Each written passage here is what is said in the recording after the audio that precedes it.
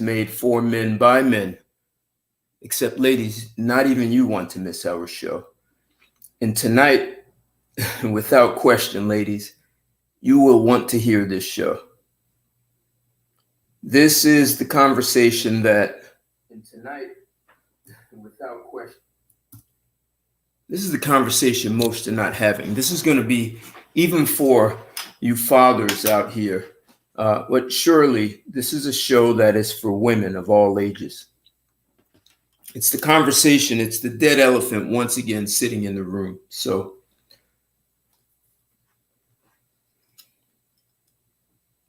it's Sunday, 7 p.m. on the East Coast. I thank everyone for joining. Just want to do a sound check, make sure I'm coming through. Can you guys hear me loud and clear? You guys know how we do it every night on Sunday. If you missed me on Friday with my YouTube and Chill show, where we talk about the most intimate aspects of relationships. Hey, country boy, I see you in here in the house. What's going on? Cool, coming through there. I see the comments have already started in YouTube. Appreciate that. Definitely appreciate that. You guys got the party started before I even showed up. So, yes, and we are going to talk about all these things that you all have put in. No question, country boy. This is going to be a good one. Must be discussed. And I know everyone is saying, well, give us the solutions. What should we do? And people want solutions to problems they don't even understand. How did we get here? Why do we keep doing it? What have been the side effects? How do you undo things when you can't even see what has actually happened? So we're going to drill down and get into it like we always do. Yeah, dating outside the U.S., it could be helpful, but there are a lot of habits and there's a mindset a lot of men are carrying with them, and they'll even bring it abroad. So you could end up with some of the same problems. It's kind of like no one has been watching to see what was happening and the side effect of the behaviors that have been promoted. So here we are. And you guys know here on Straight Talk, we talk about life, love, relationships, money, social challenges, career. And tonight we are going to get into relationships. If you're on YouTube, give a thumbs up, like it. If you haven't caught me on Patreon, catch me there. I have quite a few videos that I have not posted anywhere else in the world except Patreon. So like this one, if you haven't subscribed to my channel, subscribe. I think YouTube is doing a unsubscribe for a lot of people on YouTube. So you may have been unsubscribed from my channel. Click the bell to make sure you get notifications of all of my future content, all the videos I promote in the future. Click the bell, share this video. So click the thumbs up, like the video, share it. And yeah, I'm looking forward to the comments on this one.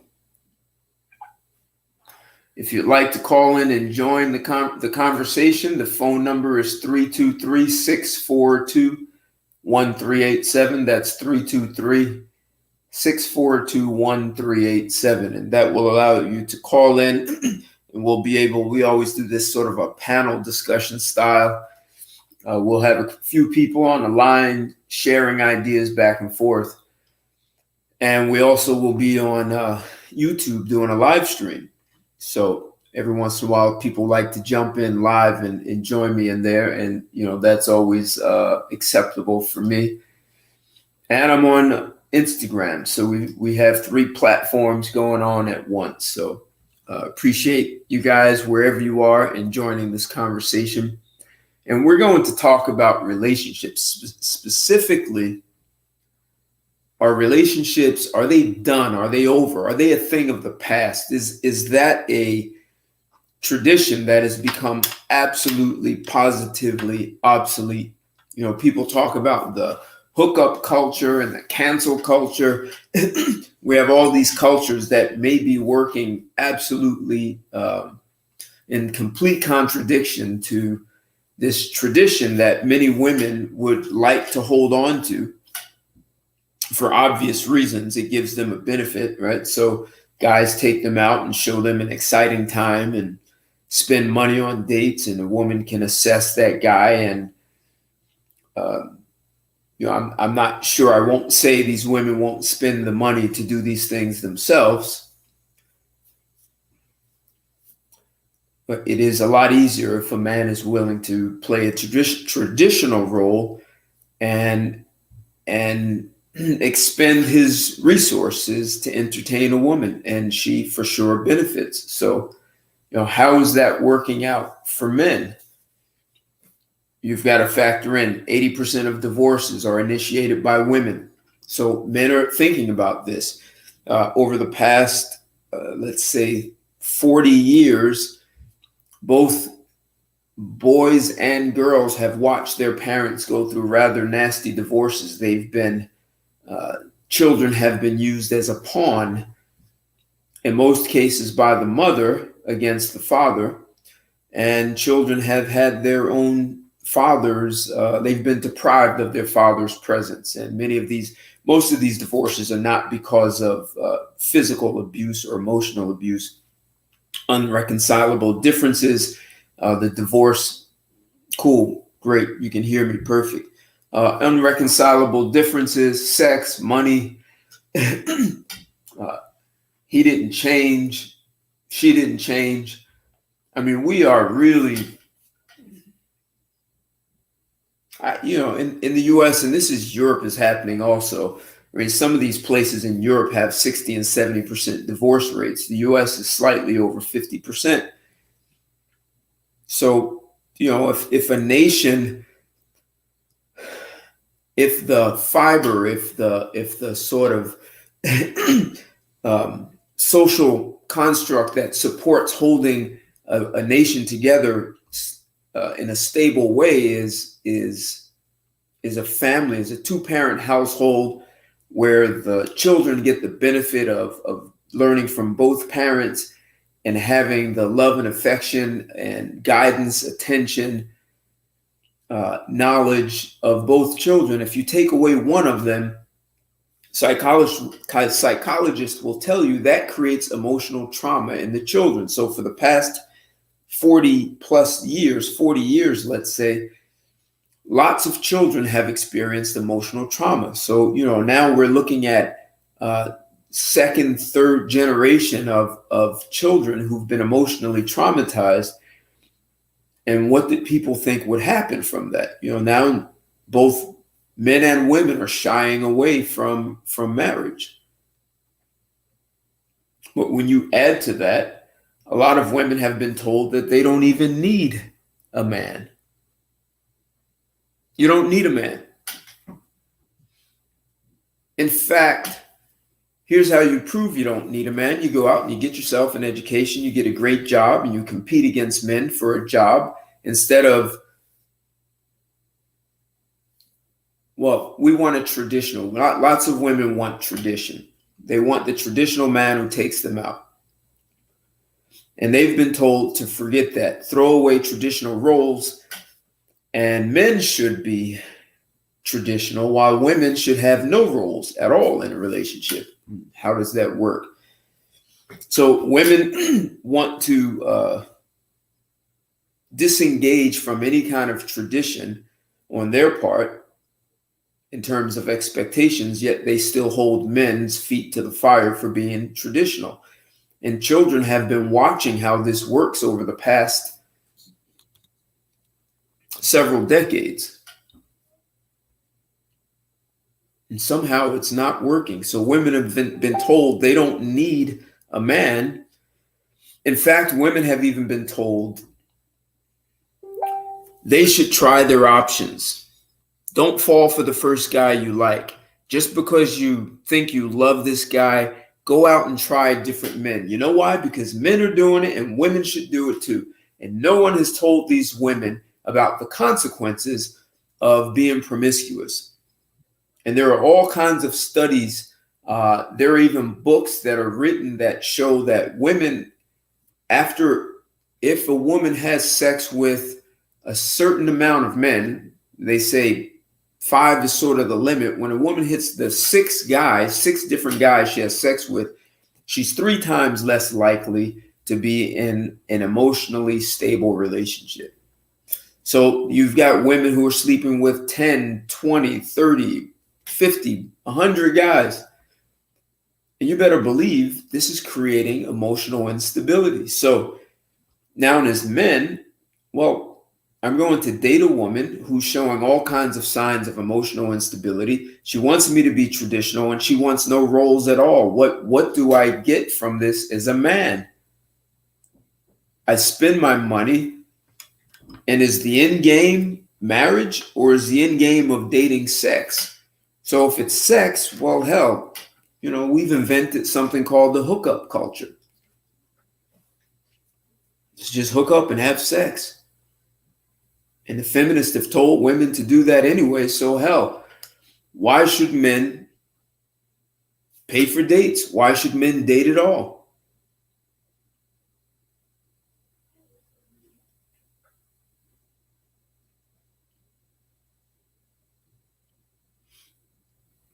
And then you factor in, as I said, many men have gone through ugly divorces and their children have watched this.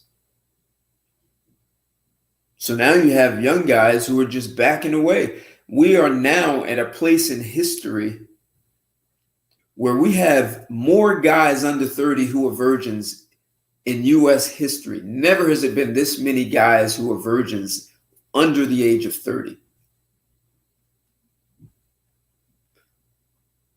So are we really addressing this? And if women are being promiscuous, and that's creating emotional instability because women secrete a neurochemical which causes them to bond with a man when they have sex. So if they have sex with one guy and then disengage and then do that with another guy, the neurochemical oxytocin secretes, it bonds, and she disengages. And she does that beyond a certain amount of men. She gets to 6, 7, 10, 12, 15, 20 men. She's now traumatizing her brain and causing emotional instability. That does not make her a very good candidate for marriage at that point. And now you have psychologists who are getting more and more reports of women who are saying they can't understand why they go into a rage with their children. So even that, women think this is a free ride, that they can just do anything. No more roles to play. Sex with as many men as you want. And yes, for guys, great. There are lots of women who just want to have sex. But what are the consequences to the women, to the children, to society? Are we thinking about this? What are the long-term consequences? So we keep emotionally traumatizing children, or we stop dating, stop marrying, we just hook up, less pregnancies.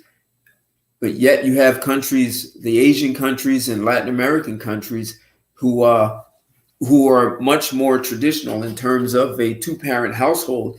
Does that mean United States is going to become a Spanish-speaking country and part of Latin America in the future? What do you think? 30, 40 years max?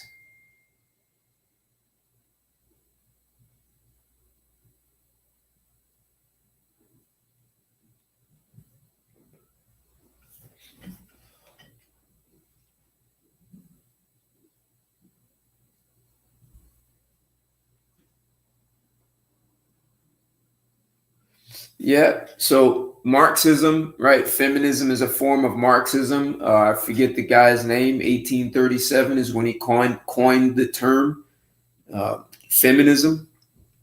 And, if you really think about it, like my grandfather, he grew up with his parents, his grandparents, and great grandparents in the home.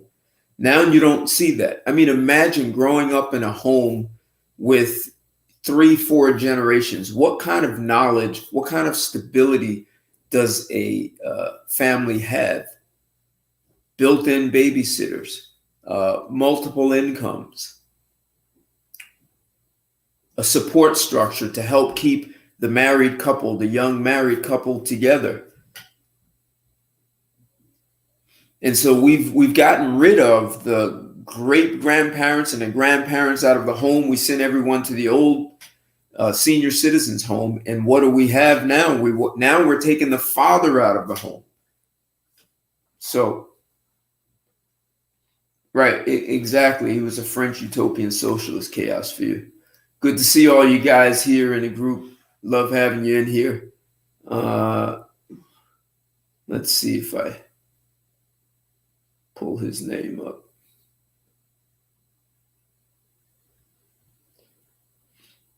So I'm going to start taking some calls here.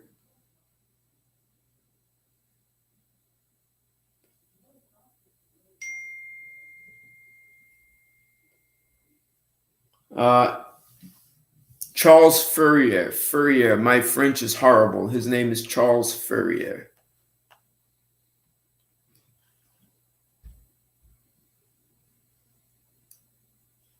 Let's see if this will. I'll put his name in there for you guys who are curious about that.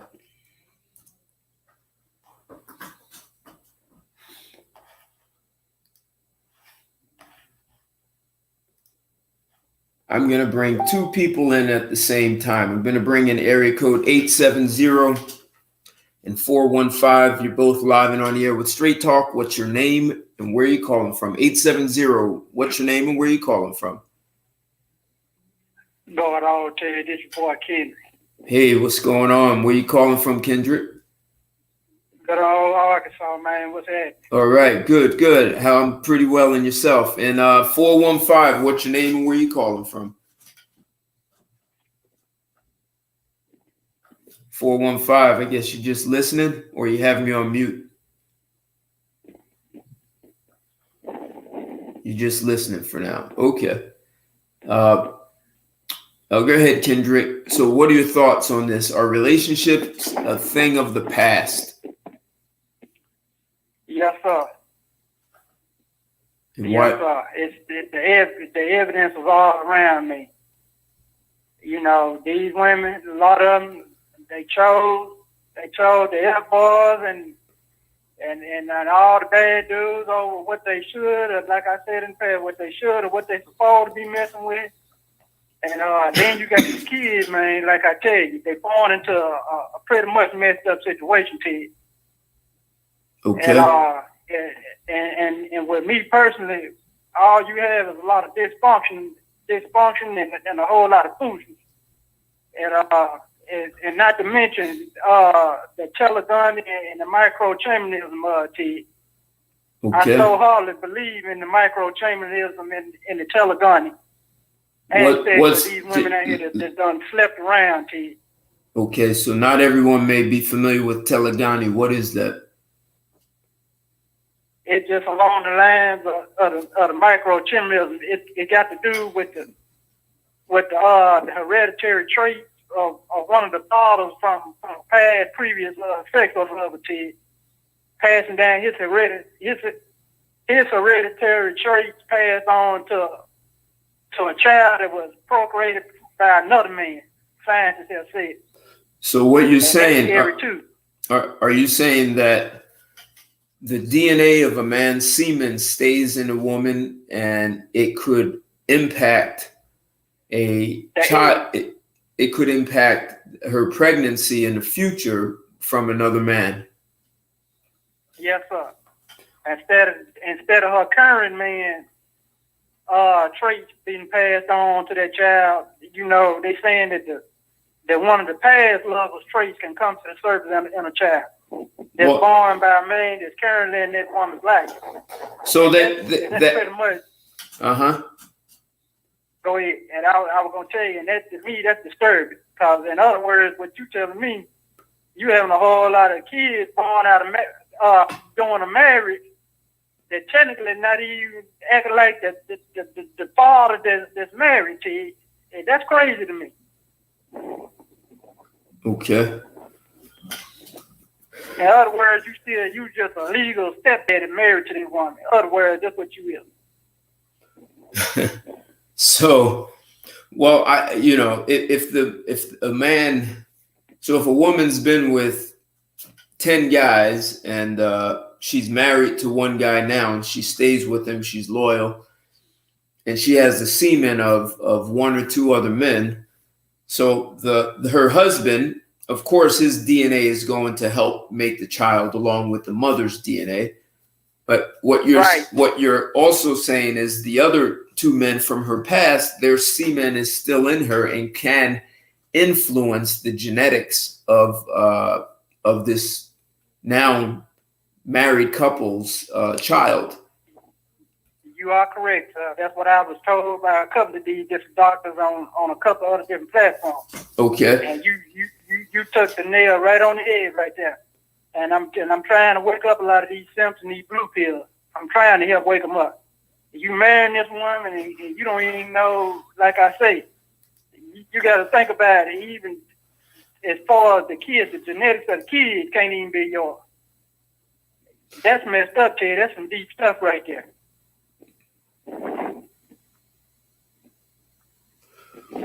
Hey, SW, thanks. My Cash App, just for anyone. So for one, like the video when you come in. I appreciate everyone that's here. SW, love seeing you in here. You always have great comments. My Cash App, you saying it's not working? Let's see.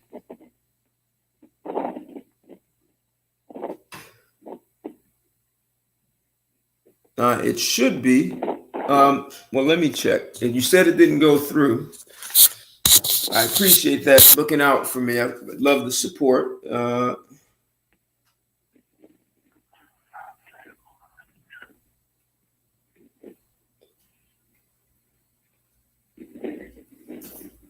Okay. It didn't come through. It should work. You should be able to click on it, SW, and it should go through. You may have to try it more than once. I know someone else tried that. I also put the PayPal in there. Cash App, you have the super chat also, which should go through, go right through YouTube. Appreciate that. So yeah, Ted, that's really why I tried to tell dude, your pretty much your best hour is trying to find you. If not find you a virgin, you need to try to at least try to get close to a surrogate mother that got clean uterus, man. If you just talking about trying to procreate and bring your genes into this world. So for all I can say to you, the Western gene pool is screwed up right now. Why do you say that?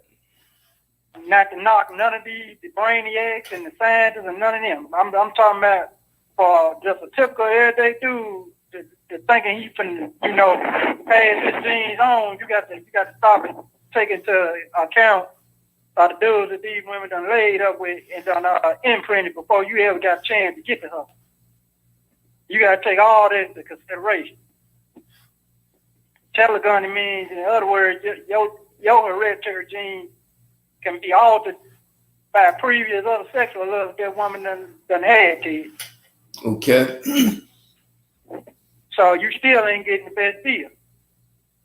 Either way you look at it, you just about got to see about getting you a certain mother. Okay.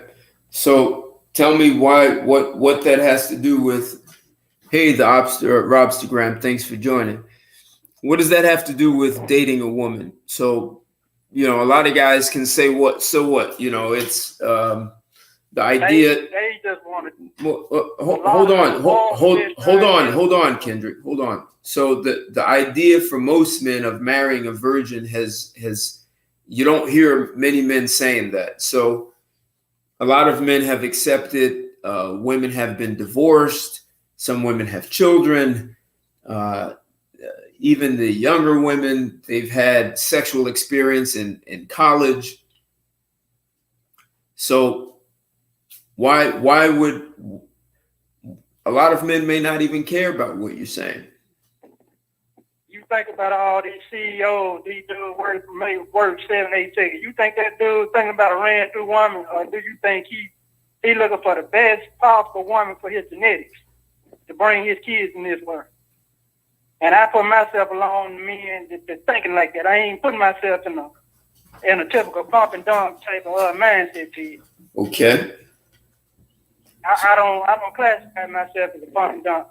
And I don't give a damn to the dudes who think that's how I was raised. Because again, I was raised by some decent people. I grew up in polite society, Ted. So I'm the sweetest thing you could ever meet, or I can be the meanest thing in the world if the wrong one pisses me off. But you got to look at common sense, logical, and rational thinking.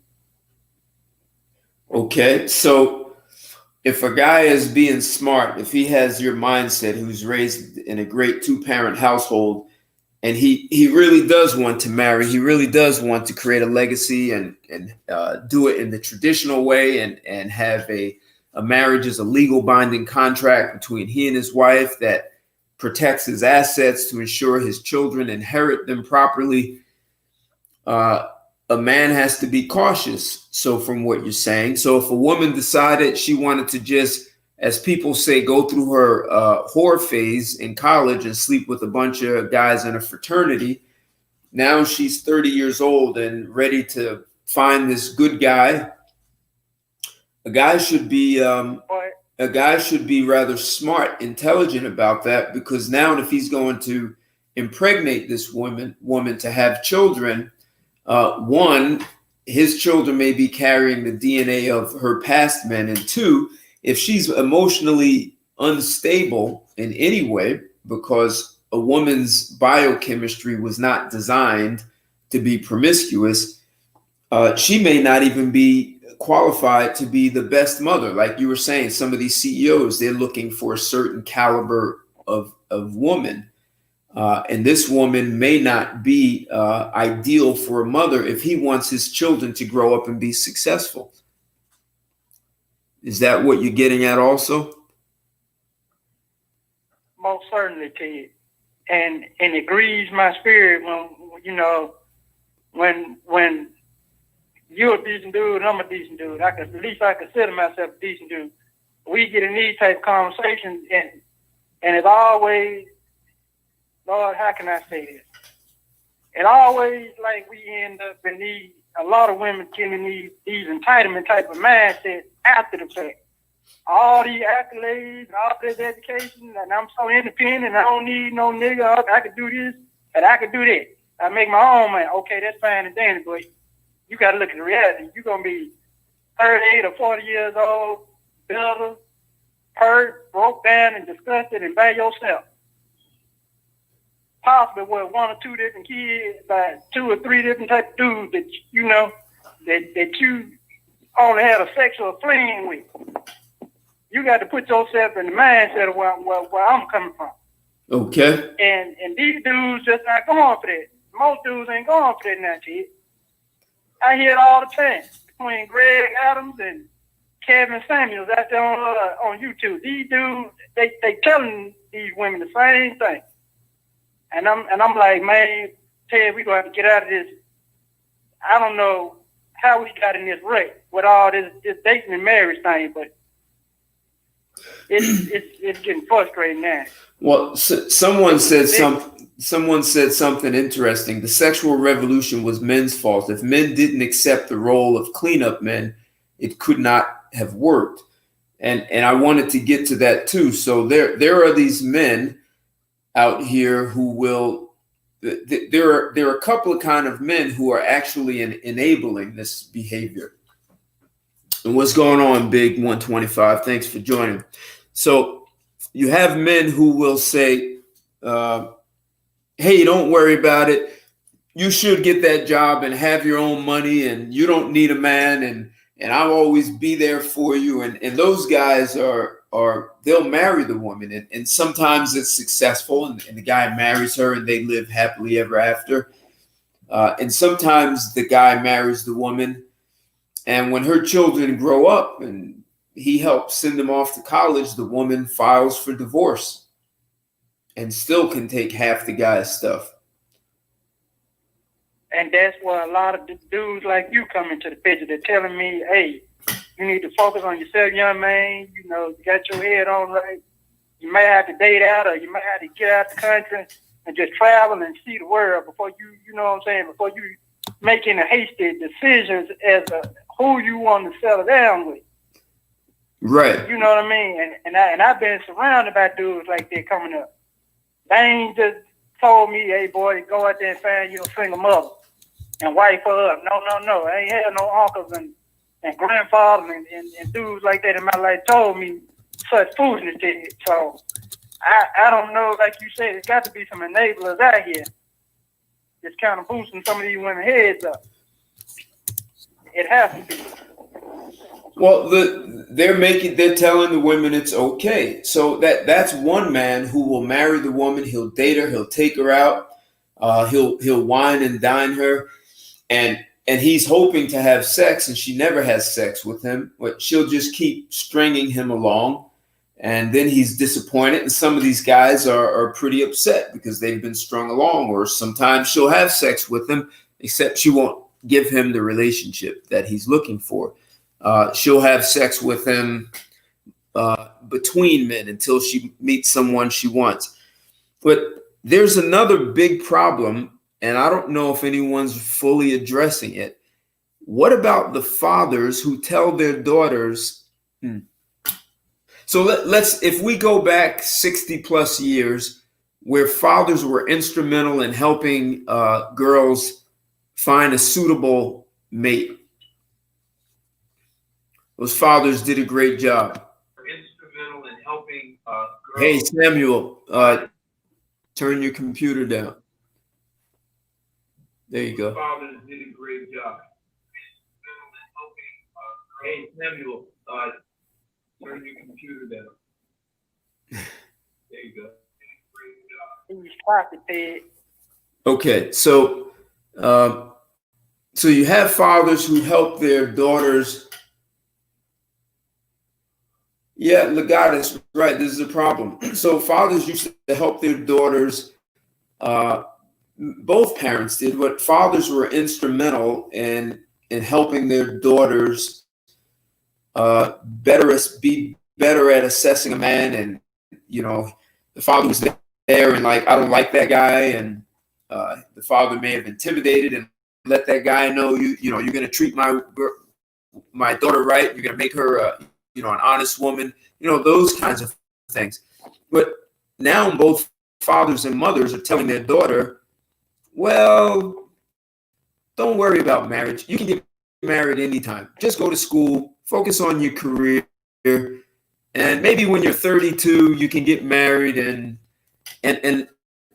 so what they're missing, going to college is fine, because a lot of women find a suitable, compatible mate while they're in college, except if you're telling young ladies to practice their options and have sex have as much fun as possible. So they go to college and they have sex with a bunch of different guys. And so they miss the guy who would have been a great husband for them. And they graduate, they have their career, they're 32. And now they start thinking about a husband. All the best men, all these women who are saying there are no good men, is because you waited too late. The best guys have already married. They were looking for a woman who they could impregnate before 30, or at least 30 at the latest. So a lot of women are missing that, and there are fathers who are encouraging their daughters to do that. So what I'm wondering, are parents even thinking, has everyone been so really? Audio is choppy. Anyone else getting choppy audio? Just that other dude was on the phone. He was choppy. No. That was my voice. Someone saying I'm choppy. Oh no, you straight. Yeah. But when I don't know, I'm getting a message on YouTube that audio is choppy. Not sure how that is happening.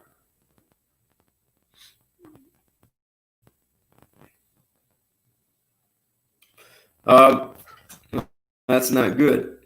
Check your audio. So everyone else I'm chopping up. Oh man, this is not good. Let's see something. Hey Samuel, can you hear me? I'm chopping up. Yes, can you hear me?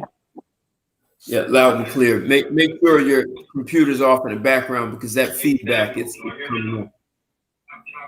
Yes, can you hear me? Trying because I don't normally do this. Let me put it on. Let me put it on mute. Okay. Can you hear me now? Oh, perfectly. Okay. You don't know much about me. We've communicated, but this is my point of view. Okay. When it comes to women, I've always said I'm going to keep it PG because I don't know YouTube standards. Hey, hold Samuel, 1 second, Samuel. Hey, Mo Genesis, is Samuel coming through clearly or is he chopping up also?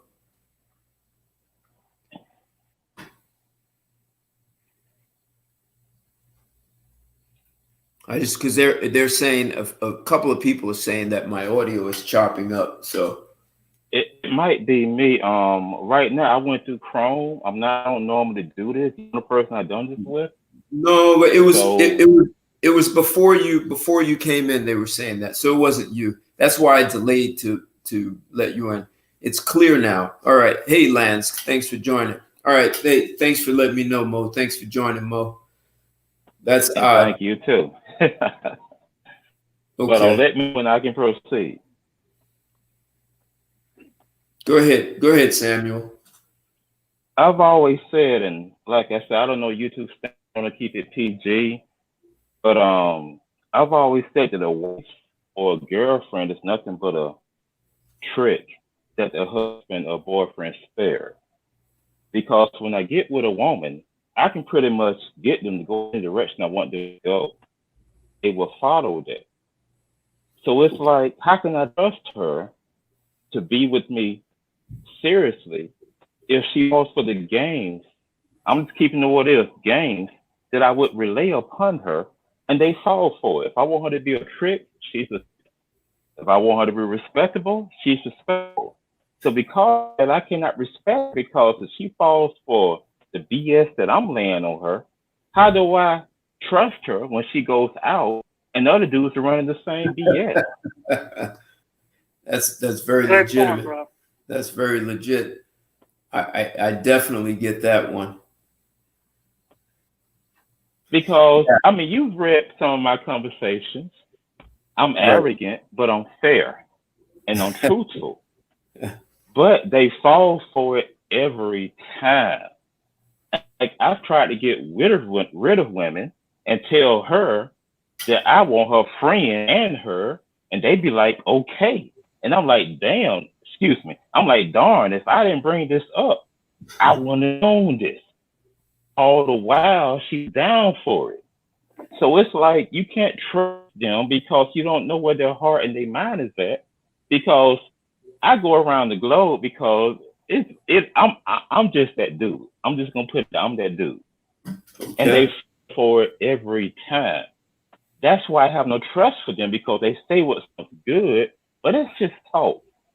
So it's like in a relationship, I can't trust you because I didn't do anything to get you. And you fail for it, and then you tell me that you're different. No, you're not different. You're the same as all the rest of them. And like when I make clear to them, they still have sex with whoever I tell them to have sex with. I don't care if they're making over 6 figures a year or 30,000 a year. They all go for it the same way. But then they say it's to me. No, I can't make you do anything that you did not want or are willing to do. And I've yet to have a female deny me of anything I request of them. So it's like, yes, relationships, in my opinion, are from a man's point of view, are a waste of time. Because these women will tell you and say you're a dream when you're doing the right thing, but then they meet me and they'll put gas in my car, they'll buy me my cigarettes, do whatever I ask them to do, and then go out of my home to their man. Sometimes I have to tell them, go home to your darn man. I'm not your man. But they don't want to go. And it's ridiculous. And men don't seem to realize that your woman, you get so special. She's not special. She's not. And I'm telling you from personal experience, she is not special. But men, I think, are inbred to believe that she is and give 100%. Then it gets me up when she's out for work. And it's just ridiculous. Now, I'm not proud to say this, but it's the truth from my standpoint. These dudes don't understand your woman is not special. If she's with you, it's just because you accepted her, not because she's different. Now I know I'm long-winded, so I'm gonna try to keep short because I run my mouth and I can admit that. But I want your feedback on that. So, it's interesting. I reunited with a female friend. She, we never had sex, but I met her when I was about 20. And she liked girls. And so we would speak on the phone every once in a while. I lived in DC. She was here in New York. And she was telling me that when I was in my 20s, sometimes I was pretty disappointed in women because I would say to her, if I lie to a woman when I first meet her, they fall for that. And if I'm honest and tell who I really am, they never really believe the truth. They always believe the game and the lie. So when I hear what you're saying, it would make me think, wow, so I can just make up anything and say anything to you and you just fall for it. Now, at the same time, someone here in the chat said, good point, but women are supposed to follow a man's lead. So you have to expect that. That is why patriarchal societies guarded the women from Lotharios. So on one hand, I get what you're saying, and I've actually done that. And it is a turnoff when a woman just falls for anything. And you can just say anything to flatter her and she feels good and she goes along and she follows your lead.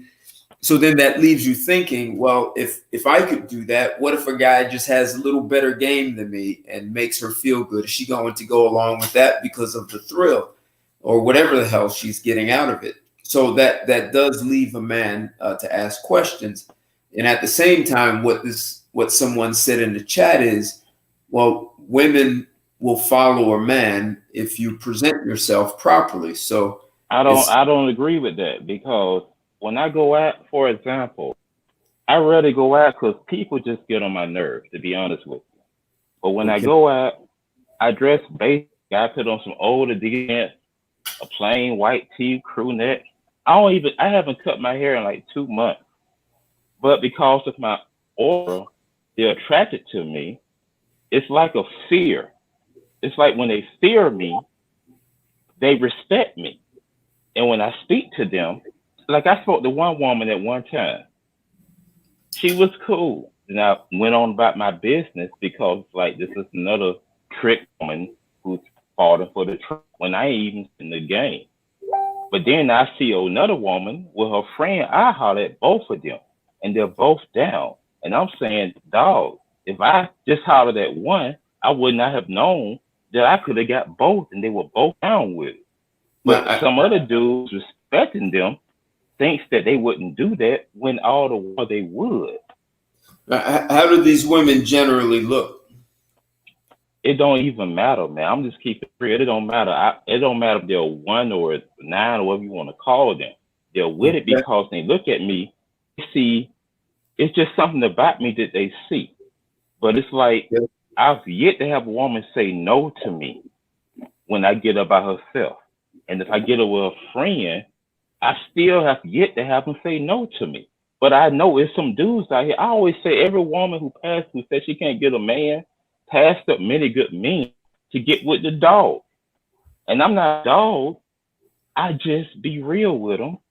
And I understand female nature. But it's like too many dudes haven't tried their woman. They don't test their woman. They respect the female they just met, not knowing that she's worthy of your respect. They just give it. She doesn't have to earn it. They'll give her a phone and take on a date and blase, blase, and they don't understand she earned none of this. You just giving it to her. Whereas me, I come along and I don't, like I said, some stuff. I don't wash cars all day, and I done did this and that, and they with me because they see danger. I'm not a dangerous person anymore, but it's something about me attracts them. But I see them ignoring the good guy, sending him through all kind of loops and chains they don't have to go through because they see he's not about that. So it's like that's why I do not respect them. I'm a loner. I've been alone now for about a year because I've never had a problem getting a woman. And it's like I don't have to give them respect. I don't treat them rude, but I don't give them what they used to, and that turns them on. So it's like, in my point of view, men who do stuff the right way get played. These women don't like you. They don't care for you. They're not sexually attracted to you. You're just a convenience. She'll get with me when I could care less about her. And that's what troubles me, to be honest with you. That's why I trust no female. Because I've had women who are married, surgeons making 6 figures a year or 30,000 a year get with me, call the phone while I'm right next to them, which is stupid. I could cough or say anything and they'll still do it. And it's like, wow, I'd rather have a dog or a monkey, which I've had both, than be with these broads because they are not to be trusted, period, in my opinion. Someone asked, where do you live? I'm in ATL, Georgia. Right now I'm currently in No Crosses. I want to get away because it's gang affiliated, but it is what it is. Yeah, so you're in Atlanta. I've been in New Jersey. I've been in New York. I've been in North Carolina. No, I haven't been to the West Coast. Right now you're living in Atlanta, and it's happening that way. It's going down that way, right? Yes, I mean, I'd be at work, and it's like I'm known as a playboy because we had to lie and say they've had me when they haven't. But other women come to me once they hear that, and they want to get down. And I'm like, y'all plan to have been, y'all got baby daddies and husbands. Why? But y'all fucking to me. And it makes no sense. I'm just being 100% with you. I've had so many women run to me when they heard I was a playboy, and I don't care if they met. I had one white broad. I've had Spanish broads, Latinos. One woman husband employed me for construction. Mexicans is why you hear, and I told him through his wife, and they all started smiling, but he didn't recognize it. It's like being respectful and a nice gentleman gets you nowhere but play. And I'm not bad. I'm just honest. Women, from my experience, they love dudes who can care less and known as a playboy. So let me ask you real quick, sir, if I may. If I may interject real quick. So you talking about when you had that Lord, how can I put it? That thug or that bad boy type of aura to you, all them women flock to you. Well, I'm not a thug, but I do have aura that's obvious. Yeah, I get what you're saying. Yes, they do flock. So, I mean, it's like, go ahead. I apologize. Go ahead. Oh, you all right? Because I'm just trying to get some understanding. So let me ask you this. Oh, after what you were talking about, they flock to you.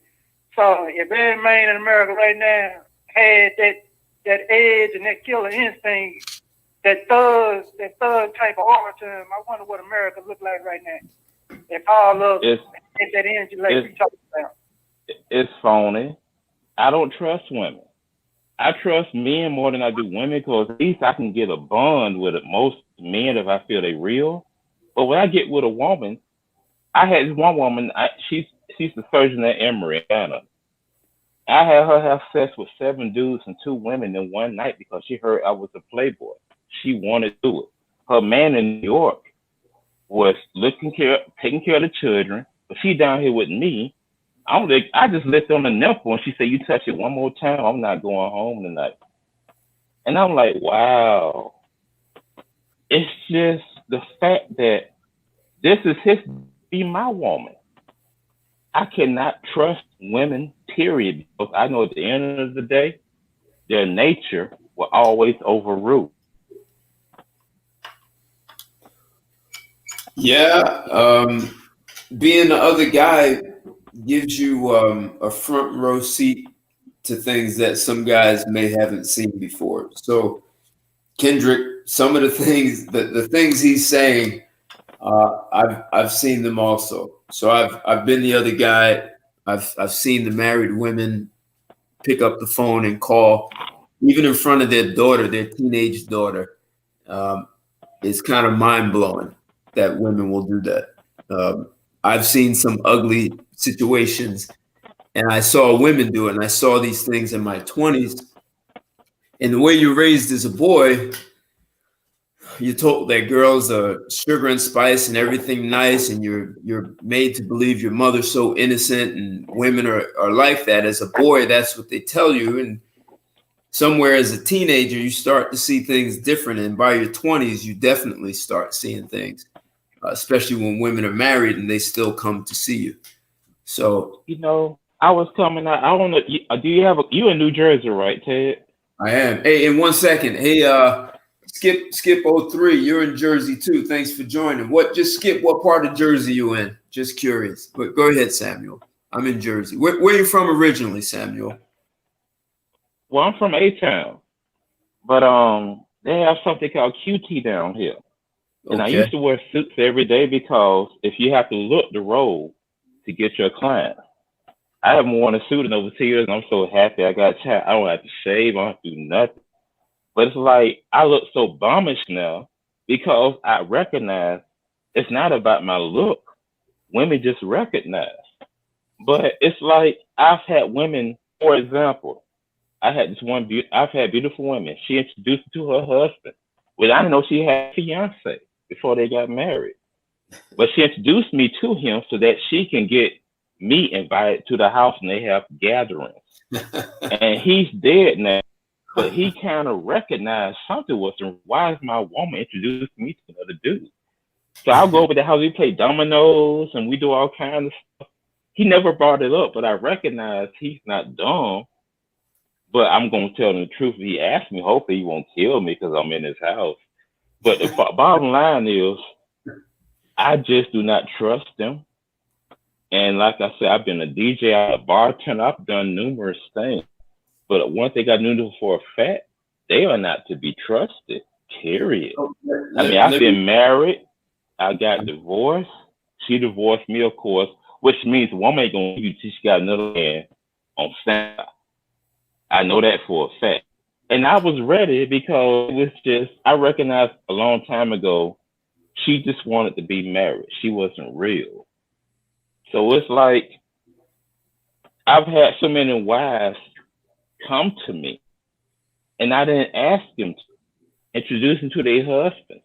I've had guys come to me at work and I get them in the back room and it's like they're ready to do whatever I tell them to do.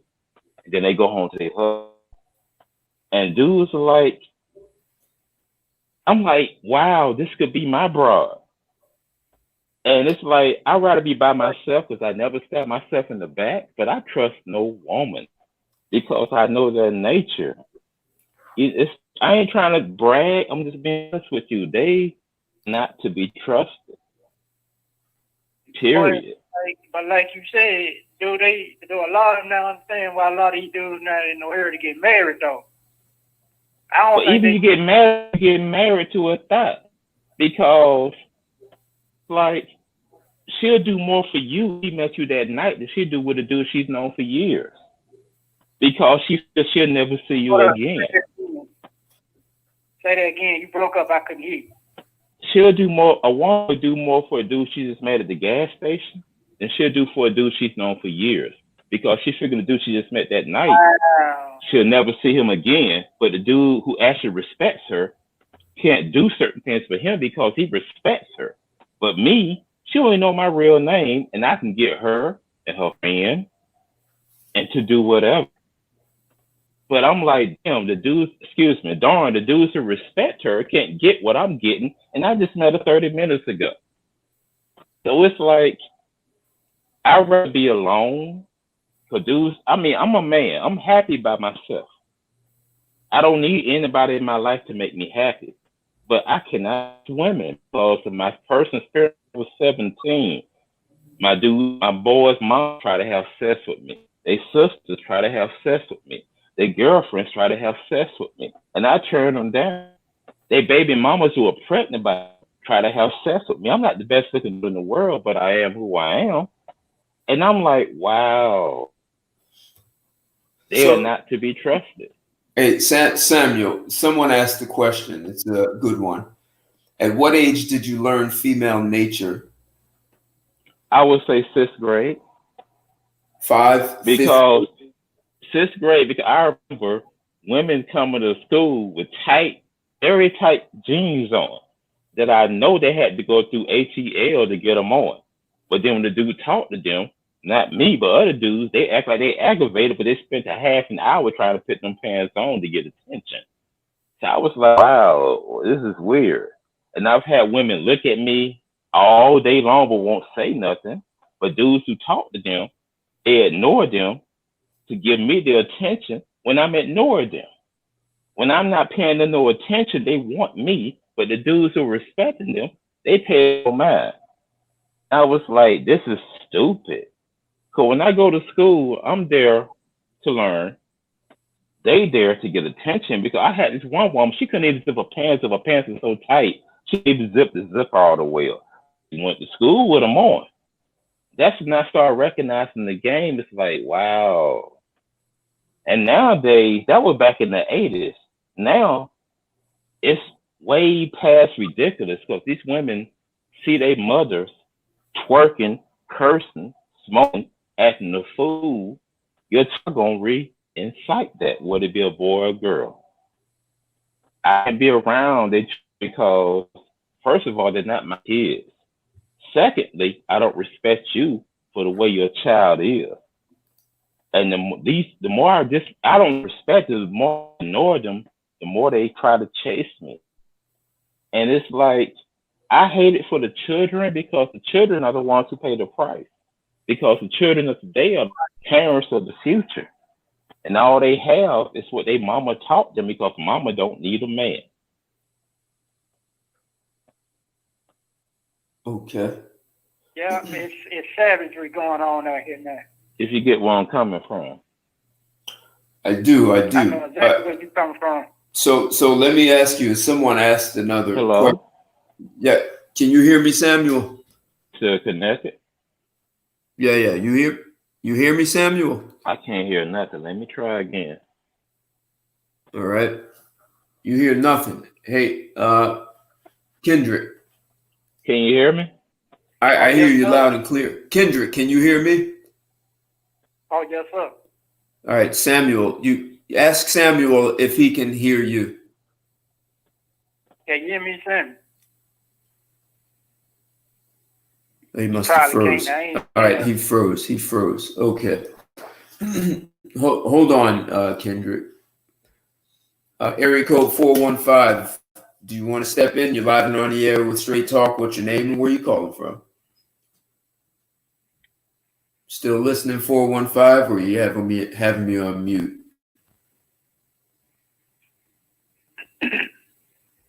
Okay.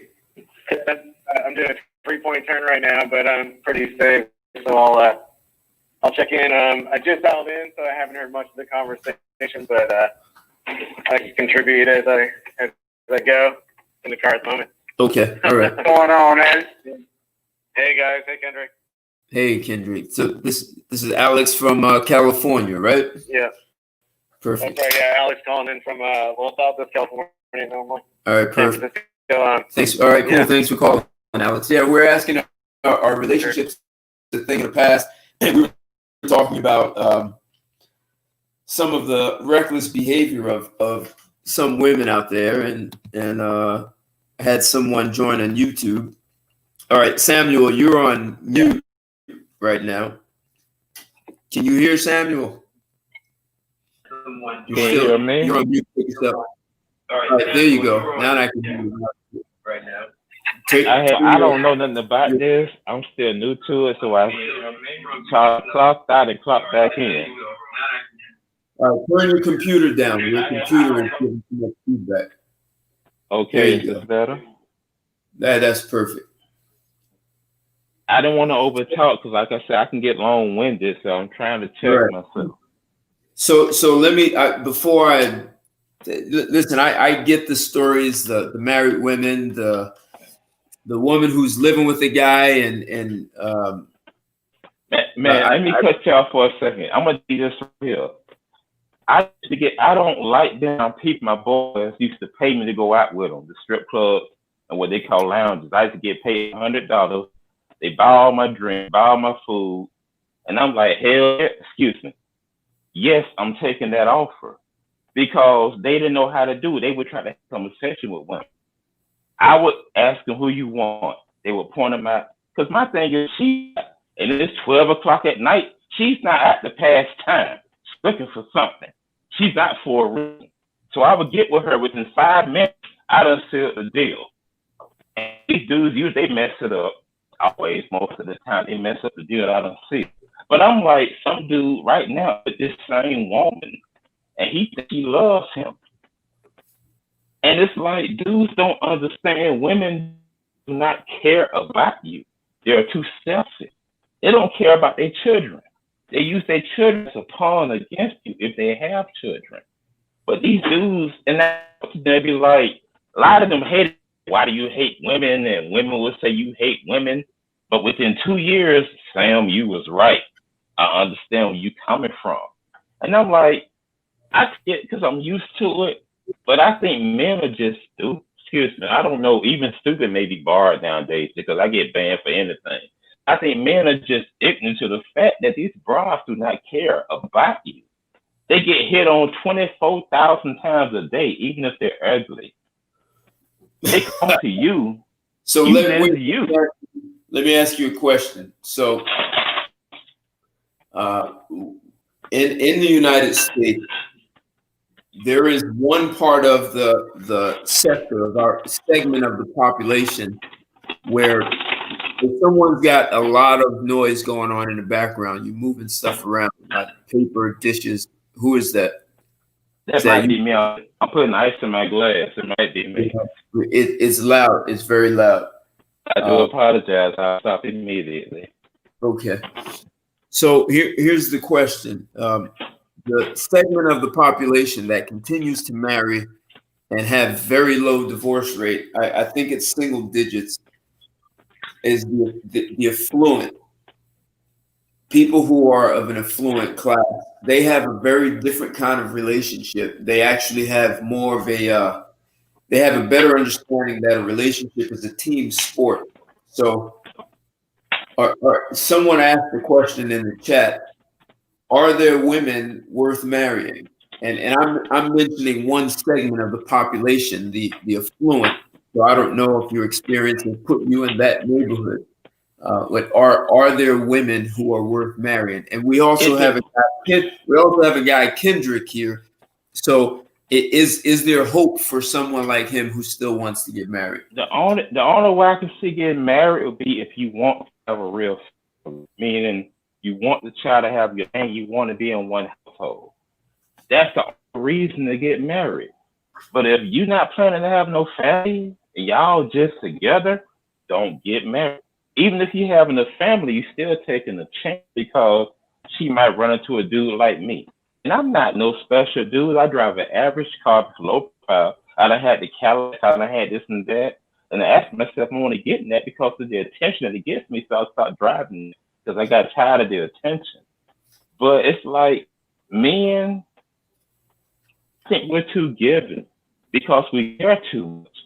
We want to do because that's our nature. We want to provide. We want to make people happy. We want to do what we're supposed to do. But the thing about it, because we're expected to do that, it's not appreciated. It's like that's what he's supposed to do. But my thing, like, unless you having a child by a woman, don't marry because they will cheat on you. I've had women CEOs who I just met. I had this one woman. I talked to her 2 days on Craigslist. It's about 10 years ago. And I'm gonna test my game. Within 2 days, she was ready to buy me 4 new sets of tires and whatever else I asked her to do. And she had 8 children. The woman looked like Snuffleupagus, but she was ready to do it. So I'm like, wow, there's no limitation. And I've had beautiful women who would do the most filthiest things. And I ain't gonna say what they are, but they did it and they had a man. So I'm saying to myself, I'm no one special. My bra could do the same thing if she's not doing it already. Because women spend more time at work than they do at home. So hold it. I'm asking you. All right. So I heard you say there are, if a guy wants to have children, have a family, and raise them in a 2-parent household, that could make sense. That's the only way I can see getting married. So where would a man find a woman who is valuable enough to keep in his life until death do them part? I don't see it happening, man. Unless he wants to believe in fairy tales and Mother Goose. These women, I mean, in America, I've been out of the country because I stay low. I go from time to time because I like to see, I like to gamble. But personally speaking, I have met one who yet I consider to be respectable. And I made my mistake when I got married years ago because I was young. I learned from I went against my instinct. But I just don't see marrying these bras because they are, first of all, they're mentally ill. All right, so selfish. Hold on. Wait, and I get that. There's something called hybristophilia, which is really a mental illness. It's people, and women especially, who are sexually aroused by deviant behavior, criminals, robbers, murderers, rapists, drug dealers, men who cheat, lie and cheat. There are women who are literally turned on by that, and they say that is a real mental illness. So there are probably lots of women walking around undiagnosed.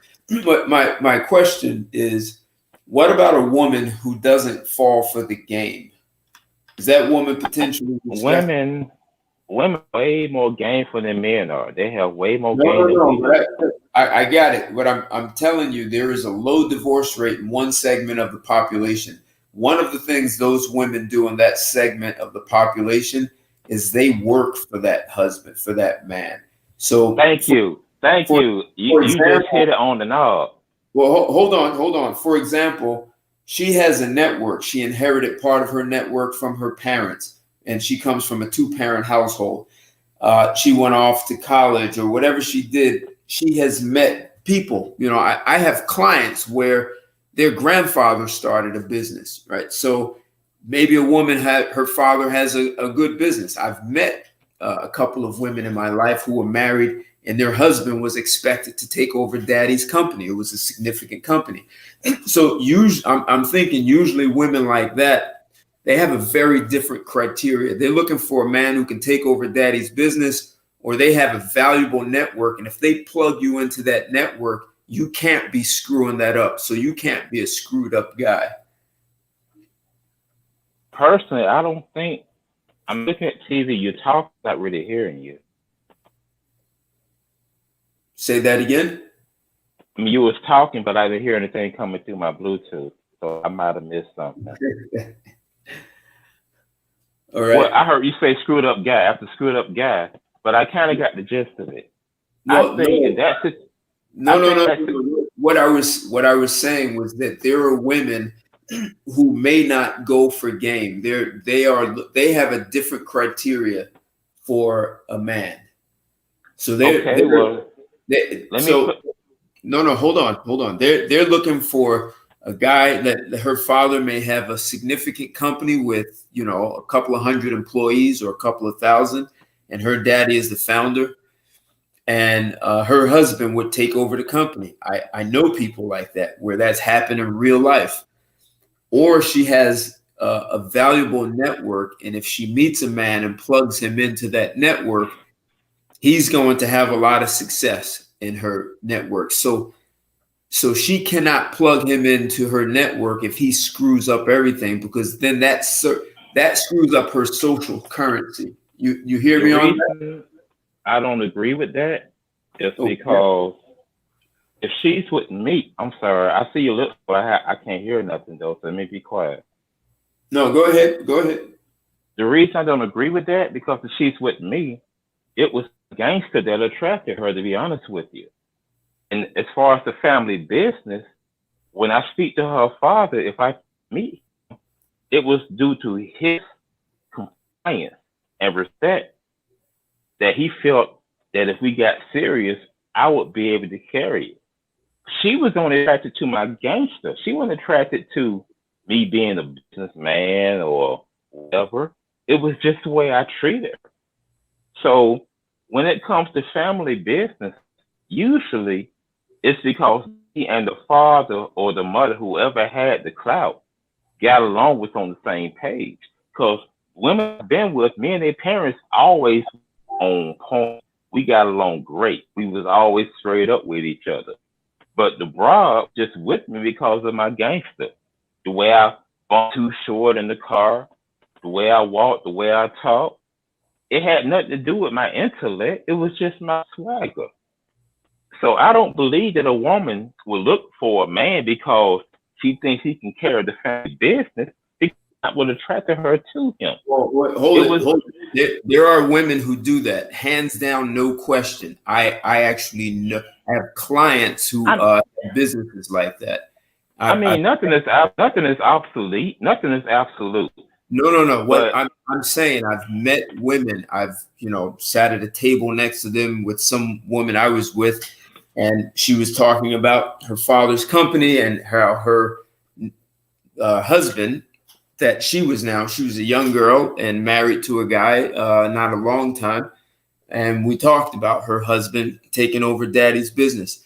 I would love to meet a like that's a different class of woman. That's why I'm bringing this up on purpose. I have a client. And I would love to meet her. I have a client, third generation business. Grandpa started a business and grandpa had a son and daughter. The son stepped in and the daughter married a man. Well, the son-in-law was better at running the business than the son. So the son-in-law ended up buying out the founder, the grandfather's son, and took that over. And now his sons are running this. So these things really do happen. They're probably rare, and that's a different woman. That woman she might have sex with the guy, but when it comes to bringing a guy home and plugging a woman into her network, that's a very different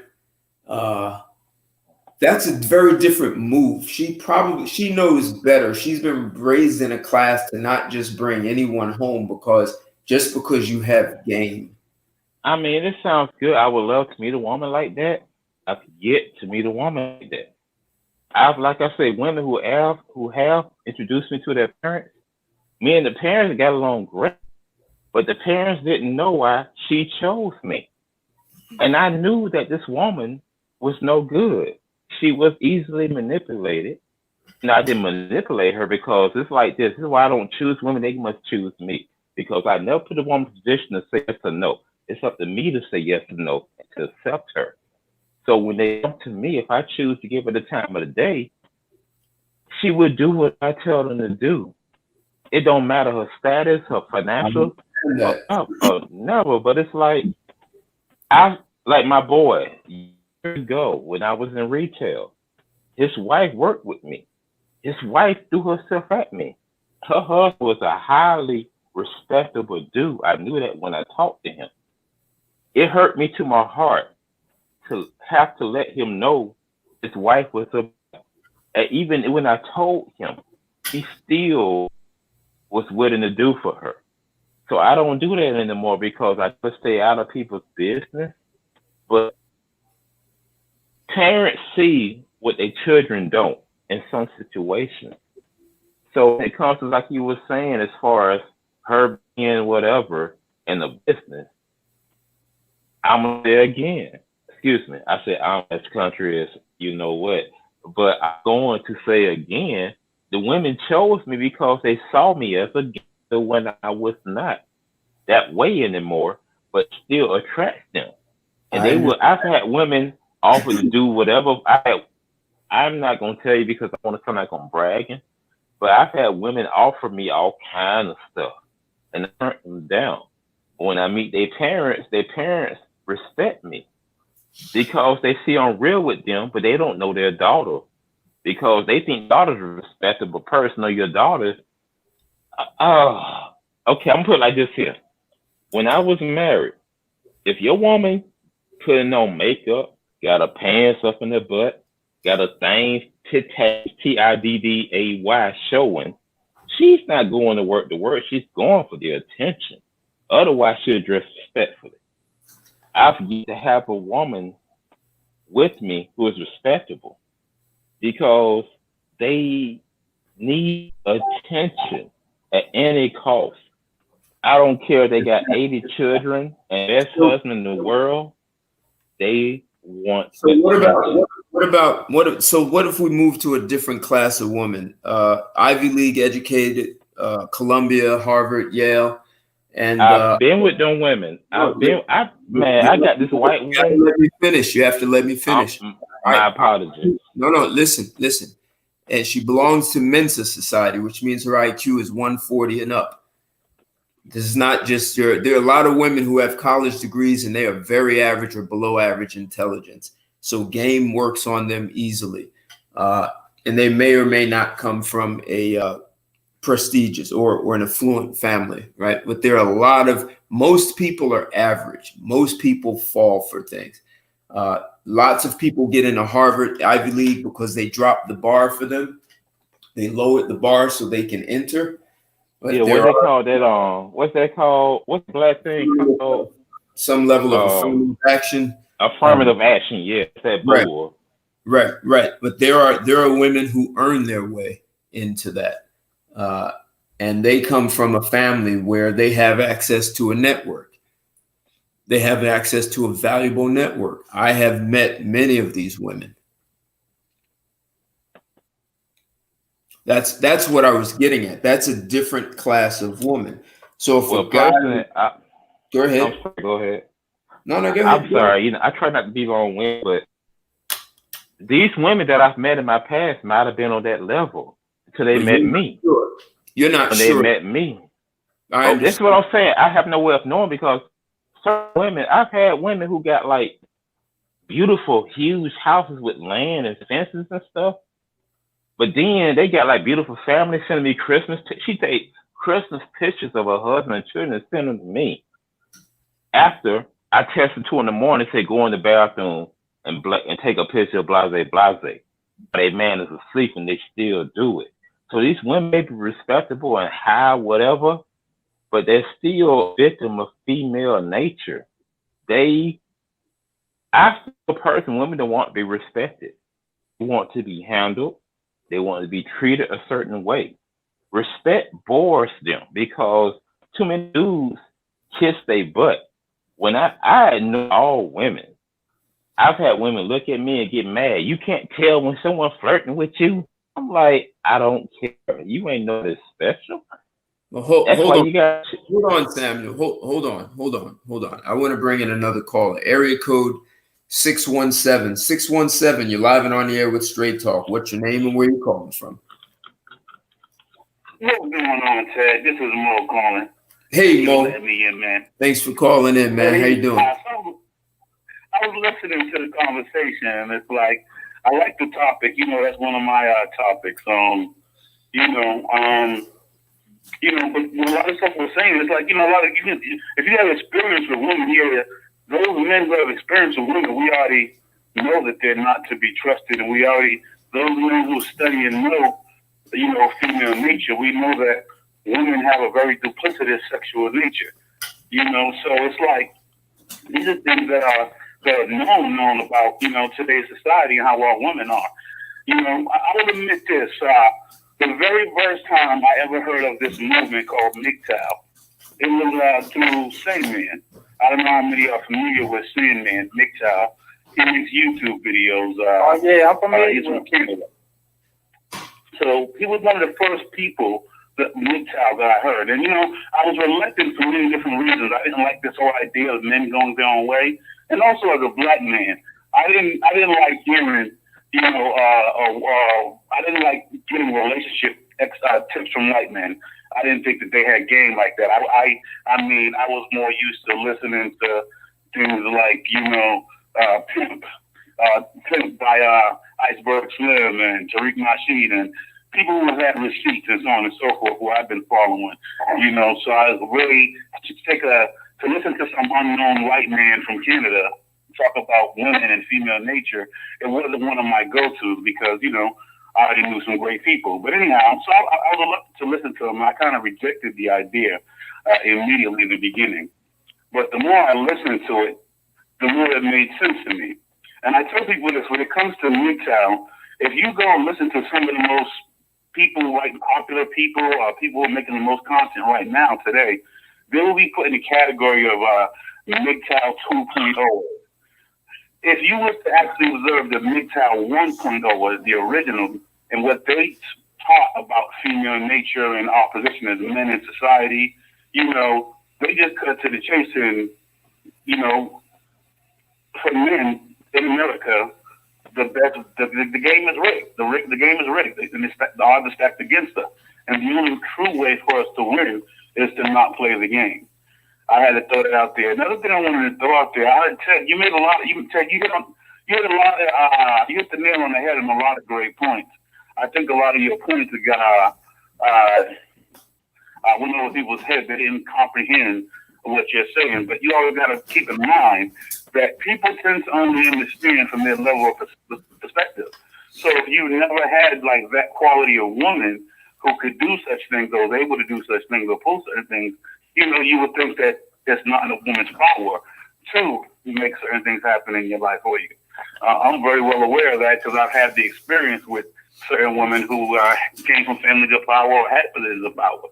But, you know, to the average, in all fairness, the average man isn't going to get a real chance to mate with or be with a woman of power. So when someone talks about the benefits of a connected woman with power, the average man, especially if you're kind of like on that red pill, rage type vibe, you're not going to be open-minded even because you never experienced it.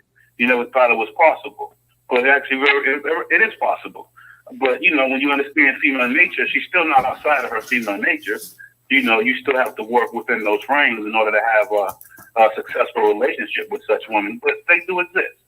They do exist. So I get where you're coming from. I just hated the fact that a lot of your points got missed because, you know, maybe someone didn't just experience it themselves. You know, but what it all comes down to is I believe the MGTOW 1.0 were correct. It's like having a relationship with a woman and actually being successful and it being done the right way. The chance of it happening is like, you know, slim to none. It's possible, but it's like slim to none. It's something that a vast majority of men won't be able to experience, unfortunately. You know, so that's where, for me, that's where it comes down to. I mean, I'm 40 now. I don't have any children. I've never been married, and those are things that I just don't want. That's not on my bucket list of things to do. Who knows? Anything could change in the future because we're men. We have that capability. But as of right now, like adding on and having children in a marriage and even looking for a relationship is something that I'm just not interested in. And if I was even to vaguely attempt that idea of having a relationship, I have a set of rules, orders that I have in place for that, you know, because there's a difference between a girl who's just going to casually date me, have sex, mess around, yada, yada, but if she's looking at something serious, I have my set of things to guard myself. I think it's sensible. Like, I don't think it's sensible for a man to meet a woman and just think that she's going to be your one and only forever, and you're going to grow old with this woman, because you just never know. I think the best thing to do is take it day by day, instead of trying to hope for this big long-term commitment, because you never know what's going to happen. Take it day by day. Put it through a vigorous courting, vetting regimen. And I have a list of things that I think that if most women, or even most men too, we don't know any better, would hear what my rules are, what my bar, so to speak, is. Most men would feel like I'm asking for too much, or it sounds like most women would feel controlling or something. But realistically, at the end of the day, given what history has shown us and where we're at today here in America, it's actually not asking for too much at all. It's simple things as far as I'm concerned. I personally believe that if you're going to engage in a serious relationship with a woman, if she has social media, it's not going to work. That's one of my boundaries. It's like I can't really entertain a serious relationship with a woman who has social media. I can't take women seriously who go to co-ed gyms. I can't take women seriously who believe she has male friends. I can't take a woman seriously if she has multiple kids. I would, however, deal with a woman whose kids are grown and out the house. My rule of thumb for single mothers is single mothers don't deserve relationships. Single mothers deserve dick appointments. I think if you're a single mother and you have children under 18 who are looking to you for provision and everything, you shouldn't be dating anyways. I think as a single mother, you should focus on raising your child. And when your youngest child is 18 and older and out of house, college, or whatever, then you should pursue a relationship lifestyle. But, relationships not for single mothers, in my opinion. So those are some of my boundaries. I don't deal with girls who think it's okay to go to clubs and bars for girls night out. I don't deal with girls who think it's okay to go to vacation locations with the girls, just to blow off some steam. Going to Cancun, Mexico for spring break just because, she felt she's been working hard all year, some bullshit like that. That's stuff that I just won't tolerate. Now, anybody else out here who wants to tolerate those type of things in their relationship, that's fine. And each reason that I've come up with, there's a scientific and a spiritual reason and a social reason why I'm against such behavior and why I believe it's not productive for a woman to engage in while she's in a relationship. And this bar is really simple. I don't think it's too much for a man to say, I don't want to have a wife who's on social media taking selfies all day, getting attention from random people all around the world. I don't think there's anything wrong with the guy saying, I don't think my woman should have male friends. I don't think there's nothing wrong with the guy saying that my woman, my wife, shouldn't be going out bar and club hopping with the girls or going on vacation trips with the girls. I don't think there's nothing wrong with the guy saying that, no, I don't want my woman in a co-ed gym. I don't think there's nothing wrong with the guy saying, I want to know where my woman is at all times. But the thing is, these are all very reasonable things that a man could ask for, but our women today, and most of them at least, would make it seem like those requests are asking for a little too much. It's like these women, they'll take, but they're not really ready to give. And, beyond the fact that, we're not monogamous creatures, I think the fact that pushing for this monogamy the way we're doing it, it just hurts men, it hurts children, it hurts families in the long run, the way that we have our society structured right now. I really think it's about time we just take a pause on this whole marriage, dating, procreating thing and really get to some core understanding of who and what we are and what we're doing and what we expect of each other, because we're already in a mess. Adding more into this mess is just... Well, one of the problems is, one of the problems, Mo, is women usually don't have anything to lose in marriage and everything to gain. And that's the problem. True.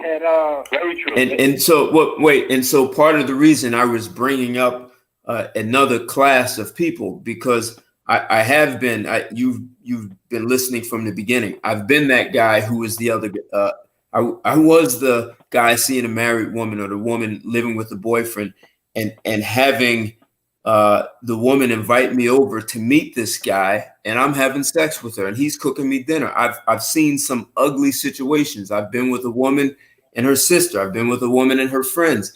I've seen all those things. What I'm getting at is, it'll mess with your head. I've been there. But even that with mother and daughter. Right. And, So the thing is, Mo, hold on, Mo, hold on, Mo, hold on.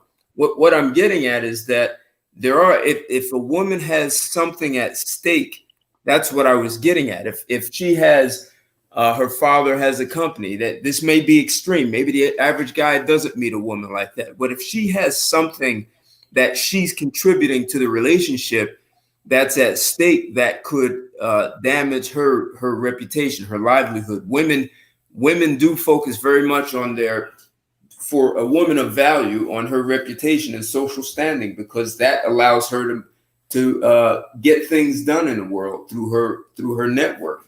So most women won't damage that unless her reputation is worthless. Those are our consequences. I have a thing that I say where a lot of our women today in this society, they're familiar with sequences. They find themselves in various sequences, but very few of them are familiar with consequences. Exactly. You know, so when there's a consequence there that she has to deal with, she makes better choices. She behaves better. That's what I'm getting at. When you have women who have consequences and something to lose, they behave better. But when there's no consequences, we see the worst of them, you know? So I think that's the problem, that we've set women up to have no consequences. So once we told women that, hey, get a job and you don't have to listen to anything a man has to say, now there are no consequences. Well, I have an education, I have a job. Even if I go home if I be a stay-at-home for a while, I don't have to listen to what this guy says, because I can walk away. The court system will support me, or will be on my side, and I can walk away and just have zero consequences, and just have, at least in her mind, there are no consequences, except the children end up taking a beating from that situation the most, and they don't seem to care. And you know, another thing to add to this conversation, gentlemen, you know, Kevin Sanders always speak about the entitlement mentality. A lot of times these women done hit the wall. That's the main thing that's going on there. No, they don't. They are not thinking about the wall as a consequence. They are not. They wait way too late. But they get, oh my Lord, what I'm trying to, the entitlement mentality. A lot of times, what they get to. I understand that. Think about hitting that wall. But there are no consequences. You know what I mean? They're not thinking about a wall. To them, there are zero consequences. That's what we're saying. That a lot of women have zero consequence, so they do whatever they want. No one's telling them if a woman has sex with over a certain amount of guys, she's going to have emotional trauma, and those are consequences that will make her unsuitable. No one's saying that. She doesn't care if the children are emotionally damaged, and the court system's on her side. And the wall, as long as you have guys who are like, hey, you know, that guy didn't know what he was doing, I'll do whatever you want. You still have the guys out there who will do that, who kind of corrupt the whole dating pool.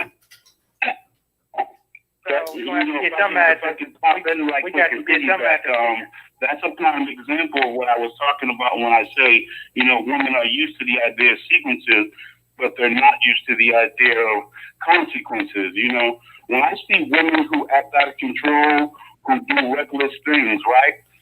Before I had knowledge of female nature, I used to put the full blame on her, this woman. It's all her fault. She's out of control. She's just an evil person on the inside and out. But the truth about female nature is when I see a woman that's out of order, I blame the men that's been in her life, starting with her father, if he was there, her brothers, her uncles, all her past boyfriends and ex-boyfriends, all her past close male students she dealt with when she was in school, because all her interactions with males or men is going to form how she behaves. So when we see out of control bitchy women, just understand that she's come from a long line, had interacted with a long line of men who failed to introduce her in the consequences. Right. They found themselves in various sequences with this woman, but they never ushered the idea of consequences into this woman. And that is a big problem. And we're raising girls, even fathers are raising their girls to not understand or have any relationship to consequences. But another problem is too, Ted, the men down here, to get daughters and the folks of that class you talking about, they're gonna have to go back to grooming their kids for husbandry and for wives. They're gonna have to go back to grooming these girls and these boys back for that. We ain't taught marriage. But see, my age group was taught marriage at an early age. But like you gentlemen talking about what's going on out here now, son, they said these stay out. I really just need to stay out the day market, period. That's what a lot of dudes tell me. Okay. You know what I'm saying? As what's going on out here. Okay. Yep. I see that. Like Mr. Moe and Mr. Santos saying, they don't recommend me, be out here mess with these, a lot of these different Western women. I would like to interject if I can. What was the brother's name on YouTube there? Samuel. I will interject if I can because I've dealt with women who claim who have good men. Samuel, he wants to ask you a question. Okay. Question, brother. Where are you from? What part of the world are you from, if you don't mind me asking? I'm from ATL, currently in Norcross. This is the gangster. I guess the gangster criteria because people over here are getting shot left and right. But as far as women, I'm going to say this is personal experience. When I was in retail, because most of my female experiences came from retail when I was at work. I've met their husbands, but when we in the stock room or alone, they would pretty much do whatever I told them to do. And it was like they would get dressed because they know they was working with me that day. And they would come to work with that outfit on, knowing or hoping that I would pay attention, which I normally wouldn't unless I was bored and I catch them in the stock room and they drop them drawers. I've had women drop drawers in the stock room for me and they don't even know me. But I just met your husband last week and we spoke. But here you are, ready to do whatever I tell you to do. And it shows the corruption in their mind. I don't care how much she makes or how many she got. She cannot fight human nature. They were given to me because he's a playboy. And they want that. And that's what hurt me. Because at the time I was married, and I was like, when your woman leaves that house to go to wherever she going, especially if she got Wi-Fi, she can work for wherever. She can work from a hotel room, his home. You don't know what else here. Her car may be parked there, but she's not there. And I tell dudes all the time, I've lost some friendships because I'm honest, but I tell them, your broad cannot be trusted because she will always lose to human nature. And dudes be like, my woman's different. No, she's not different. I've had them come to me and I take my glasses off, I take their glasses off, and they would drop their knees in the stock room. And I'm like, wow. And the thing is, I try to tell dudes, man, because I care. And I didn't have no father in there. If your mother or whoever don't like me, it's because of a reason. That's why she's telling you to stay away from me. Hey, but dudes don't get it. No, I feel where you're coming from, and you're right about there's a certain degree of women who do fit in that category that you speak of. But what I try to stay away from is going down the route of absolutes, because I don't put women all in one category. A lot of men try to put women in that either she's a good girl or she's a straight slut. Or some dudes who just try to or just been exposed to too many sluts and try to say that all women are just sluts. Right. I won't put women all in that two-step category. And that's cool. You don't have to put them in the category, but human nature cannot be defied. Hey, well, hold on. Hey, Samuel, hold on. Someone asked you a good question, or they made a comment. They said that those women were not giving in to you. They were trying to see if they had power over you. No, with their pants around their ankle? They All right. test you to see if you were straight or not. They could be just trying to figure out if you were straight or not. Well, the thing about it, they were still supposedly with a dude, but they dropped their drawers to me. Like what woman would drop their drawers? Right? Do they slip up and call you girl or sis or anything like that? What respectable woman will drop her drawers in the room in the corner where I know because I'm cool with security because we cool. We ain't got. I know where the cameras are. It would drop their drawers. It depends whether she's respectable or not. You know, my question isn't based on morals or respect or not. Well, women don't want a respectable man. They want a gangster. They want a bad boy. Hold on, bad boy. Samuel. Hold on. Let him finish. Hold up, Mo. Start over again. Samuel. My apologies. I apologize. All right, go ahead, Mo.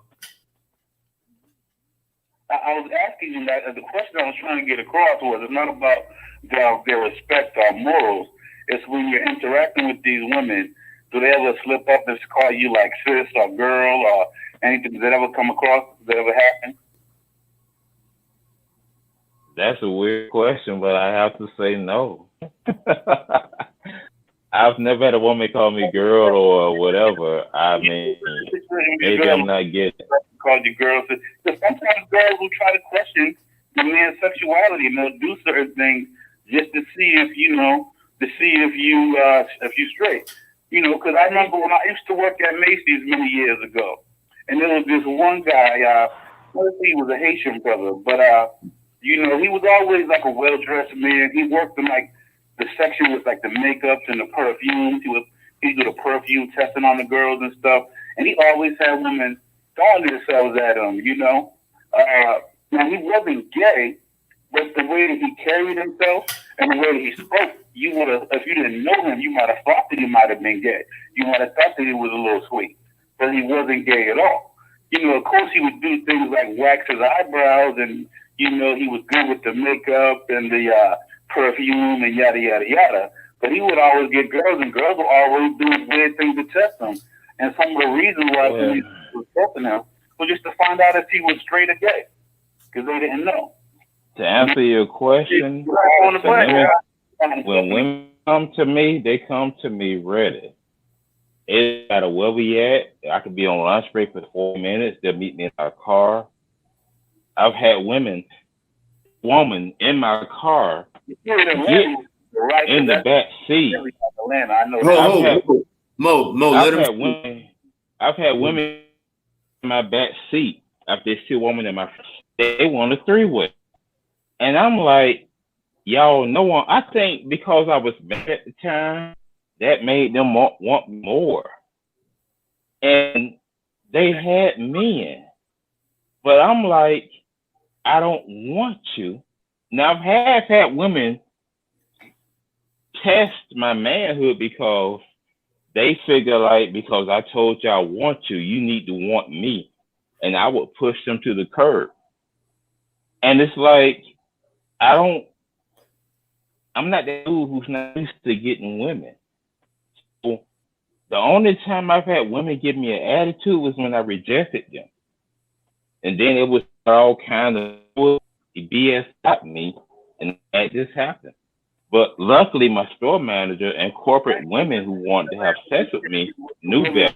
You can say you look at her, you got respect for her, y'all cool. Do you know? There was no respect. It was not, if they respected me, they wouldn't be with me because I was married at the time. They wanted me because I think women want men who have women. They don't want a man who doesn't have women. And it's like, at a point, I would tell women, no, leave me alone. and I was a JC Penney. I'm not gonna mention location. I was gonna check out this woman rubbing her TIDDAYS. And it's like, just ring me up. But she's rubbing herself, talking to me. And that's when I found out about women sending videos to men of them having sex with other men. And it was weird to me, but I recognized then that I need to be by myself. I cannot trust women at all because I've yet to have a female who gives me a reason to respect her. All gotten with me on disrespectful pretenses that showed me if you do it to him, you do it to me. That's why marriage. My wife. I'm sorry, I couldn't hear. I didn't understand what you were saying. Could you repeat that, please? Are you still married? No. Because I stopped messing with her. My wife, when I married, I stopped messing with her the last year because I knew what was up. Because I wasn't paying her no attention. I got work to do, and I knew she was phony. But she started talking that queen stuff. I knew that it was a wrap. She's gotten like mentally thrown off track what she was watching or listening to. I was talking to her one night. She was attacking her. And I said, hold on, you're my wife and I'm speaking to you. And you can attack you? I knew then that she was listening to the media or her so-called friend. I don't trust women because I've been with too many and had too many throw themselves at me. And I'm like, it's obvious. If I'm with my woman and I touch her and turns to get stiff, I already know the game. I already know that she has fallen for the okie doke from whoever is feeding it to her. I was asking you, in your lifetime, have you ever had a positive relationship with a woman that you could say she's my ex? We end this shit peacefully. We cool. Well, I can answer that. In my lifetime, when I get with a woman, I'm fully dedicated. But the problem is, they got with me because they saw me as a gangster, a thug. But when they realized that I wasn't like that, they lost interest. No, I understand your question, but what I'm saying is that hold up. You guys got a mutual respect, understanding for each other, or is it the latter where you're telling me that all your interactions with women in the past have all been this bitch was no good, she was worthless, not worth trusting? No. Well, I'm saying that I've been with women who liked me, who wanted me, because they thought that I was that elusive, the thug, gangster, killer. But when they realized I'm not like that, they lost interest. And I recognized the signs of them going their own way. It's like, I'm not finna still and go to prison or jail or do something, kill somebody. But when they realized I wasn't about that, they lost interest. And I've had teachers, my supervisors, my managers, they were I've had women put their panties. I'm saying is when women realized I was not what they thought I was, they lost interest. Samuel, I get it. You're an irresistible chick magnet. I get it. The question that I'm posing to you is, though, did you have healthy relationships with women of your past, or are you telling us all on air that every ex-girlfriend that you had, every situation you found yourself within with a woman, that she wasn't worthy of your respect or your trust? That's what I'm trying to ask. Thank you very much. To answer your question, no. Because every woman who's got with me always saw a pimp or a gangster. And I don't care what their money or financial status or marriage status was. They wanted me. But they realized I had respect for myself. And I was a gentleman and I was respectable. They lose interest in me. I'm talking about the women that you either had relationships with or even just was fucking, screwing around with, or even if you were just dating. My question is, do you have healthy past relationships with women? Or was just No, Mo, he That's said, what I'm answering. hey, I hey, haven't Mo, had a healthy relationship because now I'm answering your question. I have not had a healthy relationship because they all chose me because of my game that they thought that I had. hey, hold on, Was no Samuel. longer like that. Hold on, Samuel. Hold on right there. And Mo, his bottom line answer is no. He hasn't had a relationship where there was mutual respect. He's had women, and I asked him how these women looked. He said it didn't matter if they were a 1 or a 9, and that's why I went into a whole different social class of women where marriage actually works, and you do have mutual respect. There is a segment of the population where they figured it out, and their divorce rate is low. So I was having that conversation. One of the things that I'd like to get back to, and I wanted to talk about, Mo, was something you said about a woman's relationship with every man in her life, including her father. So there are women who come from a 2-parent household, and their father is, whether he's knowingly or unknowingly, pushing feminism on his daughter. He is not teaching his daughter that one day she's going to want to be in a loving or respectful relationship with a man. And I think parents are not preparing their daughters for that any longer. They are throwing their daughters out there and giving them no warning about the wall. They're telling them to get a job, to get an education, get a job. And a job is not because you are going to be empowered as a woman. It is the backup plan so you don't have to respect and listen to a man. And they're telling these women that they can wait until they're 32 years old to even consider marriage. And these women are being blindly thrown out there and getting run over by trucks, because if you wait until you're 32, the best guys, a lot of them are gone.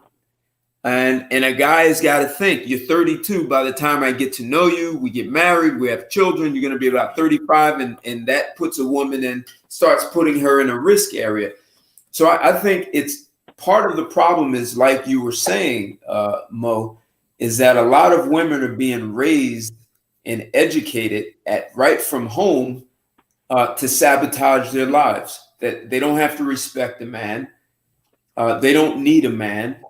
And they could find a man anytime in their life and start raising a family. And they're not being taught reality of what's out there in the dating world.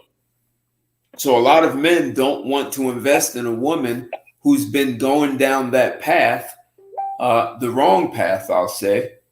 And I think a lot of guys are just not even, they won't even want to date. So they'd rather hook up. They end up with Samuel's life. Let me say this right here. From the time I was a teenager, Wait, Samuel, hold on, Sam. Hold on, Samuel.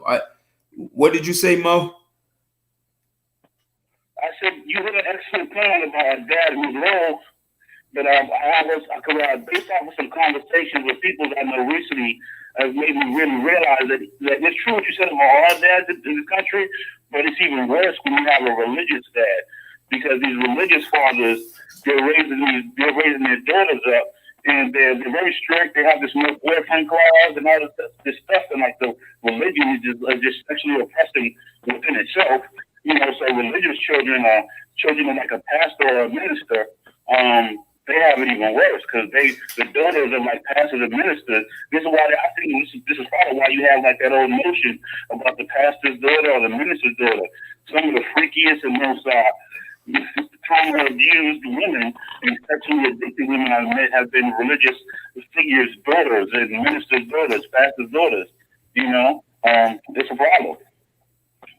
Right, but I'm saying women are not even being taught to what to look for in a husband. what role do you play as a wife? Like, that's just being completely discarded. And a lot of women, like Kendrick was saying before, there's this entitlement that, well, I'm a woman, I have a vagina, I have a uterus. That should be good enough. I'll give you companionship. And they have no idea what role a woman plays. We've told women they don't have to play a role in a relationship, and it's misogynistic and sexist for a man to even say that. Hey Sam, I think that's you. You've got a lot of noise. Can you go on mute? Yeah, I'm refilling my drink out. My apologies. All right. Okay. So this is my concern, Mo, that women have been taught to not be relationship material at all. Like they don't even have a clue that there's a role to play. Two, that men actually have needs beyond sex. Can I say something right quick? Sure. Yeah, I mean, like I was My saying, first, you're right, because you're absolutely right. I think the average person, a girl in America, grows up under, even with a dad, grows up under those circumstances. I realize that that's a problem. When you pointed out, I'm realizing even a bigger problem, which has been brought to my light from people that I know and stuff, is just a bigger problem for religious girls. Girls who grow up with religious, like your father's a pastor or a minister or something like that. You know, they really become out of whack about they're out of touch about what it means, what it takes to be in a relationship with a man, how to court and talk in court and vet with the man, how to interact with him, how to, you know, they just don't know. I mean, I even had a situation, because this is why it hit so home to me, where, you know, I was courting a girl who was a minister's daughter, and she was actually dreaming to be a minister herself. You know, made it to her mid-30s. But, you know, didn't know nothing about, you know, the fundamental differences between men and women, what a woman's supposed to bring to the table, how to carry the rules of engagement for courting and courtship and dating, and the difference between courting, dating, relationship, marriage, because there are different phases. A lot of those things that she just didn't know. So it's like everybody, a lot of people in America, especially, are not getting it. But I think it's even more so when your parents are also religious, because first you got the society stresses society's gonna still show that layer of bullshit on the child, and then if you add religion too, that's a whole other layer of bullshit added on to the child. let me say this right here. My very first job, because when I was younger, I refused to work for anybody because I'm like, I'm gonna get my own money. But I made some strong decisions. It cost me, but it was worth it. But I'm gonna tell you, when I got my first job, second and third, every job I got, an apartment I got, and house I got, was because the woman wanted to have sex with me. So when I got my first job, I was at CAU. I'm gonna leave it at that. She wanted to promote because she wanted me. I ignored her. I wouldn't walk through her car. She hit my phone up constantly. I got to my second job. Another female hired me.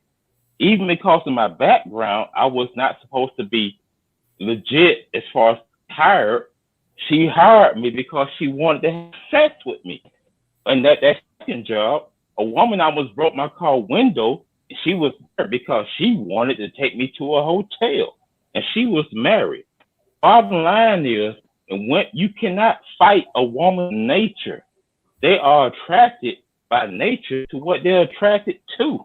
And so I was a respectable person. I didn't always give in, but they wanted that. That was attracted them. It was the point whenever I went out, I used to wear finger waves and all this other stuff. Let me finish this though. Let me finish this. Women, please let me finish. Hey Women Mo, threw themselves at me. I'm not the best looking dude, but they threw themselves at me because I was arrogant and because I had my aura, and they could not deny them. They could not stop themselves from being attracted to me. Right now, I'm by myself because I don't trust women, because I know their nature. You cannot beat human nature. It's like I know that regardless of what they got, you have a man making $1 million, they would cheat on with a dude making 4,000. Hey, hold on. Both you guys talking at the same time, and nothing can be understood. So you guys, Sam, so cut it. What is it you want? I got it. So what I'm saying is, I don't think men understand a woman's nature. you cannot beat human nature. You can work your butt off. You can do whatever you want for her. She's still gonna be attracted to the dude who paying her no attention.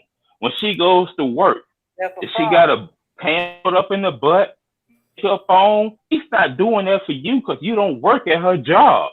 10 She's seconds. doing it to me at her job. So when she took me and says, hey, shoot her shot, she's doing it all for me, not for you, because you don't work at her job. When your woman goes out the door, she's not trying to impress you. She's trying to impress the dude she's working with. It's a particular dude at every woman's job that she wants to get with. Accept it or not, it's the truth. It's the truth. And that hurt me because I realized that we just saw me as a playboy. Hey, hold, all you guys talking at hey Sam, hold up, Sam. Kendrick, what were you gonna say, Kendrick? I was addressing Samuel. That's the problem. A lot of the dudes that he's talking about, we don't understand who the women attracted to. No, that's the problem. The problem is these women is attracted to dudes like that with all that sexual horror. The problem is them women want to turn around and want another dude after the fact that that woman done hit the wall. And now all dudes don't want these women after the fact. That's where me and Mr. Mo coming from. Right? You got a lot of dudes that done just left these women alone completely. But they still some kind of way flocking to the dudes like Samuel was talking about. They still flocking to dudes like him. So what's the solution to this?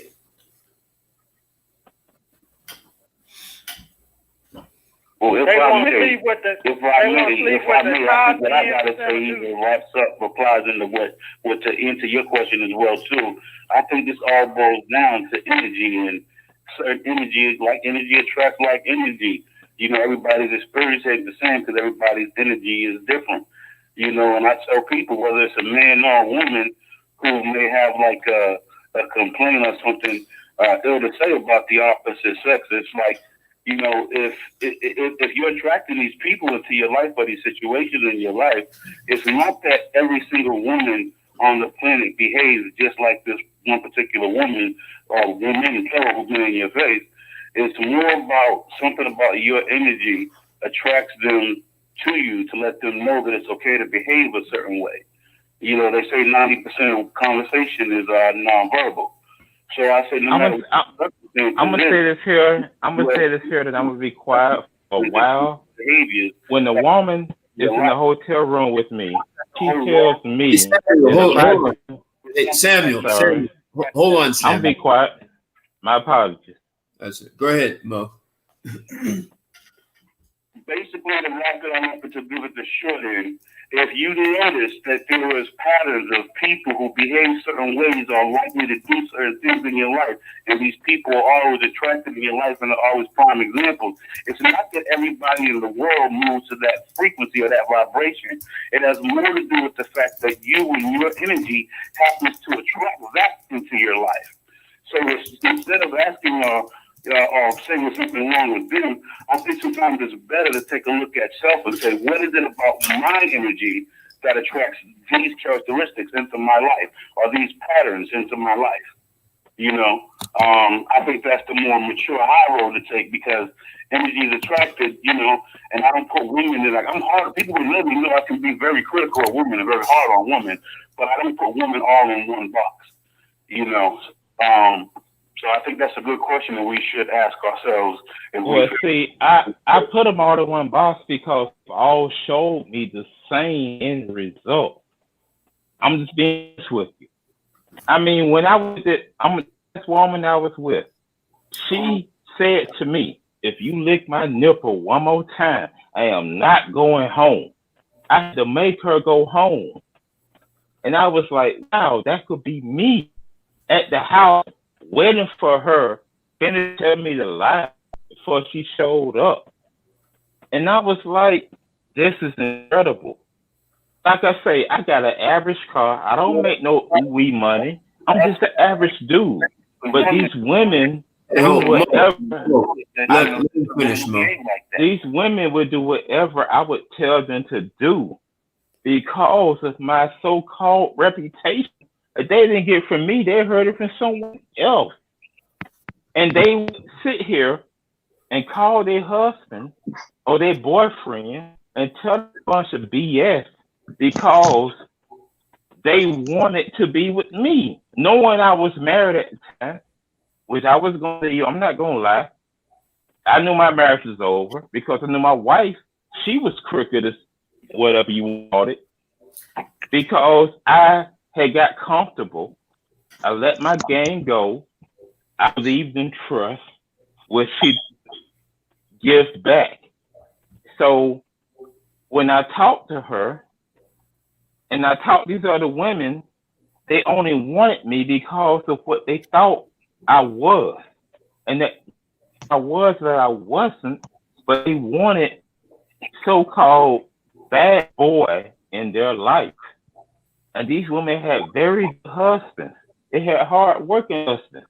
They had husbands who cared about the children, but they were ready to risk it all just to be with me for a couple of hours.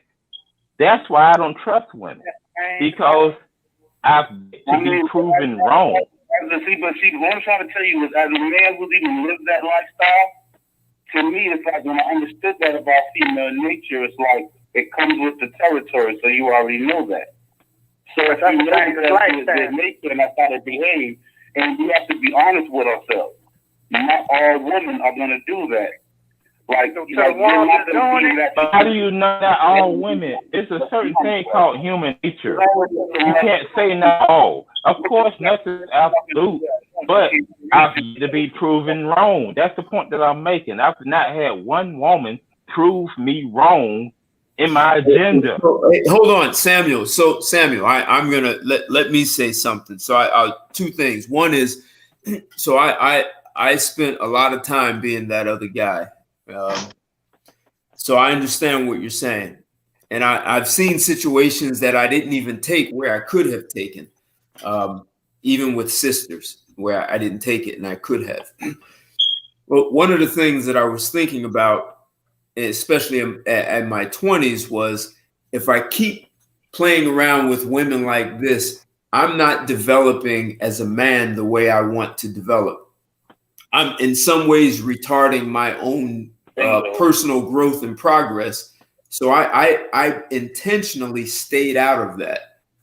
And at some point I got into a 5-year relationship. We lived together and I left the country. We didn't break up or anything like that. I had a promise to live out of the country, and I did that. I went with that. But what I did realize was that as long as I kept playing with those kinds of women, I wasn't growing and developing, because like you said, I understand their nature. I understood the nature of those women, and I wasn't even taking them serious. So that leads me to the second point, which is the other thing I knew is if I kept playing with those kinds of women and I eventually met a woman who was like high quality, would give me what I want, I wouldn't be prepared because I practiced doing the wrong thing, so to speak, right? And I'll give you a quick story. That as long as I kept playing with those kinds of women, someone's got it. Yeah. I wasn't growing and developing because someone's got to mute your computer. That's probably you, Samuel. All right. No, I got everything muted. Okay. All right. Maybe that was you, Anthony. I don't know. But so my mother, hold on. My mother had my brother and I played tennis. We took tennis lessons, and I never took it seriously. I took tennis as a joke, but I did it. And when I would hit the ball, sometimes instead of hitting the ball over the net, I'd hit that sucker over the fence. And I don't even know how high. That fence was like 30 feet high or so. I would purposely hit the ball over the fence. And I kept doing it as a joke because I didn't take it seriously. Well, our tennis instructor had all of us, it was a bunch of us, he set up some tournaments, some games for us to play. Well, I practiced hitting the ball over the fence so many times that when it was time to play a game seriously, I was hitting the ball over the fence and we were losing. And when we played doubles, my teammate was upset with me because even when I was serious, I couldn't do it. So Mo, I kind of hear you going in that direction, Mo. So as long as I kept playing, with women who I couldn't take seriously, and they had the nature to cheat on their husband for whatever reason, I was developing myself into that kind of man. So let me state this. Hold on. And even if I met a woman who was of the caliber I wanted, I was probably not going to be able to keep her because I would not have been fully equipped with the relationship skills. I would have only had player skills as opposed to relationship skills to have a stable relationship. Let me take this here. This is the very last time I hung with my associates. Sorry, I still talking, but I see you listening. I don't know talking enough. I'm gonna say this. The very last time I was with associates, I was invited to Hooters. It was in Atlanta. He said he met some broad online. I told him exactly what she was going to do before she showed up. She did everything I thought she was going to do. He was for food. He gave her money for her gas. She was all into me because I called her out. I left. When I started smoking cigarettes, she followed me outside. She was not thinking about him. Samuel, you're actually supporting everything I just said. I stopped playing with those women for a reason. But let me say this right here though.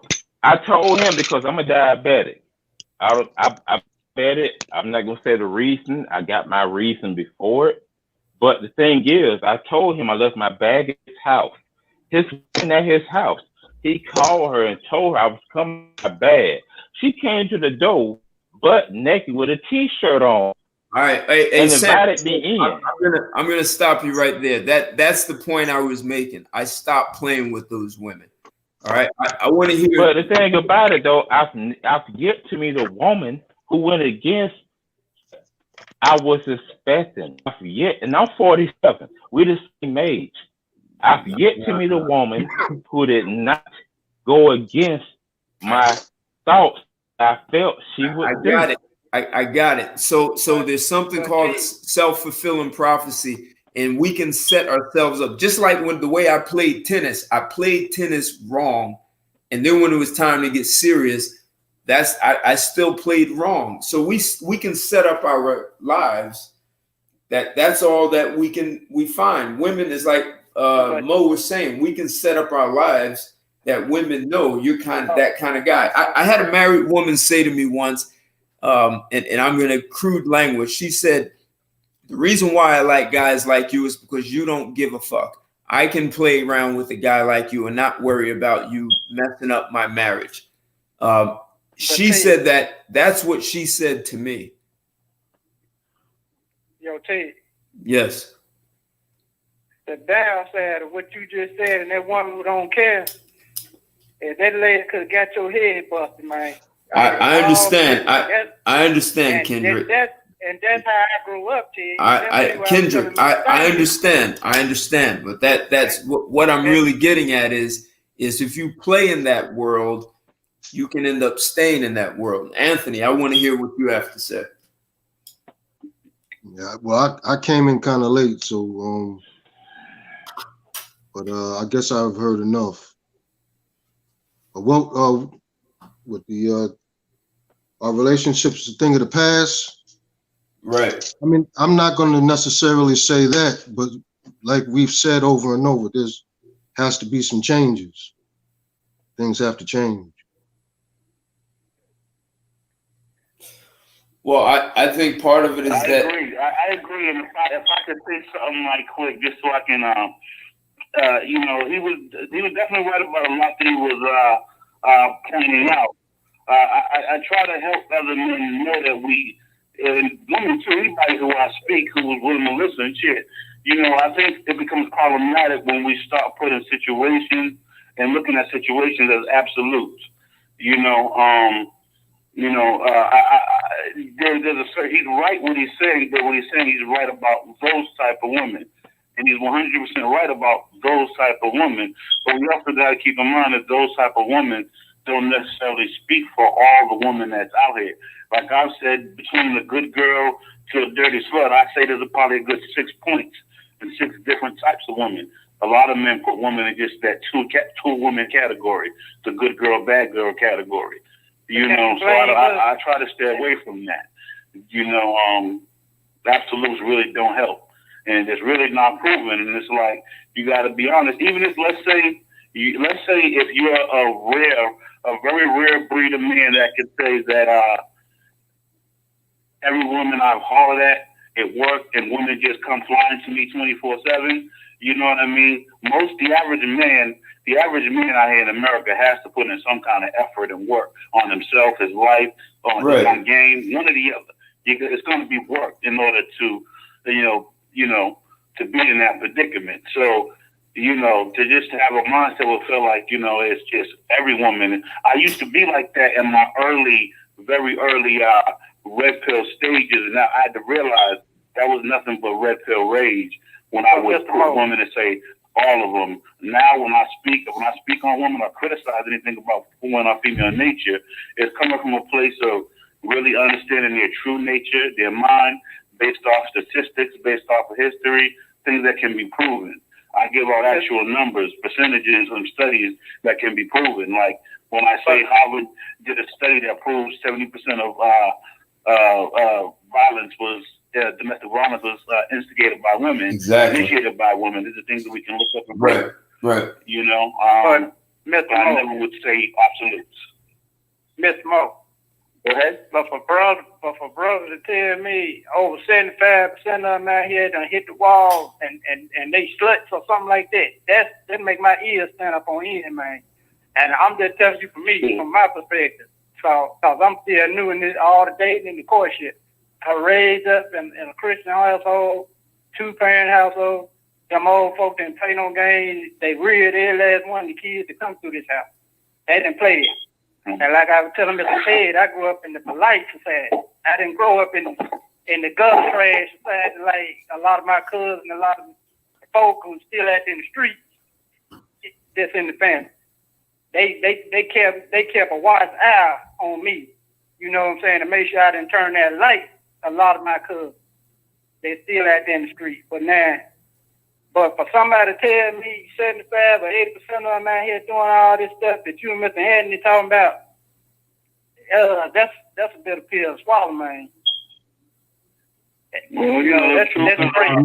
Swallow sometimes, especially if you programmed off of TV, movies, and music and society at large. The truth can be a very hard pill to swallow. 70-80% of them, man, that's a big number. And then you got 60% of the marriages done ended up in divorce right now. That's crazy.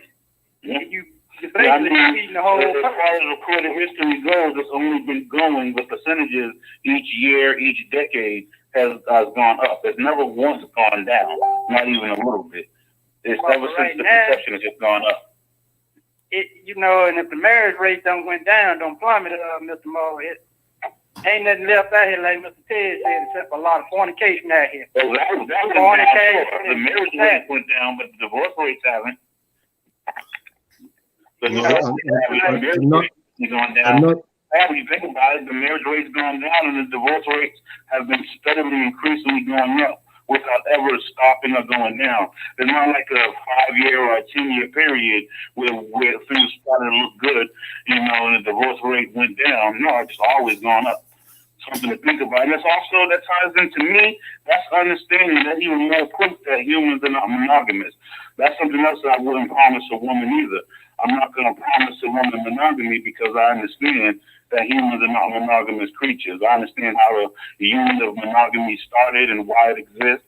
I can say in many ways it started for a good purpose, but especially as an indigenous black man, African man, indigenous man, like that's never been our way. Our way has always been, polygamy. Black men, like Shahrazad Ali said herself, historically speaking, black men, African men have never been monogamous before slavery, during slavery, or after slavery. I think men should stop promising women monogamy. It's against your nature. And what bothers me the most about that is how this society really just demonizes our sexual nature, but they, allow everything else. Like I live in Massachusetts, Boston, Massachusetts.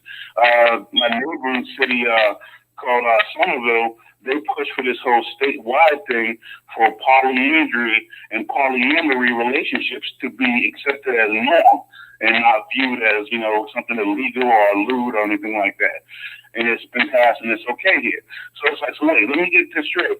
Y'all trying to tell me that a man, he can sleep with several men, a man and a woman, and that's all okay. But if he sleeps with multiple women, he's still looked at as bad. It's like, that's enough to me. It's another sign about masculinity being under attack. I think biologically, the way that God created us, the way the universe created us, whatever the fuck you want to call that force that created us, it created all masculine male energy to be polygamous by your very nature. And this is not a bad thing. It's not an immoral thing either. How you I'd like to say something here in America. Most men here in America are not ready for polygamy. They're too goddamn emotional. They can't even handle one woman. Like men aren't really like, society doesn't punish women for being hypergamous, but unfortunately society does punish men for being polygamous. This society does. And that's one of my biggest issues, something I think we need to take a look at. And that doesn't mean that I've got to helm a woman that I'm ready to have a polygamous relationship with, because the truth be told, with these American women, I don't even want monogamy with them, let alone fucking polygamy. Like, most of these women are fucking out of whack. But that doesn't mean I can't take a stand and be like, you know what? Us men, the way we're created, or the way our brains are wired, is polygamous. And we all know this deep down inside. One man wants to only be with one woman and one woman only. And if he ever says that, he's lying. And but me, ashamed of that is me, I can give a care less, Mr. Mo. For me personally, all I need is one. I ain't no damn. I ain't say that a guy that don't have one. But what I'm telling you is, No, I hear what you're saying, but if you had one that was solid for you by your side for the past 10 years, you would be thinking about someone else at the same time. And that wouldn't make you bad. It would just make you a man. But what I'm saying is, seeing how you didn't have one by your side for the past 10 years holding you down, it's easier for you to say all I want is one. But what I'm saying, it's like a person being homeless saying, I just want a roof over my house. I don't care if I have to share a house with somebody. And then you get roommates. And then after dealing with the roommates, you're tired of that shit. You know what I'm saying? I don't want to deal with roommates anymore. I want to live by myself. I wish I just had a little small studio. You can go get a studio. You still won't be satisfied. Just say, I want a studio. I want at least a one bedroom so I can have a gym or an office. There's a 2-bedroom. I don't want that. You want a house. So it's easy to say what you don't want when you don't got it. As a man, what I'm telling you. Now, there are some men, don't get me wrong. There are some men that have one-itis. You may have one-itis. And if not a this either, you should look it up in the dictionary. Oneitis. Hey, Mo. Hold on, Mo. Hey, Mo. Mo, hold on, Mo. Hold up, Mo. Hold on. I got it. So polygamy, and there's some guys who have one-itis, and Kendrick might be one of them. But Anthony was saying something that I think is also important and it needs to be addressed. What were you saying? Yeah, I mean, I'm not against polygamy at all. I come from a Moorish organization where a lot of the brothers practice polygamy. And I've known a few Muslims that practice polygamy. But the thing is, what you got to be very careful about, number one, here in America, we were not raised properly. Well, we were not raised at all to be polygamous. So when you start on that journey or that road, you have to be careful of how you're conducting yourself with women, because you can have 2-3 women, and if you're not careful, they turn around and conspire on you. Number two, you got to have a hold of your emotions. a lot of us can barely deal with one woman. And then number 3, polygamy is to build community. It's not just for sex. A lot of men get into polygamous relationships because they're thinking about the sex, that they're going to have regular sex. And that's not the purpose of polygamy. And I'm not even saying that things are the same in Africa either, because all of society is on a plummet right now. But for the most part, and I'm gonna tell you right now, like I watch, like I'm separated, but I don't have a lot of the problems that I see a lot of other people with, because I don't have a lot of the problems that I see other people have to deal with, because my wife comes from an African family. Her family's from Sierra Leone, so she has at least some type of morals. So I don't have to deal with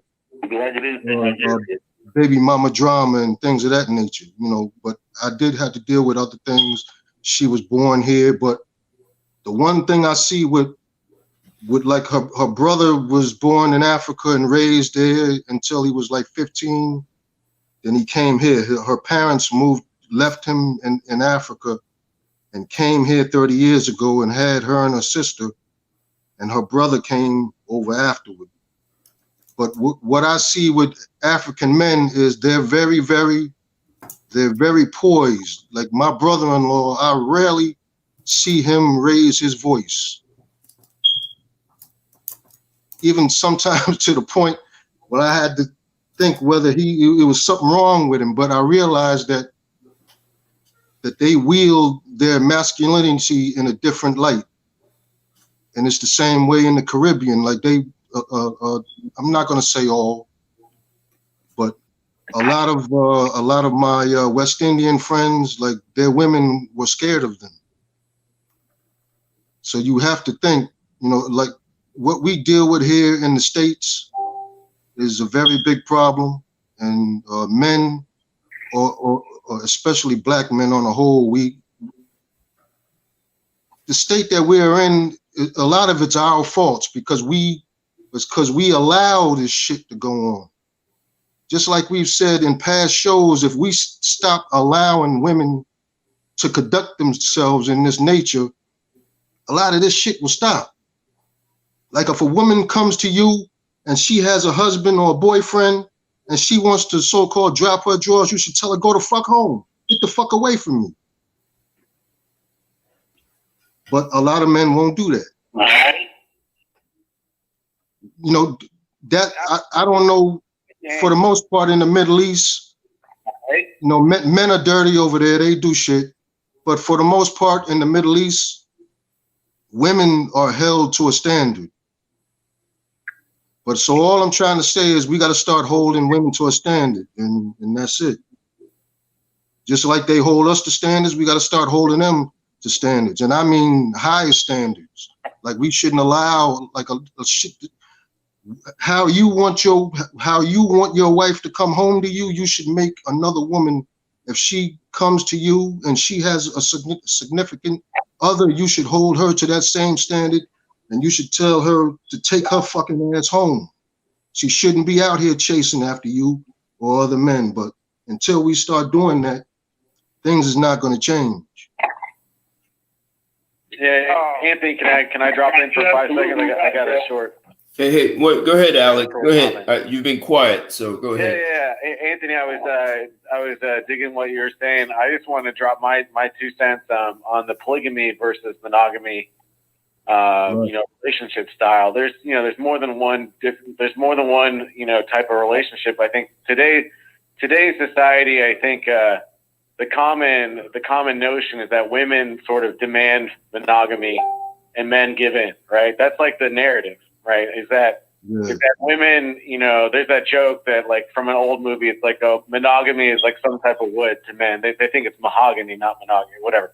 Men, like the narrative is that men don't know what monogamy is, and women want it, men don't, right? But and of course, there's different types of relationships. In theory, you know, one woman could have 5 husbands, right? That never happens, but on paper, it's possible. But anyway, my point is that I think actually you were trying to argue that monogamy is like anti-male, right? So monogamy is something that women force on men. But actually, I learned, I did a lot of, you know, reading in the last couple of years, and I realized like actually monogamy is sort of monogamy is a man's way of fighting back against hypergamy. So we have societies that are more monogamous, and I hear what you're saying about African cultures. There's lots of different cultures, right? Mormon culture is a polygamous culture, right? There's different cultures out there, but in general, monogamy was a way for a man, like more men in society, to have wives. If you have polygamy, I mean, which guy has all the wives? It might not be you. Right? It might be some other dude. Some other dude's got 5 wives. You got 0. So, maybe you fuck one of his wives every once in a while, but that's on a blue moon, and, it might not be very safe. Might get killed by the leaders in the cult, whatever. So the point is, and I'll leave it at this, is that actually monogamy is not anti-male. Monogamy is actually turns out to be pro-male, because women's hypergamous nature actually supports a polygamous society, because they only want the top 20% of guys or top 10% of guys. So the women flock to one guy who's got all the power, and he's got 6 wives, and then 50 or 60 or 70 of the guys are here. So I'm just saying, that's all I wanted to say, is that it's more complex. It's very complex. It's not, monogamy is not anti-male per se. It's very complicated.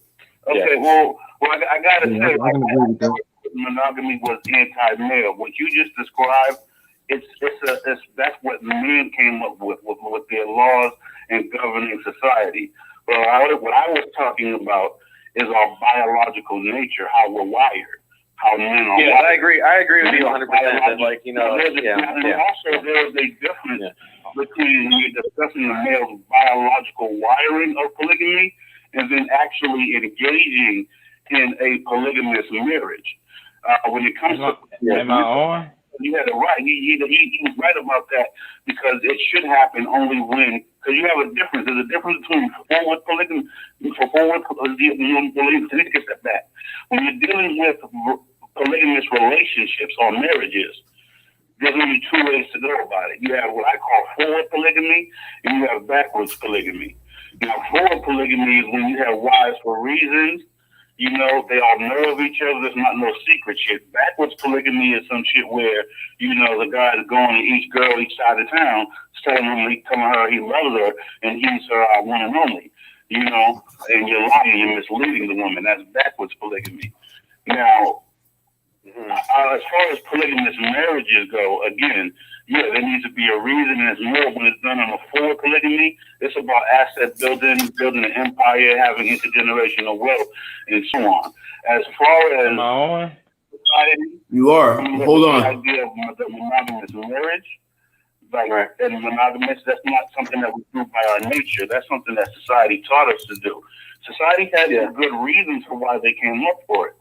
Another one of the reasons why they came up for it was because, imagine if you have a small island with 100 adults, 50 men, 50 women, and there's no law, there's no children, there's no elders. These 50 men and women can do whatever the hell they want to do without being governed by a government. In a natural situation like that, the women are only going to deal with about 10 of those guys. So that means 40 men are not going to be getting any at all. And after a while, those 40 men weren't getting any at all. Some of them, not all of them, but some of them became horny. And whether we like it or not, rape is a form of evolution or male mate selection, mate reproduction. They just happen to be the lowest form, but it still is a form. I don't suggest it, but but in a situation like that, a percentage of the men would start raping some of these women who are only sleeping with 10 of the men. So this is why both we have something called pimping being started, and this is also why we have governments coming up with the idea of monogamous marriage, to spread the woman around, make money, and keep the average guys satisfied so they don't turn to savages. But by I would like to give a little input on this. It's by nature, and we crave monogamy. And any man that claims he does crave monogamy, he has what is known as one-itis. It's normal when a woman has got it, but they say it's unhealthy when a man has it. But you can do your own research on one-nighters and stuff if you want. So those two things are different. I never claimed that it's against manhood or it's anti-male. That was like a straw man argument. But Okay, I want to bring input on this. I do want to bring one other thing up, is that monogamy was pushed primarily to make money off of us through these marriage contracts. Because if, like you said, if the majority of us were polygamous, they wouldn't be able to control us. With the idea to make money off of us. So they pimps too. The church and the state pimping us, and then you got the pimps pimping you. So the average Can guy, I get some input on this? at a time where you paying the church and the state. Hey, go ahead, Samuel. Mr. Mo, back in the day, you ain't hear nothing about no state and no government getting involved with the old school marriage. Hell, them folks had to jump over a broom. You ain't hearing nothing. You ain't hearing nothing about all these different laws, government stuff back there. So, hey, no disrespect. I'd like to give a little input on this here. They were formed by the church and the state. What are you talking about? They were molded by the church and the state. Then they jumped the broom. Them slaves jumped the broom. That's what I'm talking about. They ain't have no preachers back there. We don't have spiritual marriages anymore. Everything's contract. Nobody. Can I give a little the input on majority this? of people have no idea what a spiritual marriage is. They think they do because a minister's standing up there, but the majority of people ain't even thinking about that. Anthony, The majority of people don't have spiritual marriages. I agree. Can I give input? Maybe at night with his wife, he can change quarters with his wife. He still had no authority or say over it either as a slave husband. But what I'm telling you is, what I'm saying is, you still right now got a right, well or not, to sign a marriage contract or not. A marriage, like I done heard a preacher tell me, if you're gonna get married, don't get no marriage license. Now they preach. Can I get some input on this? Go ahead, Samuel. That's the point I was making. All right, go ahead, Samuel. Yep. I don't want to over talking about it, but all right, Samuel, go I'm ahead. just gonna give it. Can you hear me?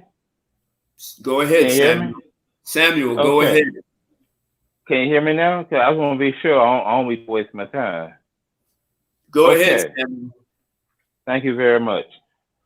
I think men are foolish because they trust in women. And I'm telling you from personal experience, to my experience, these women could care less about you. They will say whatever just to get by. They don't care.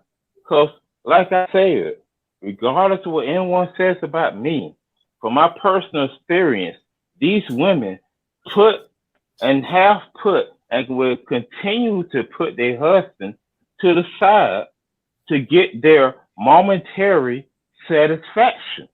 They don't care about how much money you, how hard you work, or what you do for them. To step aside to be with that dude that you don't know about because you trust her and believe in her because she may cook pizza or whatever the oven for you. They don't give a damn about you. They will mess around in a split second. And I'm telling you, the spirit, these women have came to me. Very truthful out here. But I think most of the people, most of the men who call this or listen to this platform, I have a strong feeling that a vast majority of the men who call in and listen to this platform are not rushing to get married, and we don't easily put our trust into women. So when you say that same message to this small group of men over and over, and so let's face it, it's not like the whole world's listening to us right now. There's only a select group of core men, for the most part, and a few women who would even call in or listen in. So we already, none of us here, that doesn't fit anybody's true. I don't think that fits anybody's description who's on the call right now. And I'm sure there's a handful of people who are just listening and didn't call in. I have a feeling it doesn't fit them either.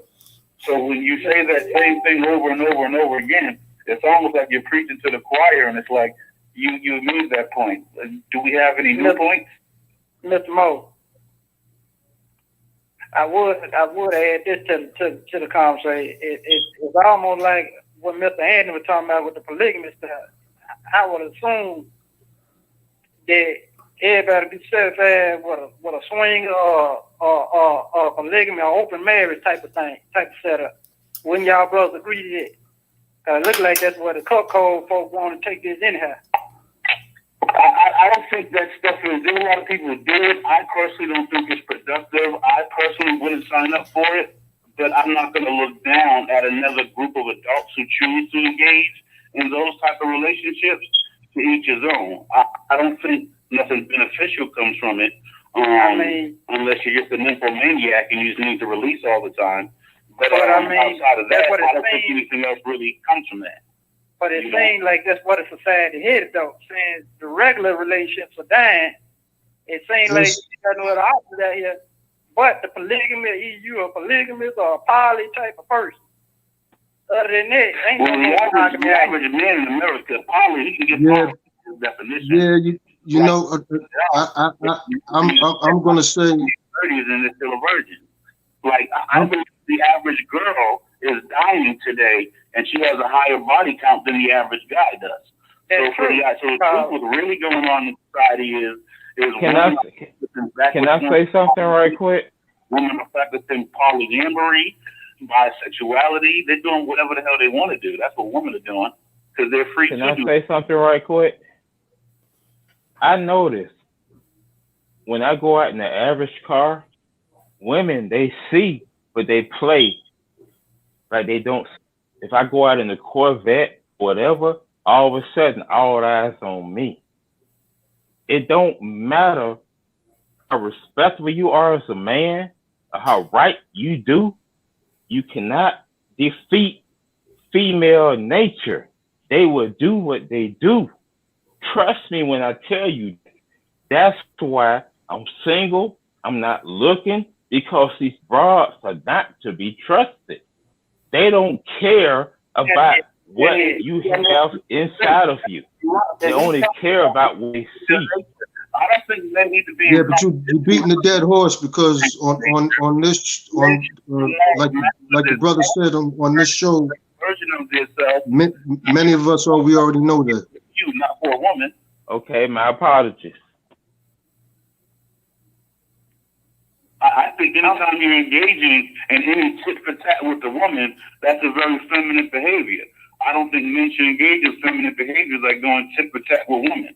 You should be trying to be a successful man for you, not for a woman, not because of a woman, not to get a woman, but you should want to be successful for you. Like, that's what I'm talking about. I never said be in competition. But okay, let me ask you this. What is success? Describe success. Success is measured by different people, by what you want out of life and what your life goal is. But they got nothing to do with a woman. Success is what you make of it. It got nothing to do with a woman. But what I'm saying, when it comes to relationships, I can't really go back to the topic as I look it up. I think it was, I don't know what the topic was, to be honest with you. But the bottom line is, women, in my personal standpoint, care less about how much you respect them, how you treat them, how you love them. They will go outside for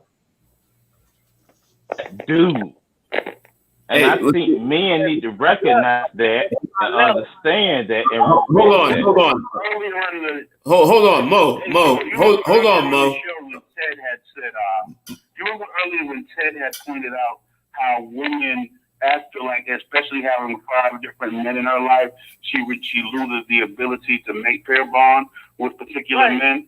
I think a lot of these women that you're speaking of, they're in that category where they've had over 5 different men in their life, 5 different penises inside of them, and you know they can't produce that chemical that makes them make pair bond.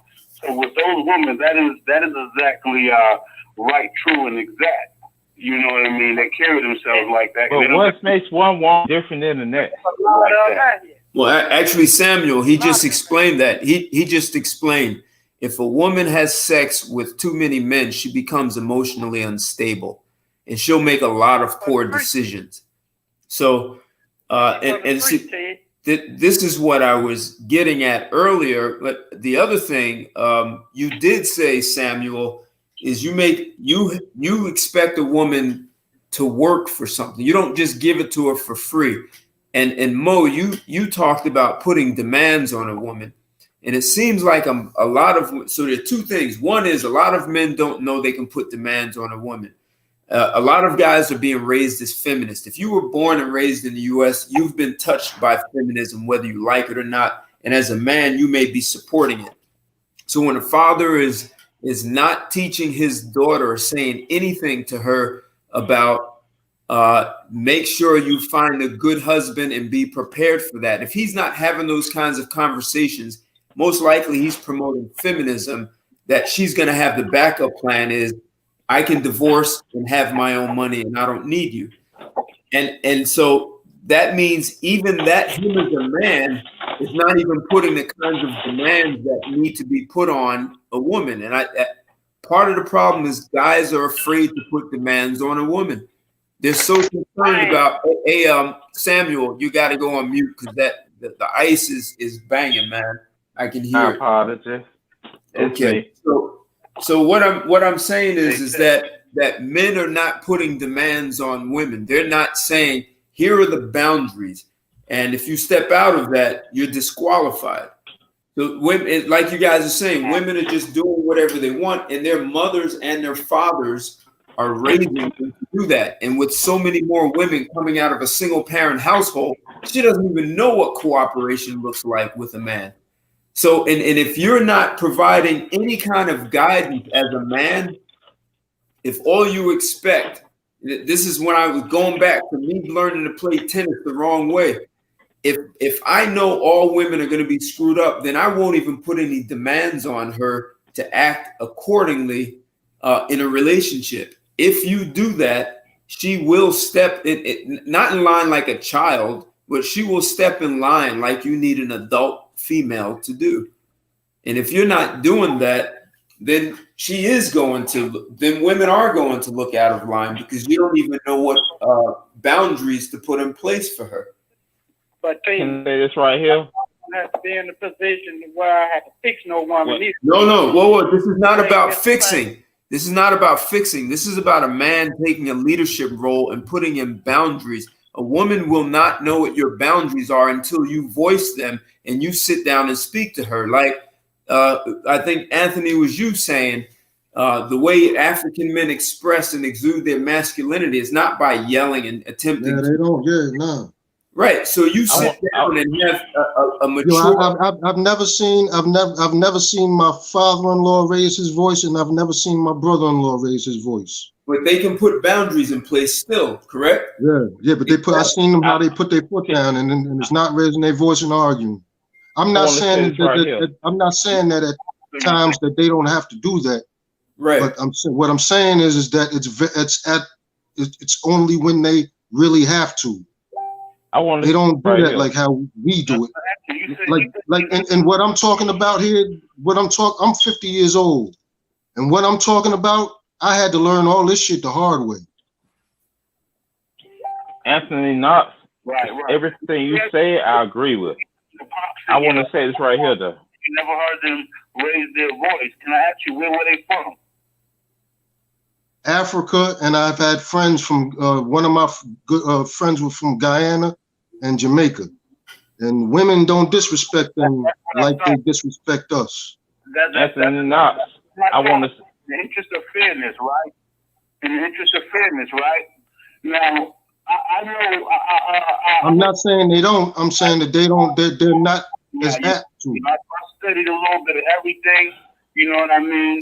And got to know different brothers and sisters from as well as the Moorish that studied the Moorish science, the Rasta, to 5%ers, Nation of Islam, brothers from Ghana, different parts of Africa. So what I noticed is there is cultural differences in interactions and familyhood structures, and there's a difference of energy there, you can say, that, you know, Africans may have from different parts of Africa as well, and then the Caribbeans, and then compared to even blacks in the UK. Because my father's side of the family from Jamaica, so I got some family back in Jamaica. I got some family that's in the UK.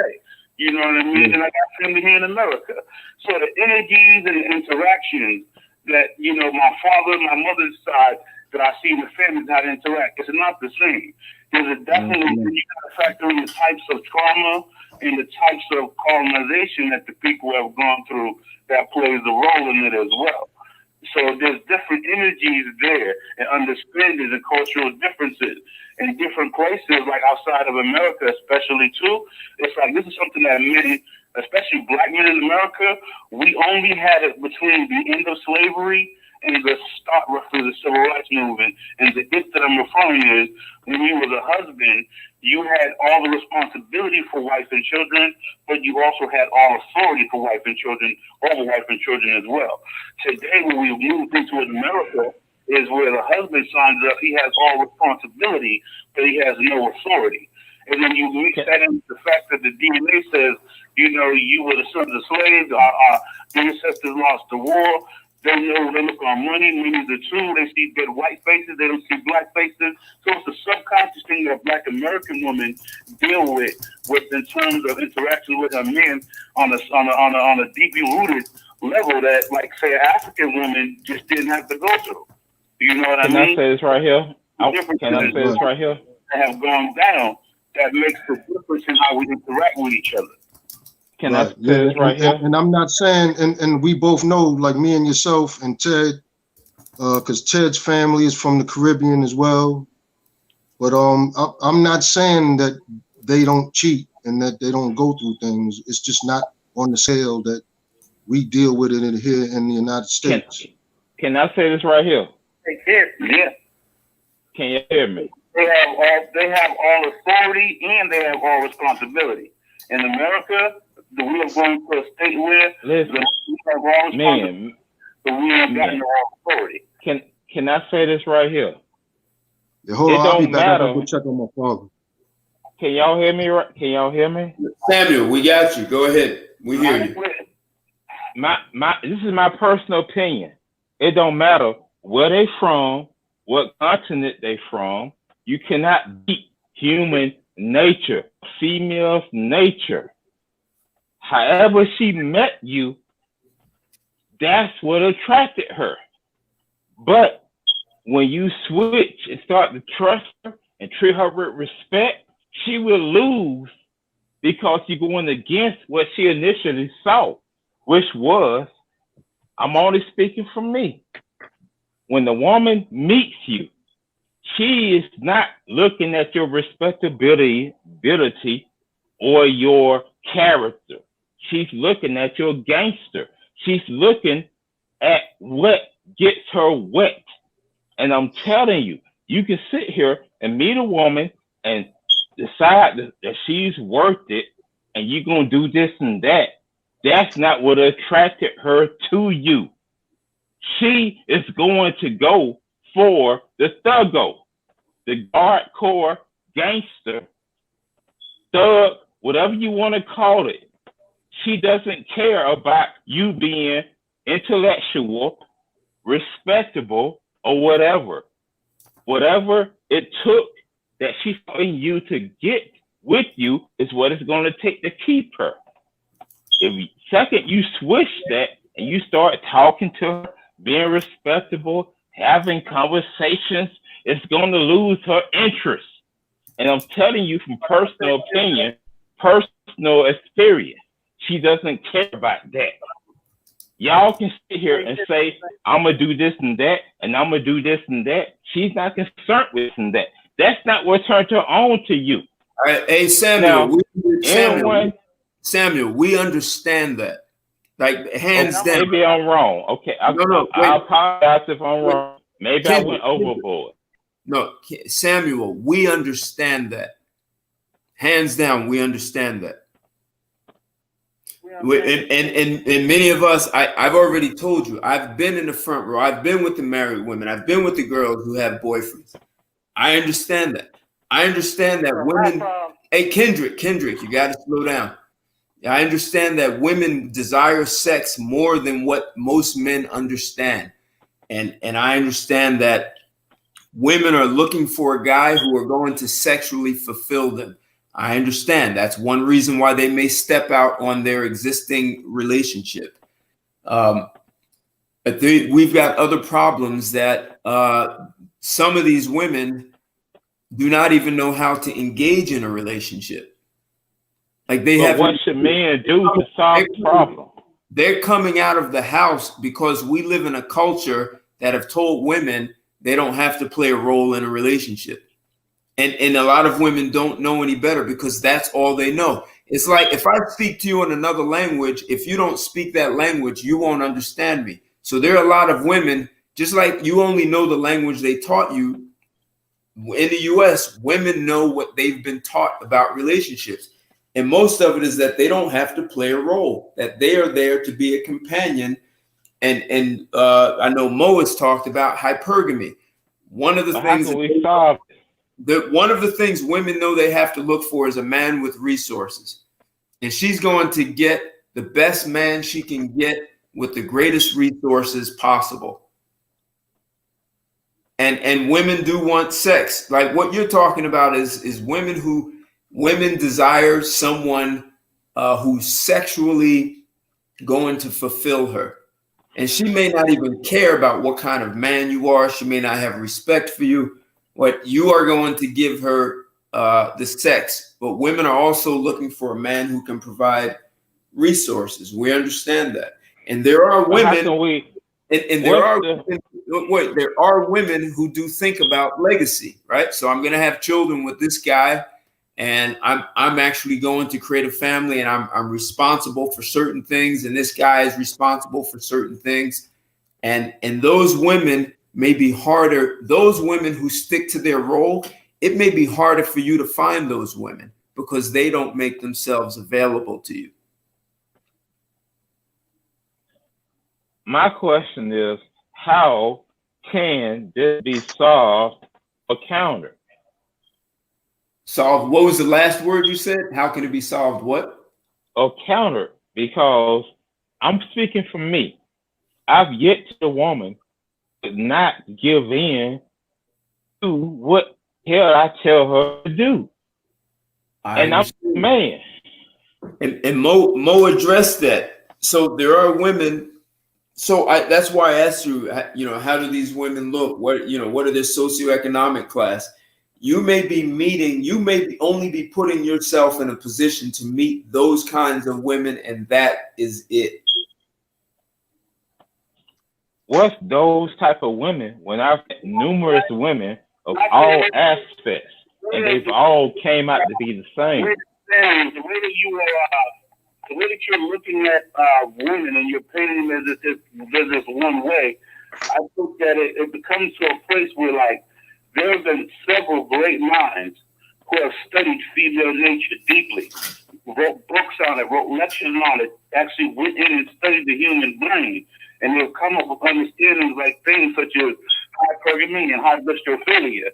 And for a man to come along and just paint one woman in the one corner based off of his personal experiences, it's like, for starters, there are more women on the planet than there are men. I mean, how many of these women do you really think you've gotten a chance? Hey, Sam, you got to come in on YouTube. You can't call in. It's too late. So to paint women in all that one corner dealing with absolutes is problematic. And it reminds me somewhat of me in my early red pill days, and it reminds me of a lot of men who just discover the red pill. And they talk about their interactions with women, and they paint women in the little box, and it's like they're shocked and surprised, and they're hyped up about it. It's like if you 47 and you was hit the female nature since 6th grade, it shouldn't be so much excitement behind it. It should be something that you overstand, not even understand. You know what I mean? So it's like, if you have experience with women, like, I get it. I've been the other guy. When you're the other guy, there's two different categories for the other guy. You got being the other guy when you know she's married, and you got being the other guy when you don't even know that she's married. I've been both guys twice times over. It's not really like there are a lot of men and bachelors who end up in that predicament.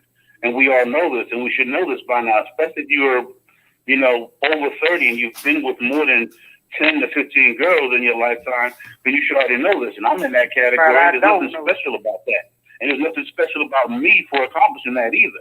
That's something that I think is like the average guy. I think I've had the average guy's experience. Sure, I've had a couple menage a trois, but I think the average guy who puts in enough effort can get that. It's nothing that spectacular.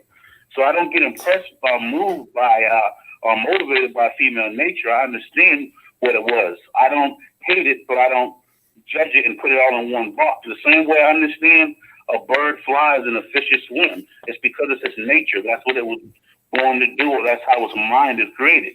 And same thing with women. I understand some women are hypergamous. Some women are hybristophilia. Some women are just a natural selectors. It's natural selection that drives it to you. So I put women, like I did an episode, my first episode calling in on the radio show, Ted had me on, and I spoke about the three main types of attraction that triggers the three main triggers of female attraction. So, like, I know let me ask you this: one type of way to a woman's attraction, or one type of woman. They're different. Women have. Let me ask you this. Let me ask you this. I understand and I agree with everything you said, but I'm 47 now. I've yet to meet a woman who didn't fall or didn't decide with everything I knew that she would do. Sam, that's saying more about you.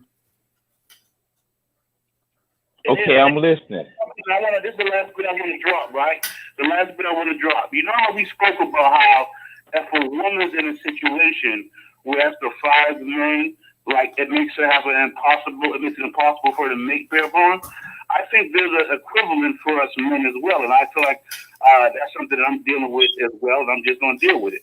But I think a lot of men, like us, so the male equivalent is, as a man, if you're in a situation where you end up sleeping with other men's wives, other men's girlfriends, and cheating women and scandalous women, and women are being promiscuous and sneaky promiscuous with you. Click on a link.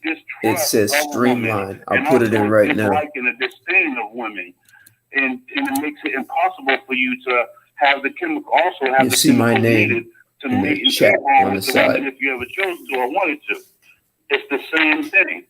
And again, it's just a game of choice and consequences, man. We make choices and you got to deal with consequences on both sides of the fence. Mr. Moss, I haven't been on either side. I haven't been on either side of the fence. And from where I was told, some of this stuff and a lot of this stuff ungodly, man. And back to what you were just saying, the soul ties is real. That one, every time you talking about the pair bonding, you supposed to been one flesh with whoever you lay with. Now when a man join with a prostitute, they shall become one flesh. Now you think how many times a woman done became one flesh with somebody? Just let that sink in for a second. That doesn't just affect women; it affects us too. Yeah. Right, exactly. Yeah, you on point. Thank you. They cut you up. I mean, that happens. Different laws of the land, And that's what I'm saying. And that's what's going on there. It's a lot of what I see out of my eyes. It's a lot of savage type of stuff going on there. And I'm like Mr. Andy. It seems like since a lot of us ain't, I say us Western brothers, because we weren't raised to be brought up in the polygamous way. So that's the way I told you. We're going to be raised Black Americans. Well, Black Americans, we were raised a lot of different things that don't make it right. There's a lot of Black Americans who were raised on ham hocks and chitlins, and they feel like there's a lot of Black folks that are raised on the fact that they feel like that you gotta cook, ham hocks and your collard greens, and you can't have your collard greens without ham in it. Just because you were raised that way, don't make it right. Don't get me wrong, I'm not a religious zealot. I study religion, but just because we got that old time religious teaching doesn't necessarily make it right. What I'm telling you, my indoctrination, and what I'm seeing out here, a lot of this stuff going on in America right now is undocumented. It done brought a reproach on all of us. That's what I'm looking at. look at the kids coming out of all this stuff right now. These kids just messed up with the parents. And it ain't the kids' fault, it's whoever done laid up procreated fault, Mr. Mo. Yeah, I mean, yeah, I feel you. I mean, But so here's I feel like that could even be a tie into non-polygamy. That could also tie into another reason why monogamy doesn't work. You know, as us as people of color, we're struggling to fit into a society that was never designed for us, and we're wondering why it don't work for us. So I never said I never said that we couldn't practice polygamy, but you have to be you have to practice it at a mature level. You know, again, I told you I come from for 20 plus years.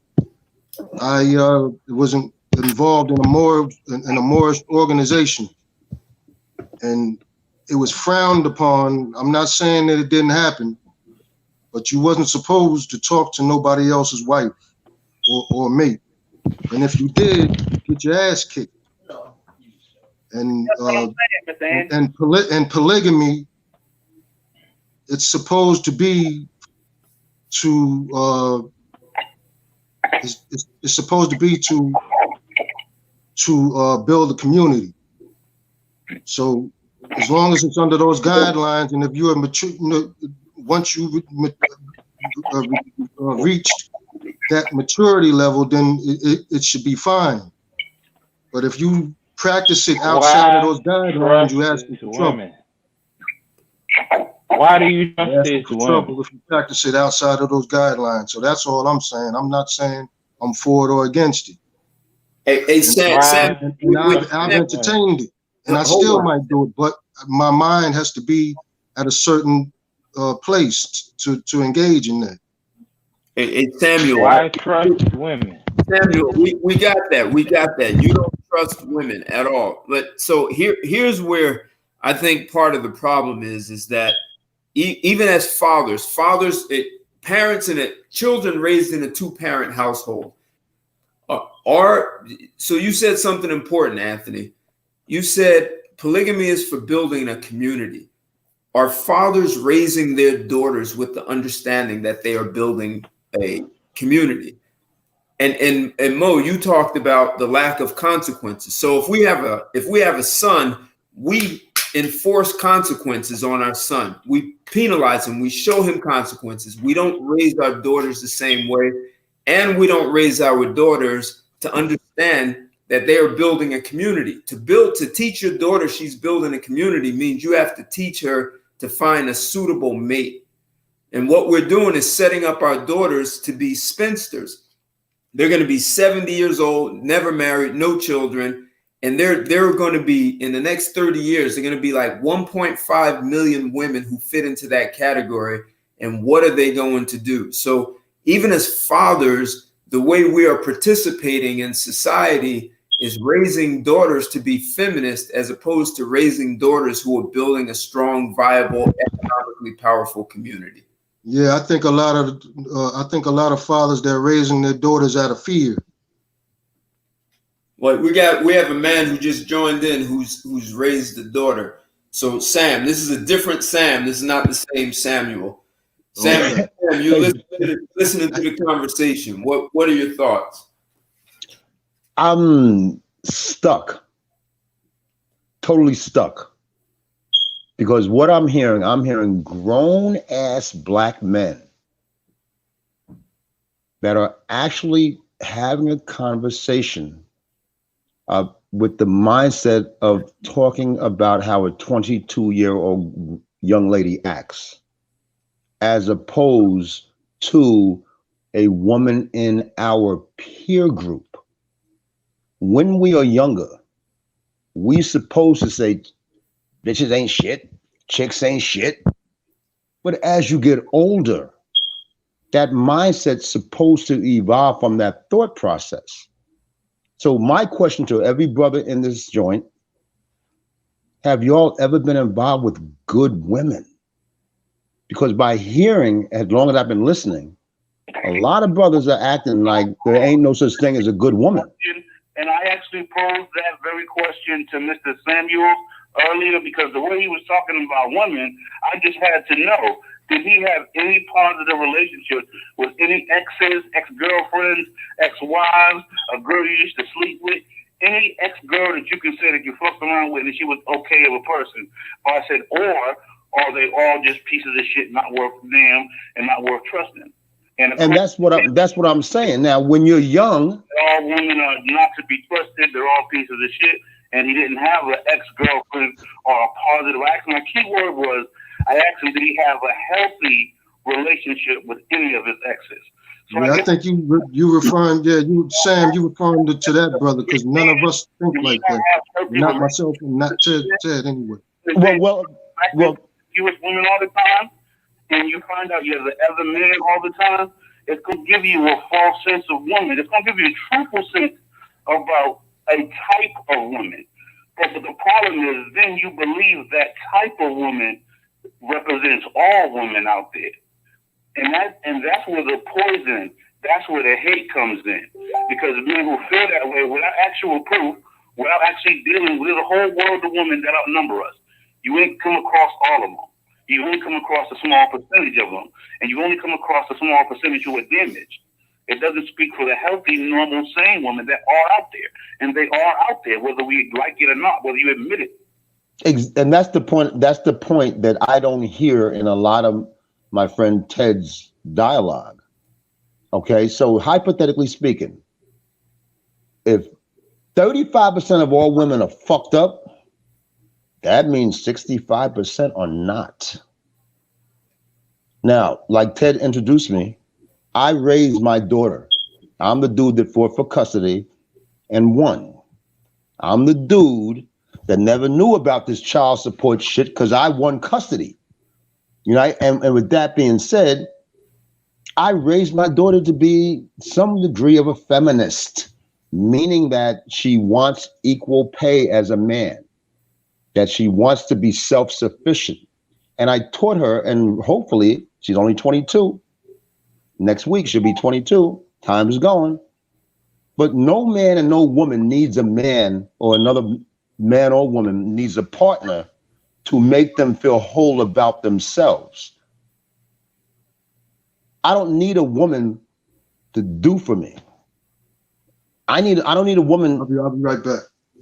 I don't need a woman to do for me.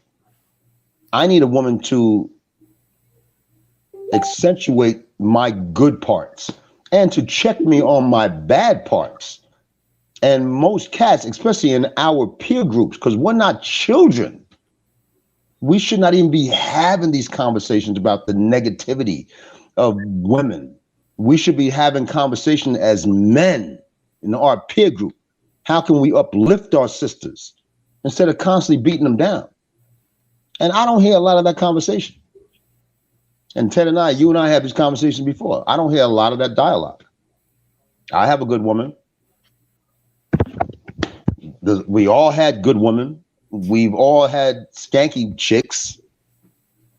But when do you realize that if you're holding on to the pain of a skanky chick, that means they still got free rent in your head and you'll never recognize the good woman that comes by. Simple as that. That's what I just had to put in there, Ted. That's it. So the topic is have relationships become a thing in the past? Marriages are lower than the marriage rate is lower than it's ever been in the U.S. Divorce rate remains at slightly over 50%, and so part of the problem is a community is not being built. So but Ted, that statement works in all communities, all of communities. White people uninterrupted. So I don't want to be interrupted by it. So are fathers raising their daughters to build a community, or are they raising them to raise children as single because the single parent is not working? It creates emotional trauma for the children, which makes it more difficult to be able to build a strong, viable community. It doesn't work. The proof is the jury is in. The single parent method does not work. And so even our fathers in a two-parent household, are they teaching their daughters how to function in a community where they raise a family as a two-parent and be able to cooperate with a man?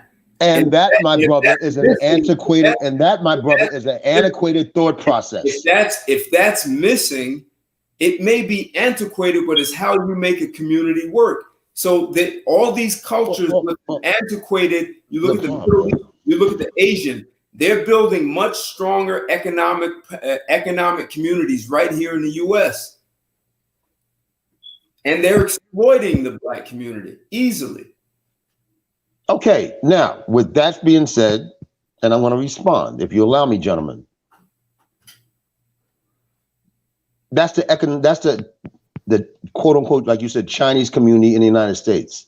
No, everyone else. It's everyone else. Listen to what I'm saying, brother. Everyone. Women in the Far East, whether it's Chinese, Vietnamese, Japanese, are somewhat physically abused by their men to some degree.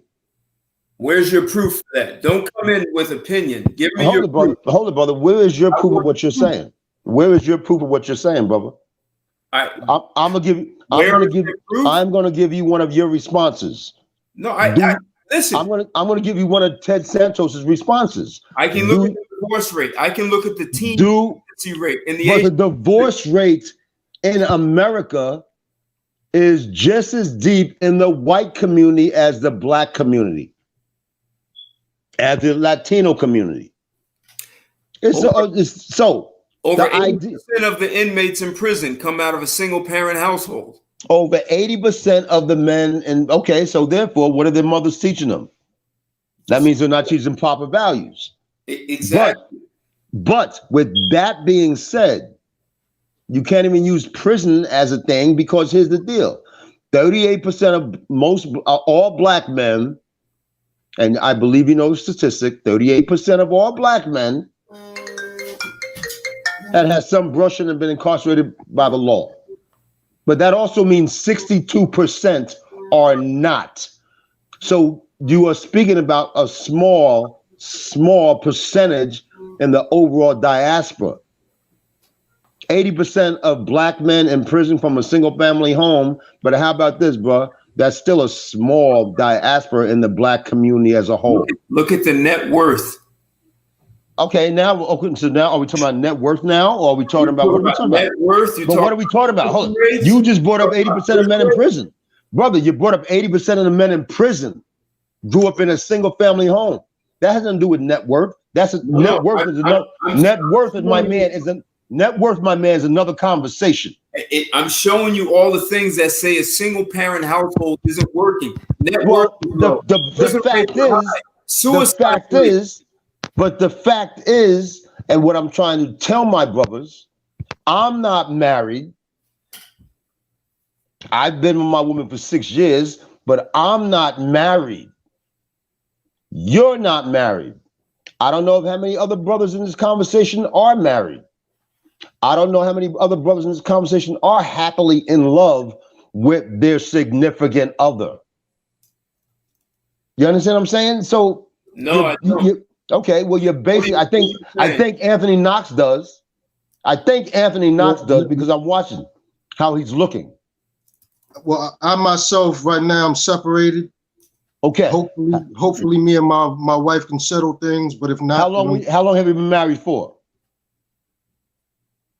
Since about 10, 11 years. Okay. Now, things change, but you are hoping that it comes back to fruition, correct? Yeah. There you go. So that means you know you have a good woman. Sam, the conversation is about relationships and not working. Yeah, that ain't what the conversation is about. The conversation is about relationships. Are they a thing of the past? Are they working? Because if they're not working, then something has to happen. Because if you're going to build a viable community, one of the things that you need in your community is relationships. And if if your men and women are going their separate ways, that's going to create a problem. That's a path to poverty. Well, in actuality speaking, That's not really a true assessment, although it's a good valid point, because it seems like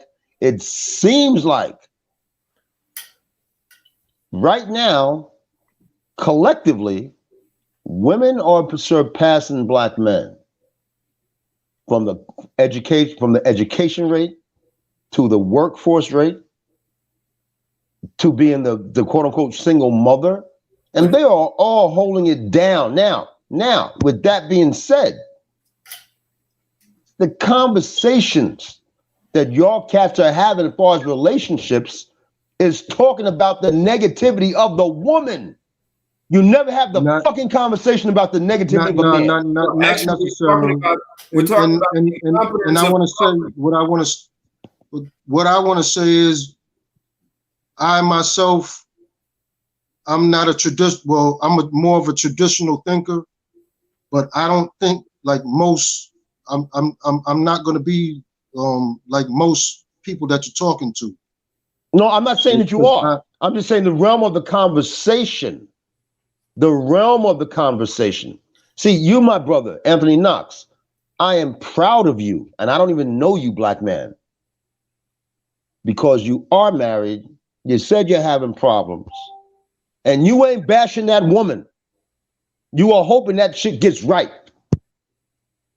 Yeah, well, it's not just about my wife, because and your children, the family. I got 3 daughters. But the family. But you still do not sidestep the love you have for your wife. Sam, what are you talking? Yeah, what are you jumping? But none of us are on here bashing women, no, Sam. I want to say that. Okay. Well, we're not bashing women. We're just saying that things have to change, and a lot of it is on our shoulders. Absolutely. A lot of it is our faults because we allow the women to behave certain ways, and we engage in it, and a lot of us entice them to do shit that they shouldn't be doing. Now, with that being said, you don't allow your woman to behave like that. You understand what I'm saying? Don't. So the types of women that behave like that are not the masses of black women. That's the point I'm trying to say, my beloved. Sam, but I'm separated for a reason, though, Sam. You know what I mean? So I'm not bashing her, but I'm not perfect, and neither is she. So, hold on. My blessing and love. Hold on. Real. Listen, there's a black woman who did a study on. She went to 30 universities and studied black women only, and the majority of black women in college are looking for thugs. That does not work. I agree with that, but here's the funny.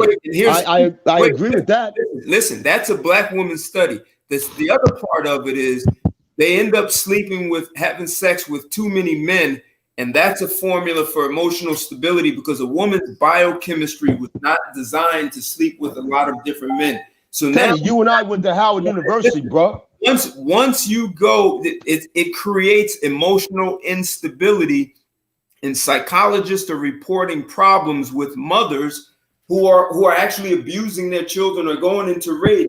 This is a problem that doesn't work. That's a problem. That's a problem. And if fathers are not stepping up and raising their daughters to understand that they are part of building a community, it's even fathers who are failing at this. Well, that could be very easy for a cat to say who don't have any children. We keep lowering the bar and keep saying no, brother. No. You have your brother Anthony Knox has 3. If it was done, Anthony Knox has 3 daughters. I have 1 daughter. There's no way in the world a man that ain't got no kids can talk about one being a parent and the mindset of what our fathers want to teach our daughters. I don't know Anthony. But here's the deal. Listen, brother. That's arrogant. The brother Anthony Knox said he had 3 daughters. He is not trying to raise those daughters. He will not raise those daughters to be thoughts, to be hookers, to be strippers, to be porn stars. He would raise them to be respectful and love themselves and respect themselves. That's what every father does. At least good fathers do. Even bullshit fathers don't want their daughters to be. You understand what I'm saying, Anthony? Not if you're teaching your daughter to be a feminist, you've already damaged. Yeah, but I'm against feminism, though, Sam. I'm against. Okay, feminism. let me ask you. Okay, I get I'm that. not And saying I want that. my daughter to work for less, but I'm against feminism. I'm going to ask you a question. Fronts. I heard you say something about being a Moor, part of the Moorish community. Right. Okay, now, brother Anthony Bay, that's a joke. Get it? Mine is I'm an L. Okay, I got you. So, with that being said, if you're one of your daughters or all of your daughters want to have their own business, guess what? Only a progressive, feminist, self-sufficient woman will want to have their own business and be the employer. That's number one. Well, I'm not debating you. I hear where you're going. So having a business is different. Having a business is different than working for someone else. So having a business, having a business, yes, I agree with that. But the feminists will have that mindset. The feminists will have that mindset that I want my own business. So when we hear an antiquated thought process, how can you not want your daughters to have the passion and innate fortitude to be their own boss? Because they're gonna live alone. Yeah, that I do want. Yeah, I want all my children. I have three. Like I said, I got three daughters and a son. Right. Now, with that being said, because of the values you teach her, guess what? Whatever man finally deals with her and blesses you with grandsons, they will be strong enough to deal with a successful, independent Black woman. Right, but I'm not. I don't want them to be working for someone else. Right. You know what I mean? So in that respects, what? So you? I don't know about nobody else, but I know it's that part of feminism. I don't really want for my daughters. Feminism in that respects, because I don't agree with any type of feminism. But I don't want my daughters. I'm not saying I'm against women. Well, I am against women being career women, because when they do that, they set themselves up to work to work for someone else and not build something for themselves. So I want my children to be entrepreneurs and business owners. I don't want any of my children. Right, I get that 100%. But that mindset right there is subconscious feminism. Because the woman who wants to work for somebody else, who wants to come home and fix dinner for her husband, she's not the ambitious woman that wants to have a career or be an attorney or be a doctor. Women that want to be on that level, as Ted said, Ted always speaks about his intellect, they want to have a higher standard.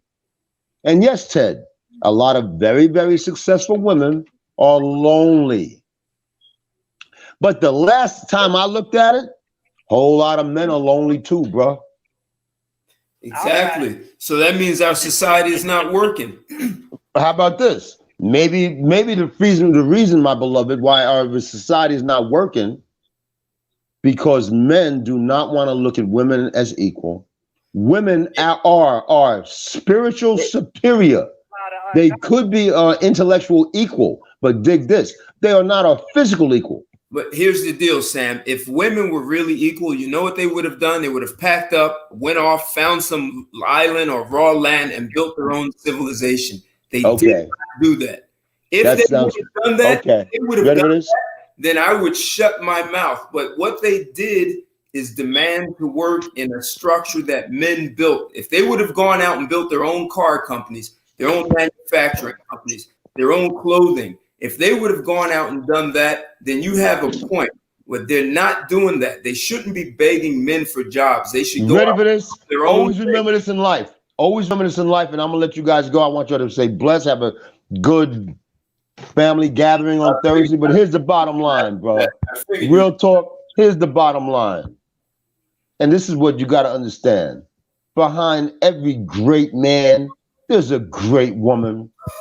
There ain't no bum ass chicks behind a great man. Well, that's what we're talking about. Raising daughters who know how to be in a relationship with a great man. That's Ready for this, bro? Ready for this, bro? Ready for this, bro? Real talk. I don't give a fuck if my daughter ever gets married. That's her thing. It's her life. I just want her to be self-sufficient and be able to take care of herself and live her dreams. Her dreams does not supposed to revolve around a man. Then she should And go. if you had a daughter, you would understand that. Samuel, like you're coming in with the Afro-conscious vibe, and you want African people to survive. But how is that gonna happen if your daughters aren't marrying men and having their own families? Hold on. This is a white boy? This is a white dude saying some shit like that? Yo, my man, that's a white boy saying some shit like that? Seriously? You said an Afrocentric conscience. Nah, brother. I'm coming from a capitalistic point of view.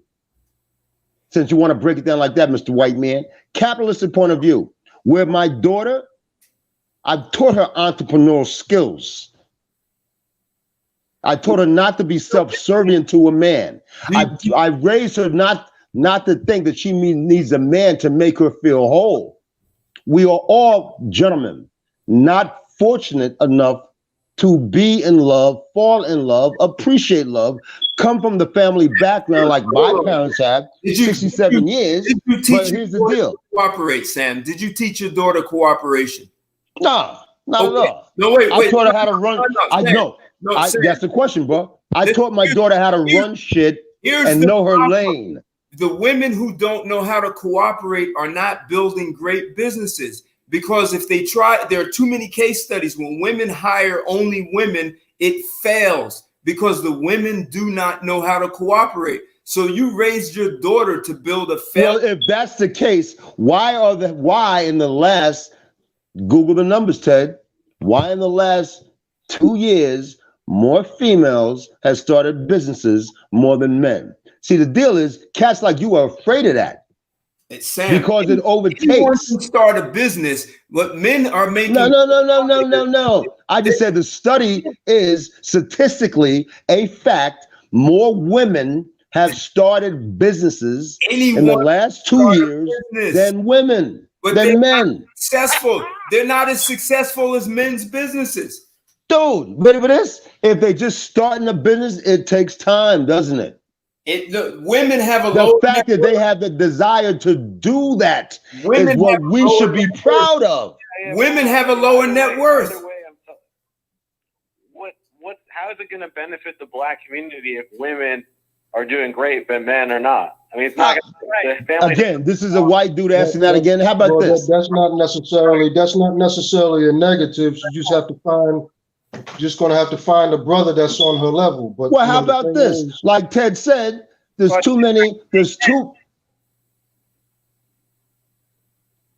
I said, like Ted said, too many broken homes being raised by women. So look at the value of that woman that starts a business and creates a successful business. That does happen. You're not creating successful businesses. Okay. On that note, my man. Like I said, Anthony Knox has been a pleasure. Even his statement saying women are not creating successful businesses. They're not creating is jobs. Bashing women. They're not. And that is not the intent of the dialogue. But that's my man Ted, who I've known for 40 years. Net worth than men. Now we're talking about net worth. That exactly. They're creating debt instead of assets. They're creating debt. That does not work. That's draining all the money out of the community, and they're doing it by themselves. How the hell are they going to raise children if they're in debt constantly? They're driving poverty, even with degrees. So you're basically giving the argument that because women are doing it, they're basically stronger than men overall anyway. No, they're struggling more than men. They're responsible for 75% of the poverty, man. Teddy, you know what? Gentlemen, dude. Ted, I know you for 40 years. I hope to God you get some love in your life, bro. And hope you get the good woman. I hope you get a good woman. Love doesn't make a relationship work. It doesn't matter. I hope you get a woman. I didn't say nothing about love. You just said love. This is okay. How about this? Other than love, my man. Other than loving yourself, I hope you get a good woman in your corner to be your partner, so you can stop hating on women, bro. Like for real. Y'all niggas sound crazy. And yeah, white boy, you sound crazy too. They have to have balls to know how to raise their daughters. Yeah, well, how about this? A motherfucker needs to have kids before he can say anything. You need because you know what? There is no book on how to raise a child. But there's always the cat. There's always the cat. There's always the cat on how to raise a child. There's always the cat that doesn't have children. That's the problem, Jim. Right. If you make them poor decisions. You got to find a mate to have them kids with. Your brothers have a good holiday weekend, whatever it is, because real talk, my man Anthony Knox is the only cat. Yo, Sam, your name is Sam too. I don't know if you can see me. We got the same name, but I'm gonna tell you something, bro. I'm from New York, bro, and that country ass accent. Hey, chill out, Sam. Hey, Alex. No, I'm being good. Say that country. I'm being Ted. I'm being good. I'm saying that country ass accent and your articulation. You're explaining the type of woman you deal with. Call Channel 7 if you want to do a commercial. Yo, peace. Hey, Alex. Yeah, so Sam, this is the takeaway. It's real simple. We're not anti-woman. We're anti-feminist. Have a great holiday. We'll talk to you another time soon. Yeah, well, okay. Whatever your name is, Chief. Remember, that's okay. Not anti-woman, anti-feminist. There's a big difference. Simple. Yeah, well, you know what's funny? The fact that women are evolving to be more independent basically makes men like y'all, not you, Anthony Knox, intimidated. Because I come from the Moorish community, so that's not my, I don't agree with everything that's said on here, but right. But you're open-minded to grow. And like I gave you the example of your daughters being business owners, only the woman that has a subconscious feminine mindset wants to run her own shit. So whether you agree with feminism or not, I don't totally agree with everything with feminism, but I tell you what, I do not want my daughter, my little queen, to be subservient to any man. She will be subservient until she builds her own society. She's going to be subservient to a man because well, if you notice, my man, the shit is changing. No, it's not. Okay, money created. It's changing because men are even having conversations on it. You're having conversations on it, and because you're having a conversation on it, that means you're seeing a trend. It's failing. Well, my man. It's failing. Feminism is failing the white community as much as it's failing the black community. It's the same shit. And that's why you can look at Asian communities and can say Asians figured it out because the families are staying together. The Asian men are earning, as much as the Asian women are or more. They're earning their more. Families are staying together. It's not a racial thing. It's a feminist thing. And from my point of view, it's a net negative to ultimately our society is, saying that women should do everything and men should sit back for a couple of generations. That's not going to work, Well, I mean, dude, I understand that thought process, but if that's a trend you see happening, then dudes need to step their game up. Simple, and stop complaining that women are coming closer to us. Stop complaining. It's that simple. No, step your game up. Sam, the facts are women are actually less productive in the workforce than men. It's actually costing society a lot to hire mostly women. Yes, it is. Somebody got to clean up behind all this stuff. Step your game up, man. Step your game up. Stop complaining.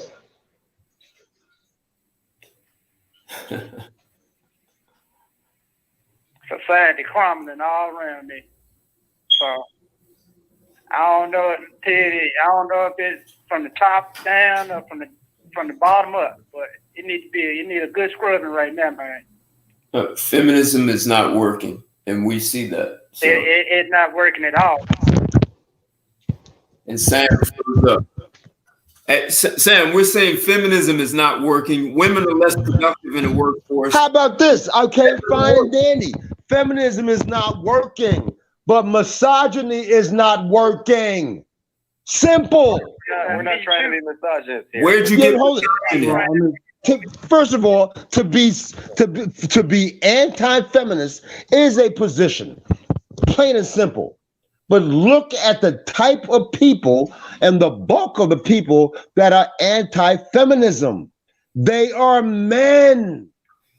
No, that's untrue. More women are dropping out of feminism like crazy. Ready for this, bro? Ready for this? I'll give you a simple statistic. If you look at anti-abortion, it's about 50-50, right? You know, abortion is seen as a woman's right, but actually more women are anti-abortion than men, actually, because men see it as convenient, right? If she gets pregnant, she can get an abortion. So for him, it's like, okay, maybe it's convenient, but for more men actually support abortion than women by a margin. Okay. Ready for this? Yeah. I'm sorry. What is your name? What is your name, bro? I'm Sam. My name's Alex. Okay, Allie, listen to what I'm saying. I don't know how old you are, but now you brought up abortion. The conversation of abortion, I'm 59 years old. Ted is right behind me. The conversation of abortion has started initially a woman's right to abort an unwanted child. In the early 70s, after Roe versus Wade, 74? That's the conversation. In the 80s, same thing. Towards the end of the 80s, the conversation became about the morality of it. The morality of it. It's the right for a woman to make a decision. So if it's 50-50, that means that as a specific point, but it might derail the conversation. But right, that's what it's not. It's all part of it. Yeah.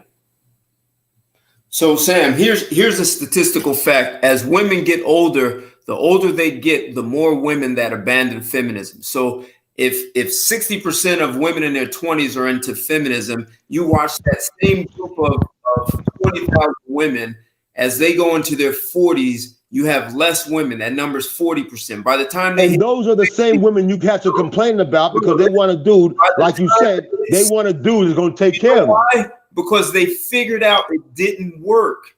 No, because they want a dude to take care of them. They did this, they did that, they've been successful. Now, you know what? They work so hard. Now I want a man to take care of me. And some of the conversations I've heard in some of your past shows is how a woman's supposed to be.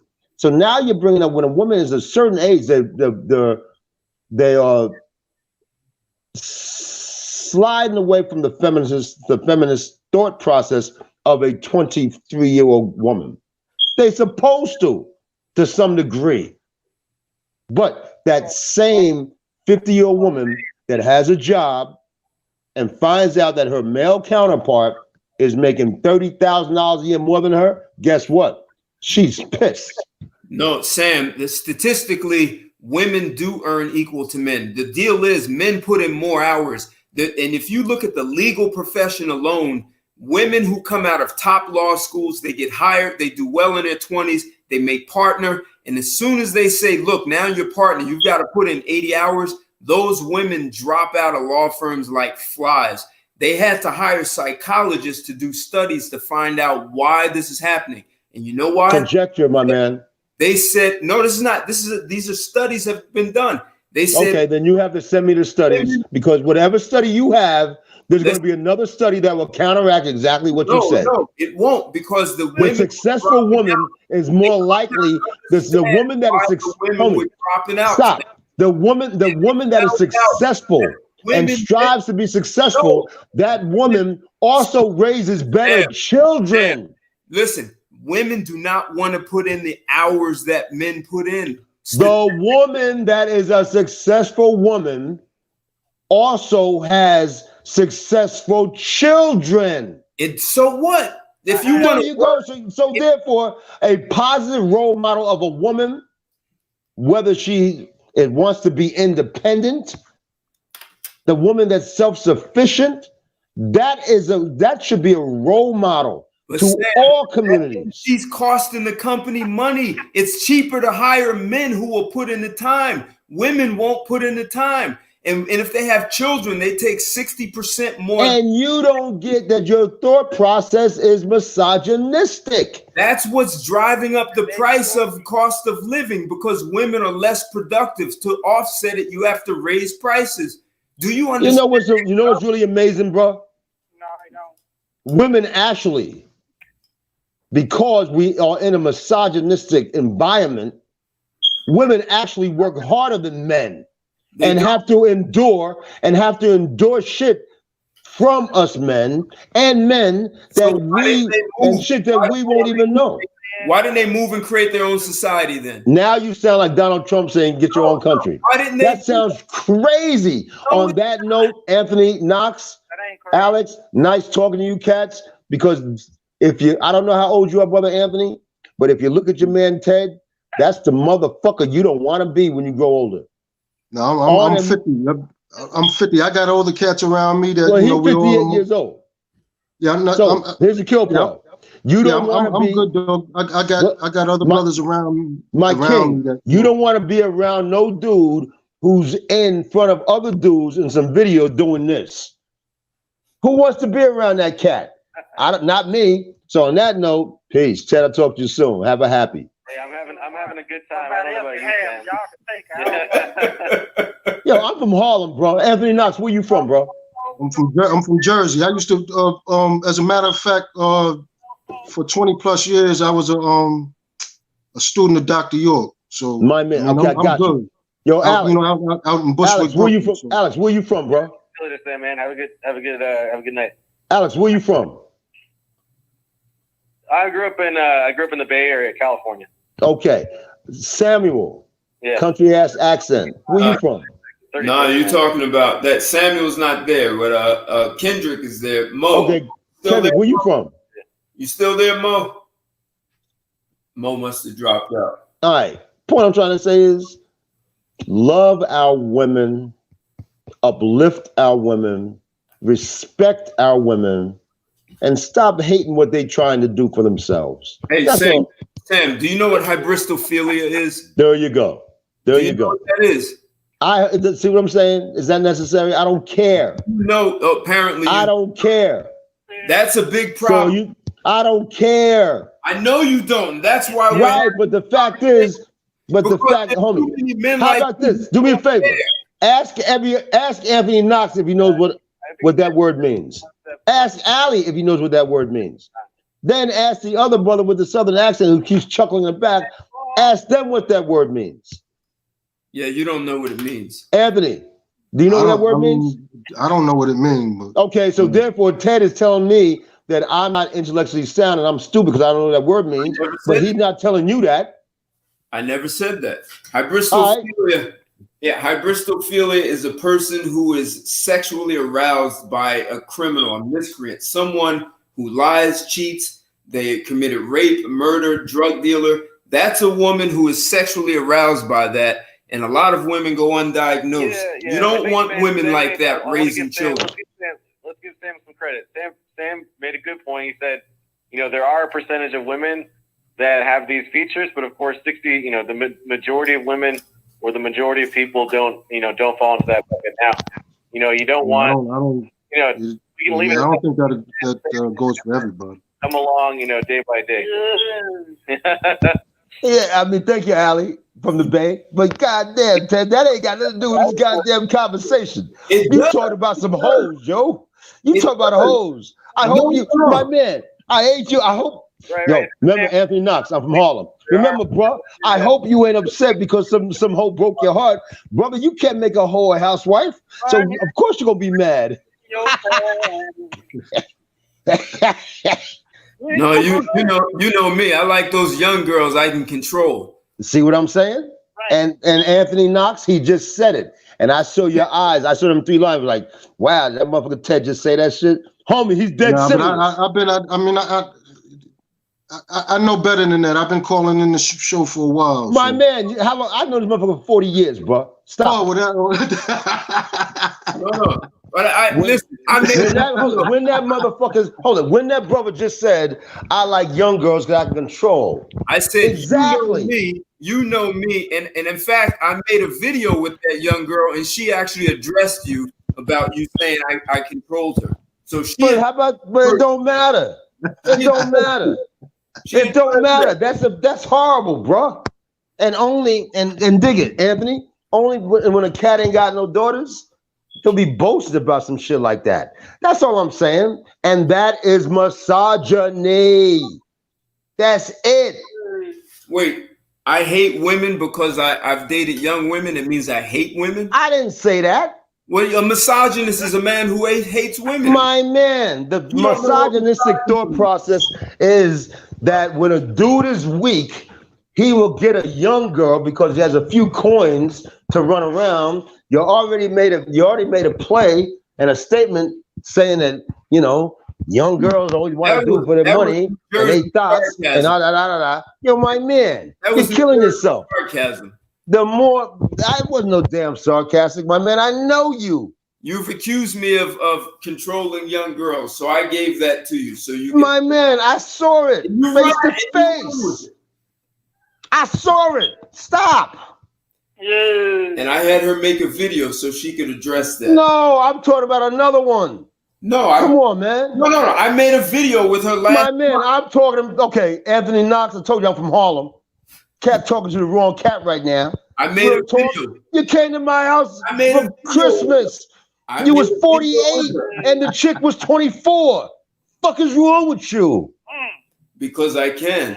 There you know, but you boasting on that shit, dog. That shit is foul. Why? Why?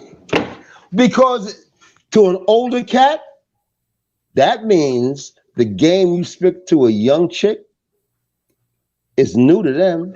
But to an older sister, she heard that dumb shit before. That shit ain't working. That's the guys who have game. I don't have game, fam. It don't matter, bro. So don't sit back and say you was only joking about being able to control a young woman because we've had those personal conversations. You realize it's actually easier to control an older woman because she has less options. You don't know that because they old. You don't fuck with them. You can't. They don't listen.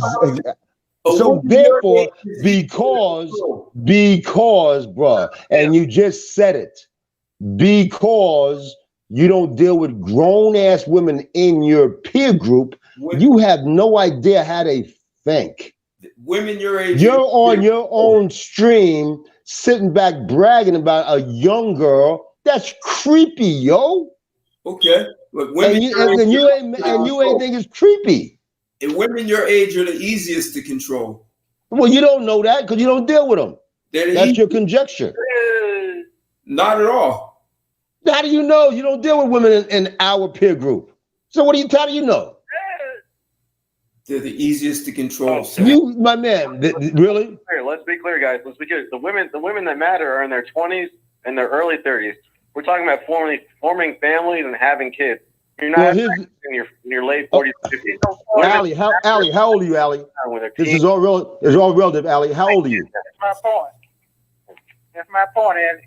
Your man Wonder Woman. Allie, how old are you, Allie? Allie? His name is Alex. Alex, I'm sorry. How old are you? I turned 36 in August. Happy belated. Now, whatever your thought process of women at 36 years old, you'll have a different thought process of women when you're 56 years old. It's called evolution. That's all it's called. Right. However you looked at women when you was 14, you didn't look at them the same way when you was 20. So you will evolve. Things will evolve. Let me stop you, Sam. Don't make too many assumptions. Let's for a second. My parents met at Harvard. My mom went to Harvard. I've seen a strong, like quote unquote, strong woman in my life. My parents divorced when I was 10. I saw, a marriage, but a marriage fall apart. Everybody has a different story. Everybody's a different, different age. But I'm just saying, I don't want to hate women. I have no desire to do that. I don't like having hate in my heart, period. I don't want to hate anybody. It just doesn't feel good. But I'm just saying that I want society to function. I feel like everyone in society will be happier. There will be just basically, society can kind of rise to a new level if we fix gender relations. And okay, now Black community, I find it very interesting. So to me, I got it. I got you. Now check this out, my man. The fact that you're 36 years old, I'm gonna tell you something, and I hope you respect this and take this with you for the rest of your life, bro. For real. The only thing you should really want is to have people around you that you love, that love you. So when you're 95 years old in your deathbed, you got your loved ones around you. Anything else ain't got nothing to do with your personal existence. But see, this is the point. You are raising girls, men like you are raising girls to be alone so that when they get older, there will be no one around them except cats. That's why we're having this conversation. Okay, now, ready for this? My daughter is 22 years old. I don't know what the fuck she might think when she's 30. I don't know what the fuck she might think when she's 40. Wait, you just missed what I said. No, what you said something ridiculous. I'm there are responding to men like you who are raising their daughters to be alone, and the women who've gone down that path after 45 would trade if they could go back and change it, they would have found a husband. Most of the women that you interview will tell you that they went down a wrong path. So you taught your daughter to go absolutely, Ted. Street. I'm Ted, you're right. Hold it. Time out. Teaching women to go down dead-end paths is a bad move. Hold it. Time out. When a guy is right, when a motherfucker is right, a motherfucker is right. Anthony Knox, listen to this one. Ted Santos is right. Absolutely. But here's the kill part, my man. You 57, 58 years old. You ain't got no kids. You ain't got no wife. So what have you learned? I learned that I've learned when I meet a guy like you who literally used to put men and boys on the street as prostitutes, that whatever you have to say is still coming from the hate that you had back then. Okay, now, since you brought that nonsense up, it's not nonsense. Here's the deal, Anthony Knox. At the beginning of this, Anthony Knox. Here's the deal, Anthony Knox. You said in your here's 20s, the deal, Anthony Knox. You hated girls. I told you I'm from Harlem, right, bro? I told you I'm a Harlem cat. Check this out. Ready for this? I told your man Ted once, I said, you're my man. Anybody with conversation can pimp a chick. A real motherfucker can pimp a dude. That's gangster. He did not understand the colloquial meaning of it. Now, when I was in college, yes, Ted and I met at Howard University. One summer, I used to drive around some prostitutes. Hey, they used Sam, no, hold it. He brought it up. He brought it up. Hold it. He brought it up like he's trying to blow me up. Don't lie. He's trying to blow me up. Don't. You ain't got no shame, my man. You ain't got no shame. Lie, man. The only thing is, it seems like my man. But I've evolved. It seems like my man that you are trying to advocate to everyone you communicate with that women are fucked up. It's good to be 58 years old alone. It's good to have a professional forum and wear a tank top and flex your muscles. You are trying to project something that you just did it for the thing. And you are trying to project loneliness. No, I'm not. Alex, do you have a significant other, Alex? I don't right now, but I was in a 5-year, 6-year relationship up until okay. last year, yeah. Now, when it was good, was it good? Yeah. When it was bad, correct? That's what causes demise. Now, are you aware of all the information that you've learned from that last relationship? Because of the information and the heartache that you went through when you was younger, you might go through that again, or the next woman might be the very last woman that you're involved with because it all works right forever. Isn't that a possibility? Huh? I think it's a good possibility. It's something that I would Now, like, ideally. You're 36 years old. You're 36 years old. Do you want to be 58 years old with no one to love and no one to love you? Well, I mean, honestly, it's better than being in a bad relationship, and you can get No, stuck I didn't say that. on one. I said 22 years from now, do you want to be that guy? I mean, it depends on how good If it happens, it happened. I asked you. single life at 58, right? I'm saying, and you feel good, a career by going. the time you're 58, don't you hope you get the love and the relationship and the family and the whole thing? Don't you hope you get it right, brother? Yeah, I mean, it seems like that would be the ideal, sure. That would be the ideal. So how the fuck are you going to listen to a cat who's 58 years old, no kids, no ex-wife, how you going to do that?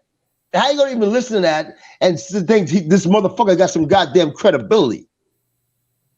Yeah. Don't be that dude, bro. To be honest, I think Ted's a very wise, smart guy. I like the fact he does his research, he quotes, statistics. Now, hold on. Statistics. Are you aware for every statistic, you can find something that can counter that statistic? That's just as valid. Are you aware of that, Alex? Yeah, I think there's some truth to that, sure. Okay, so with that being said, statistics are just numbers that someone can throw out to pontificate as if they know something. So society is not working. I don't need a statistic for that. How about this? A lot of my friends are married. A lot of my friends are married and happy, kids in college, grandkids. To them, it's working. I got it. Well, when you take a shallow approach to life, you actually miss what's happening around you. And that okay, well, how about this? If you're so aware everything around you, then guess what? You would have some love in your heart to give someone else. I don't think you know what love is, Sam. Stop watching movies, all these movies.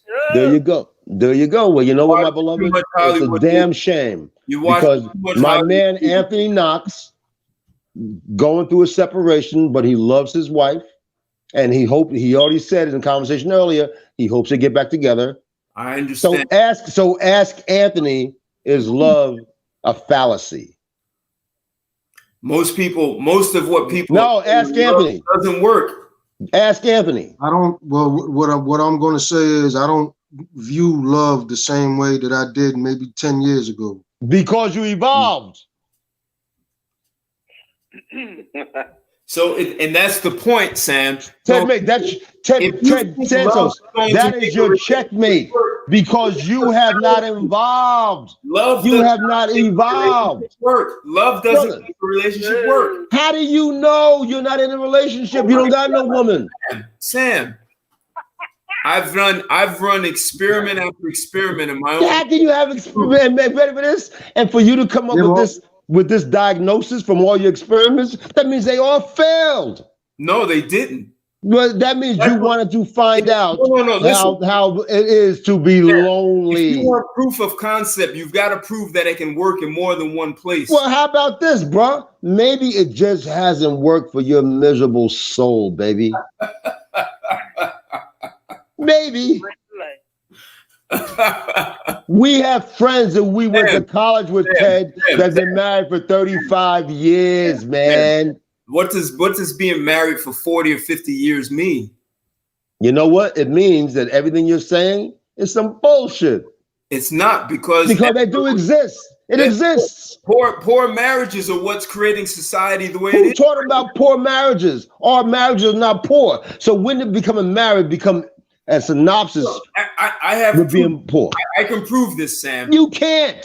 Listen, Sam. You never had a divorce. Listen, Sam. When a marriage is, children are a product of marriage, and when not at all. Listen. Children are a product of sex. No, listen, I got it. A child who was raised with parents, whether one or two, and when they come out and they put people on the street as prostitutes, that means that man hates women in a way that people can't. And I'm saying, at 20 years old, I hated chicks. No. They were just some pussy, bro. I got it. At 20 years old, I was like, my man, at Most 20 guys- years old. As a most matter of fact, how about this?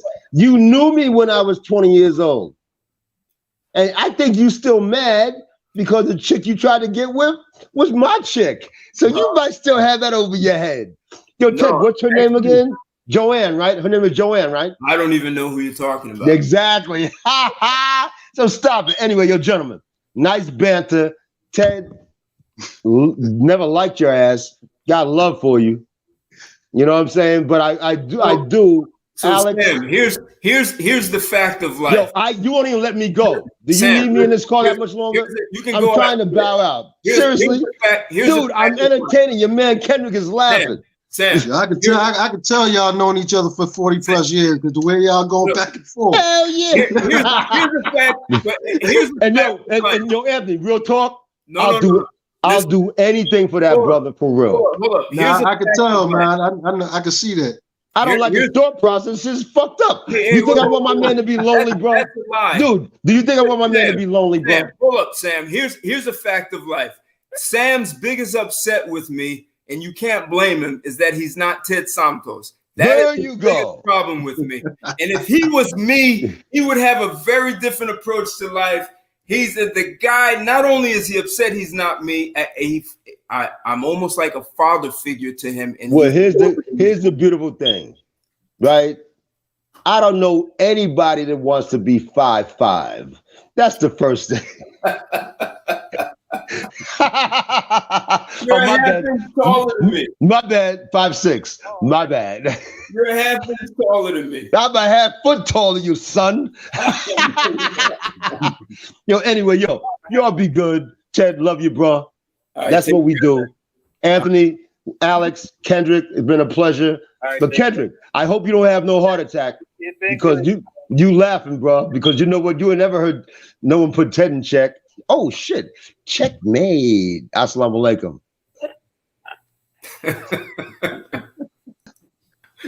Wow, man. Anyway, any last words, guys? That was a pretty good one. I enjoyed it. Yeah, I'm cool. You know, like I say, it is what it is. And it's sad that we got to get this thing together because the kids are products out here. So we got to make this thing work some kind of way. But I'm good. I got Jesus. I'm good. All right. Hey, Anthony. It's the same as always, you know. He was actually saying some of the things we've said on past shows that we, in order to change things, we do have to step our game up, and that means that to take control of our households, and that means taking care of the women. You know, whether they want to have their own businesses or not, that should be a choice. But we should take the reins. And I mean, we've said this over and over. This is not just tonight. And not be afraid to put demands, because I don't care if it's a team or a corporation, corporations put demands on people, and that's how it works. Yeah, well, I don't, like I said, I don't agree with our women or any women for that matter working. No, if you're married, your woman shouldn't be working for someone else. No. I'm not talking about whether she works. I'm talking about the way a corporation works. It puts demands on people. And that's if you play on a football team, it's going to put demands on you. You got to show up for practice. You have to have a certain diet, a certain behavior. There's certain things that are put on you if you're part of an organization, and if the organization is going to be successful. So if you look at a family like an organization, as a man, if you're going to be in that CEO role, you cannot be afraid to put demands on your family. Yeah, you gotta ask you have to give them. I was listening to something else. They were saying this too. You have to give them You have to give them tasks. Right. They have to be integral in running your business. Exactly. Well, you can't be afraid to put demands on women. And in that way, they build more respect for you. Absolutely. Good. What were you saying, Alex? Well, I was saying, I think Ted Ted hinted at this maybe last week or the week before, but there's like some psychology that says, when a woman does something for you, she becomes more attached. Exactly. It's not that you can demand it, and then when she does it, then she becomes more attached, right? Whatever. So it's not that she becomes attached first and then does what you want second. It's that she does what she wants second and becomes attached. Sorry. They want to be your helpmate. When a woman starts to feel like she's not your helpmate, then you start to go this way. They want to feel like they're a part of your life. Right, exactly. And if you don't have any hopes and dreams, you might as well say goodbye to her, because then she's gonna run into the other Samuel that called in and be pulling her panties down in the stock room.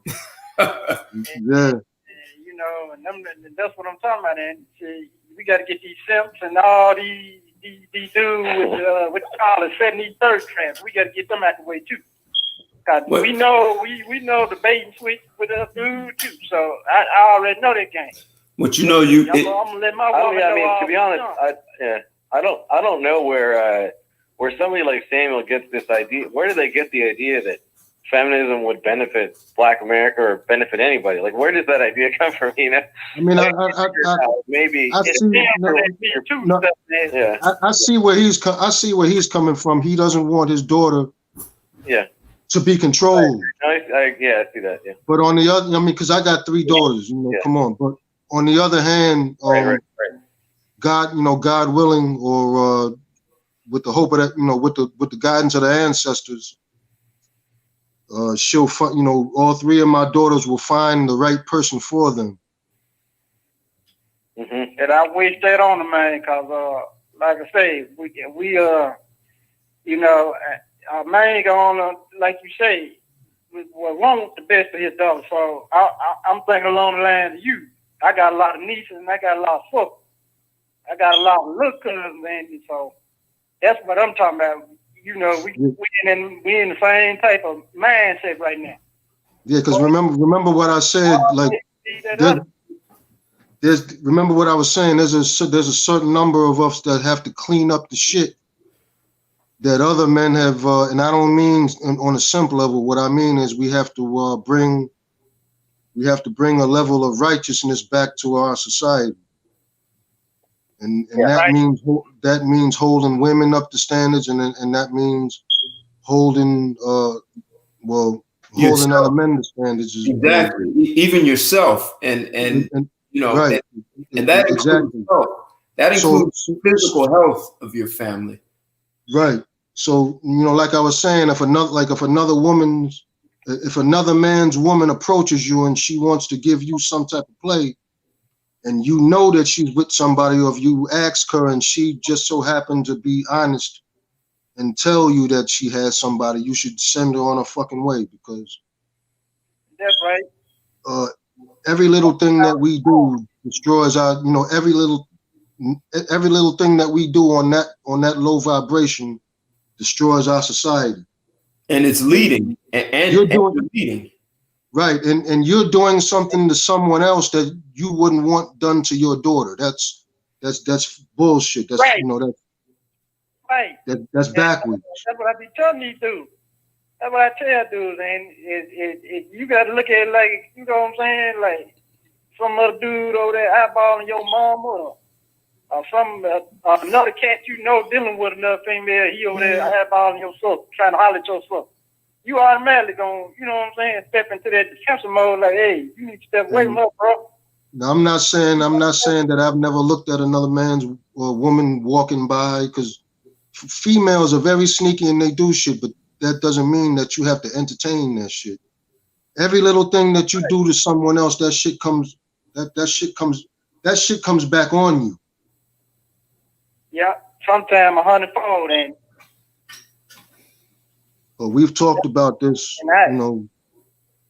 this ain't the first time we've talked about this. Right. So things have gotten out of control because men actually let it get out of control. I mean, if you're honest about it, right.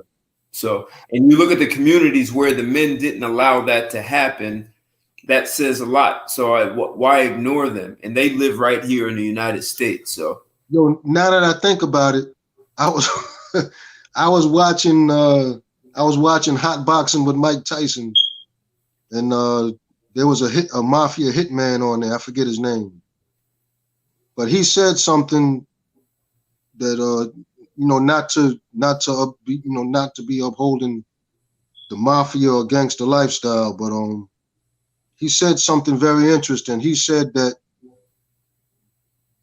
if you got caught messing with another woman, another man's wife, that could be punishable by death. Right.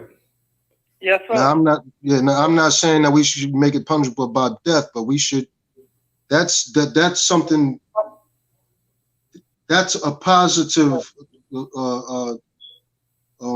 aspect of that. Not that it's punishable by death, but to because we also do that in amongst the I don't like this word, the conscious community, but amongst the Moorish community, we don't.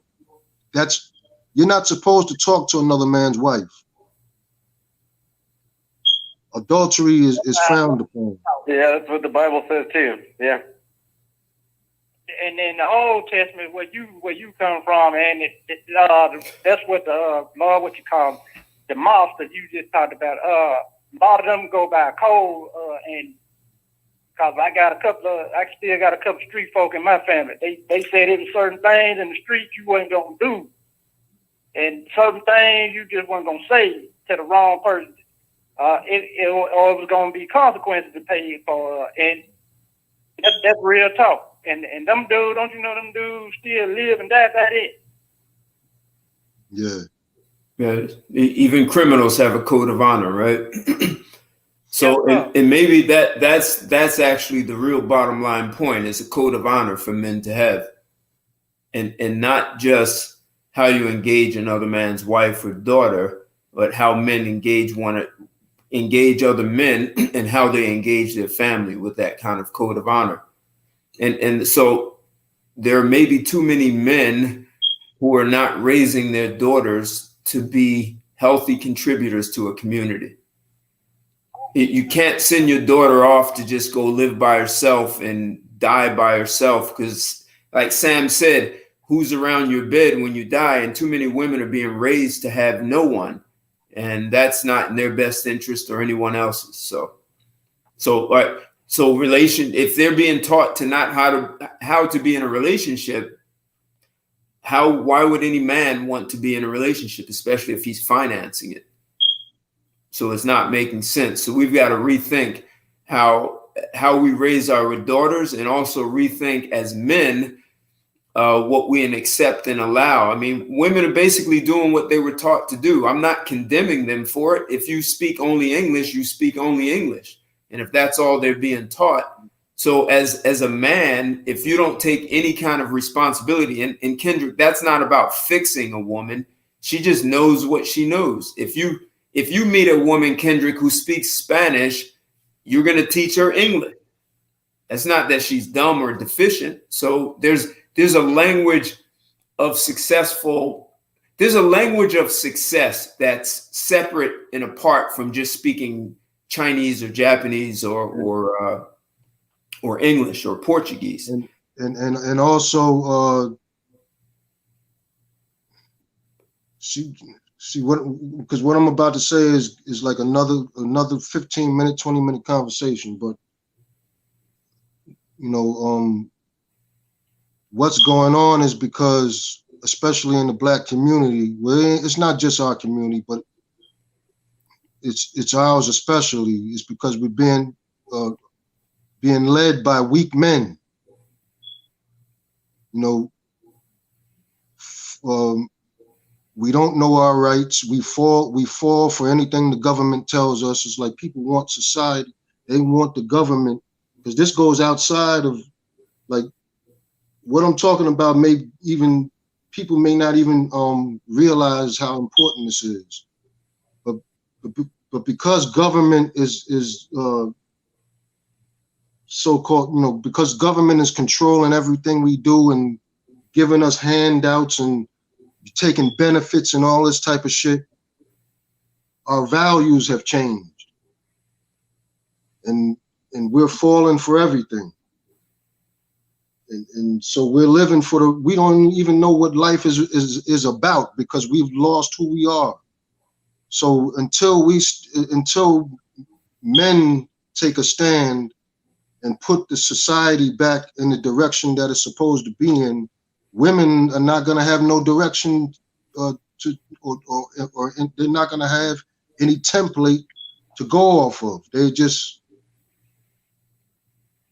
doing what they see us do, and they, you know. By and large, I think men set the morality for the culture, right? Men are the women are more agreeable, so they tend to follow the group. But men have to set the standards, because they're only men enforce the standards, because enforcing the standards requires violence.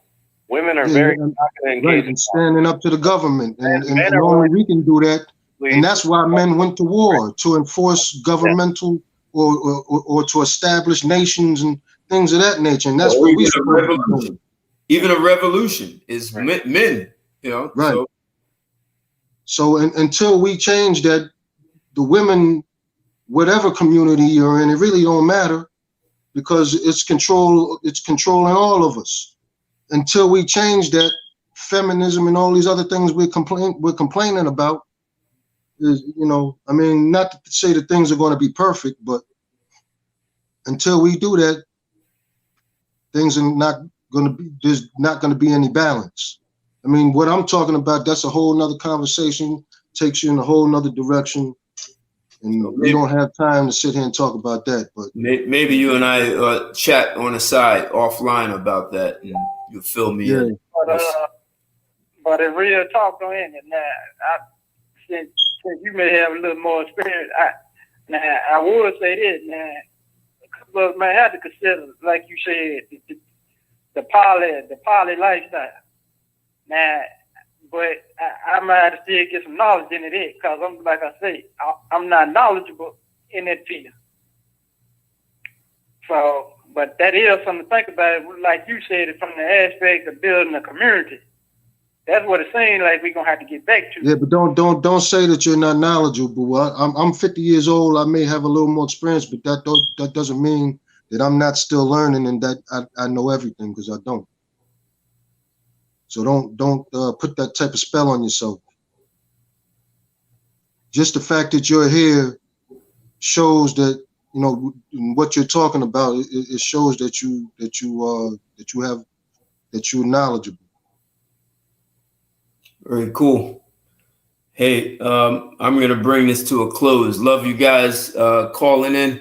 This was interesting. I had almost equal on Blog Talk calling in and on YouTube. So that made for an interesting dynamic. So appreciate you guys being civil and intelligent in these conversations, and we could rumble a little bit, but still bring it back to some sense of logic and direction.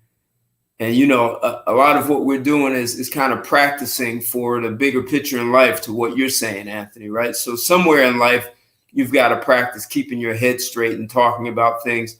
And if you don't really understand the problem, you can never provide a solution. Because if you don't understand the problem, like a doctor, you can provide the wrong medicine if you don't understand the illness. So talking this through is absolutely essential. And all the people in the chat provide a lot of good insight and ask questions and also give good perspective. We've had a few women in them. So I want to thank the guys and the women for joining in. So next week we'll have another hot topic. Apparently this was a good one. And I want to say thank you to everyone.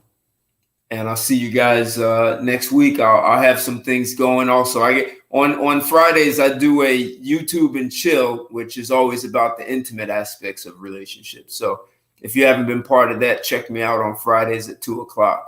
Until then, thanks a lot, guys. Have a good evening, and I'll talk to you soon. Bye. Check you later.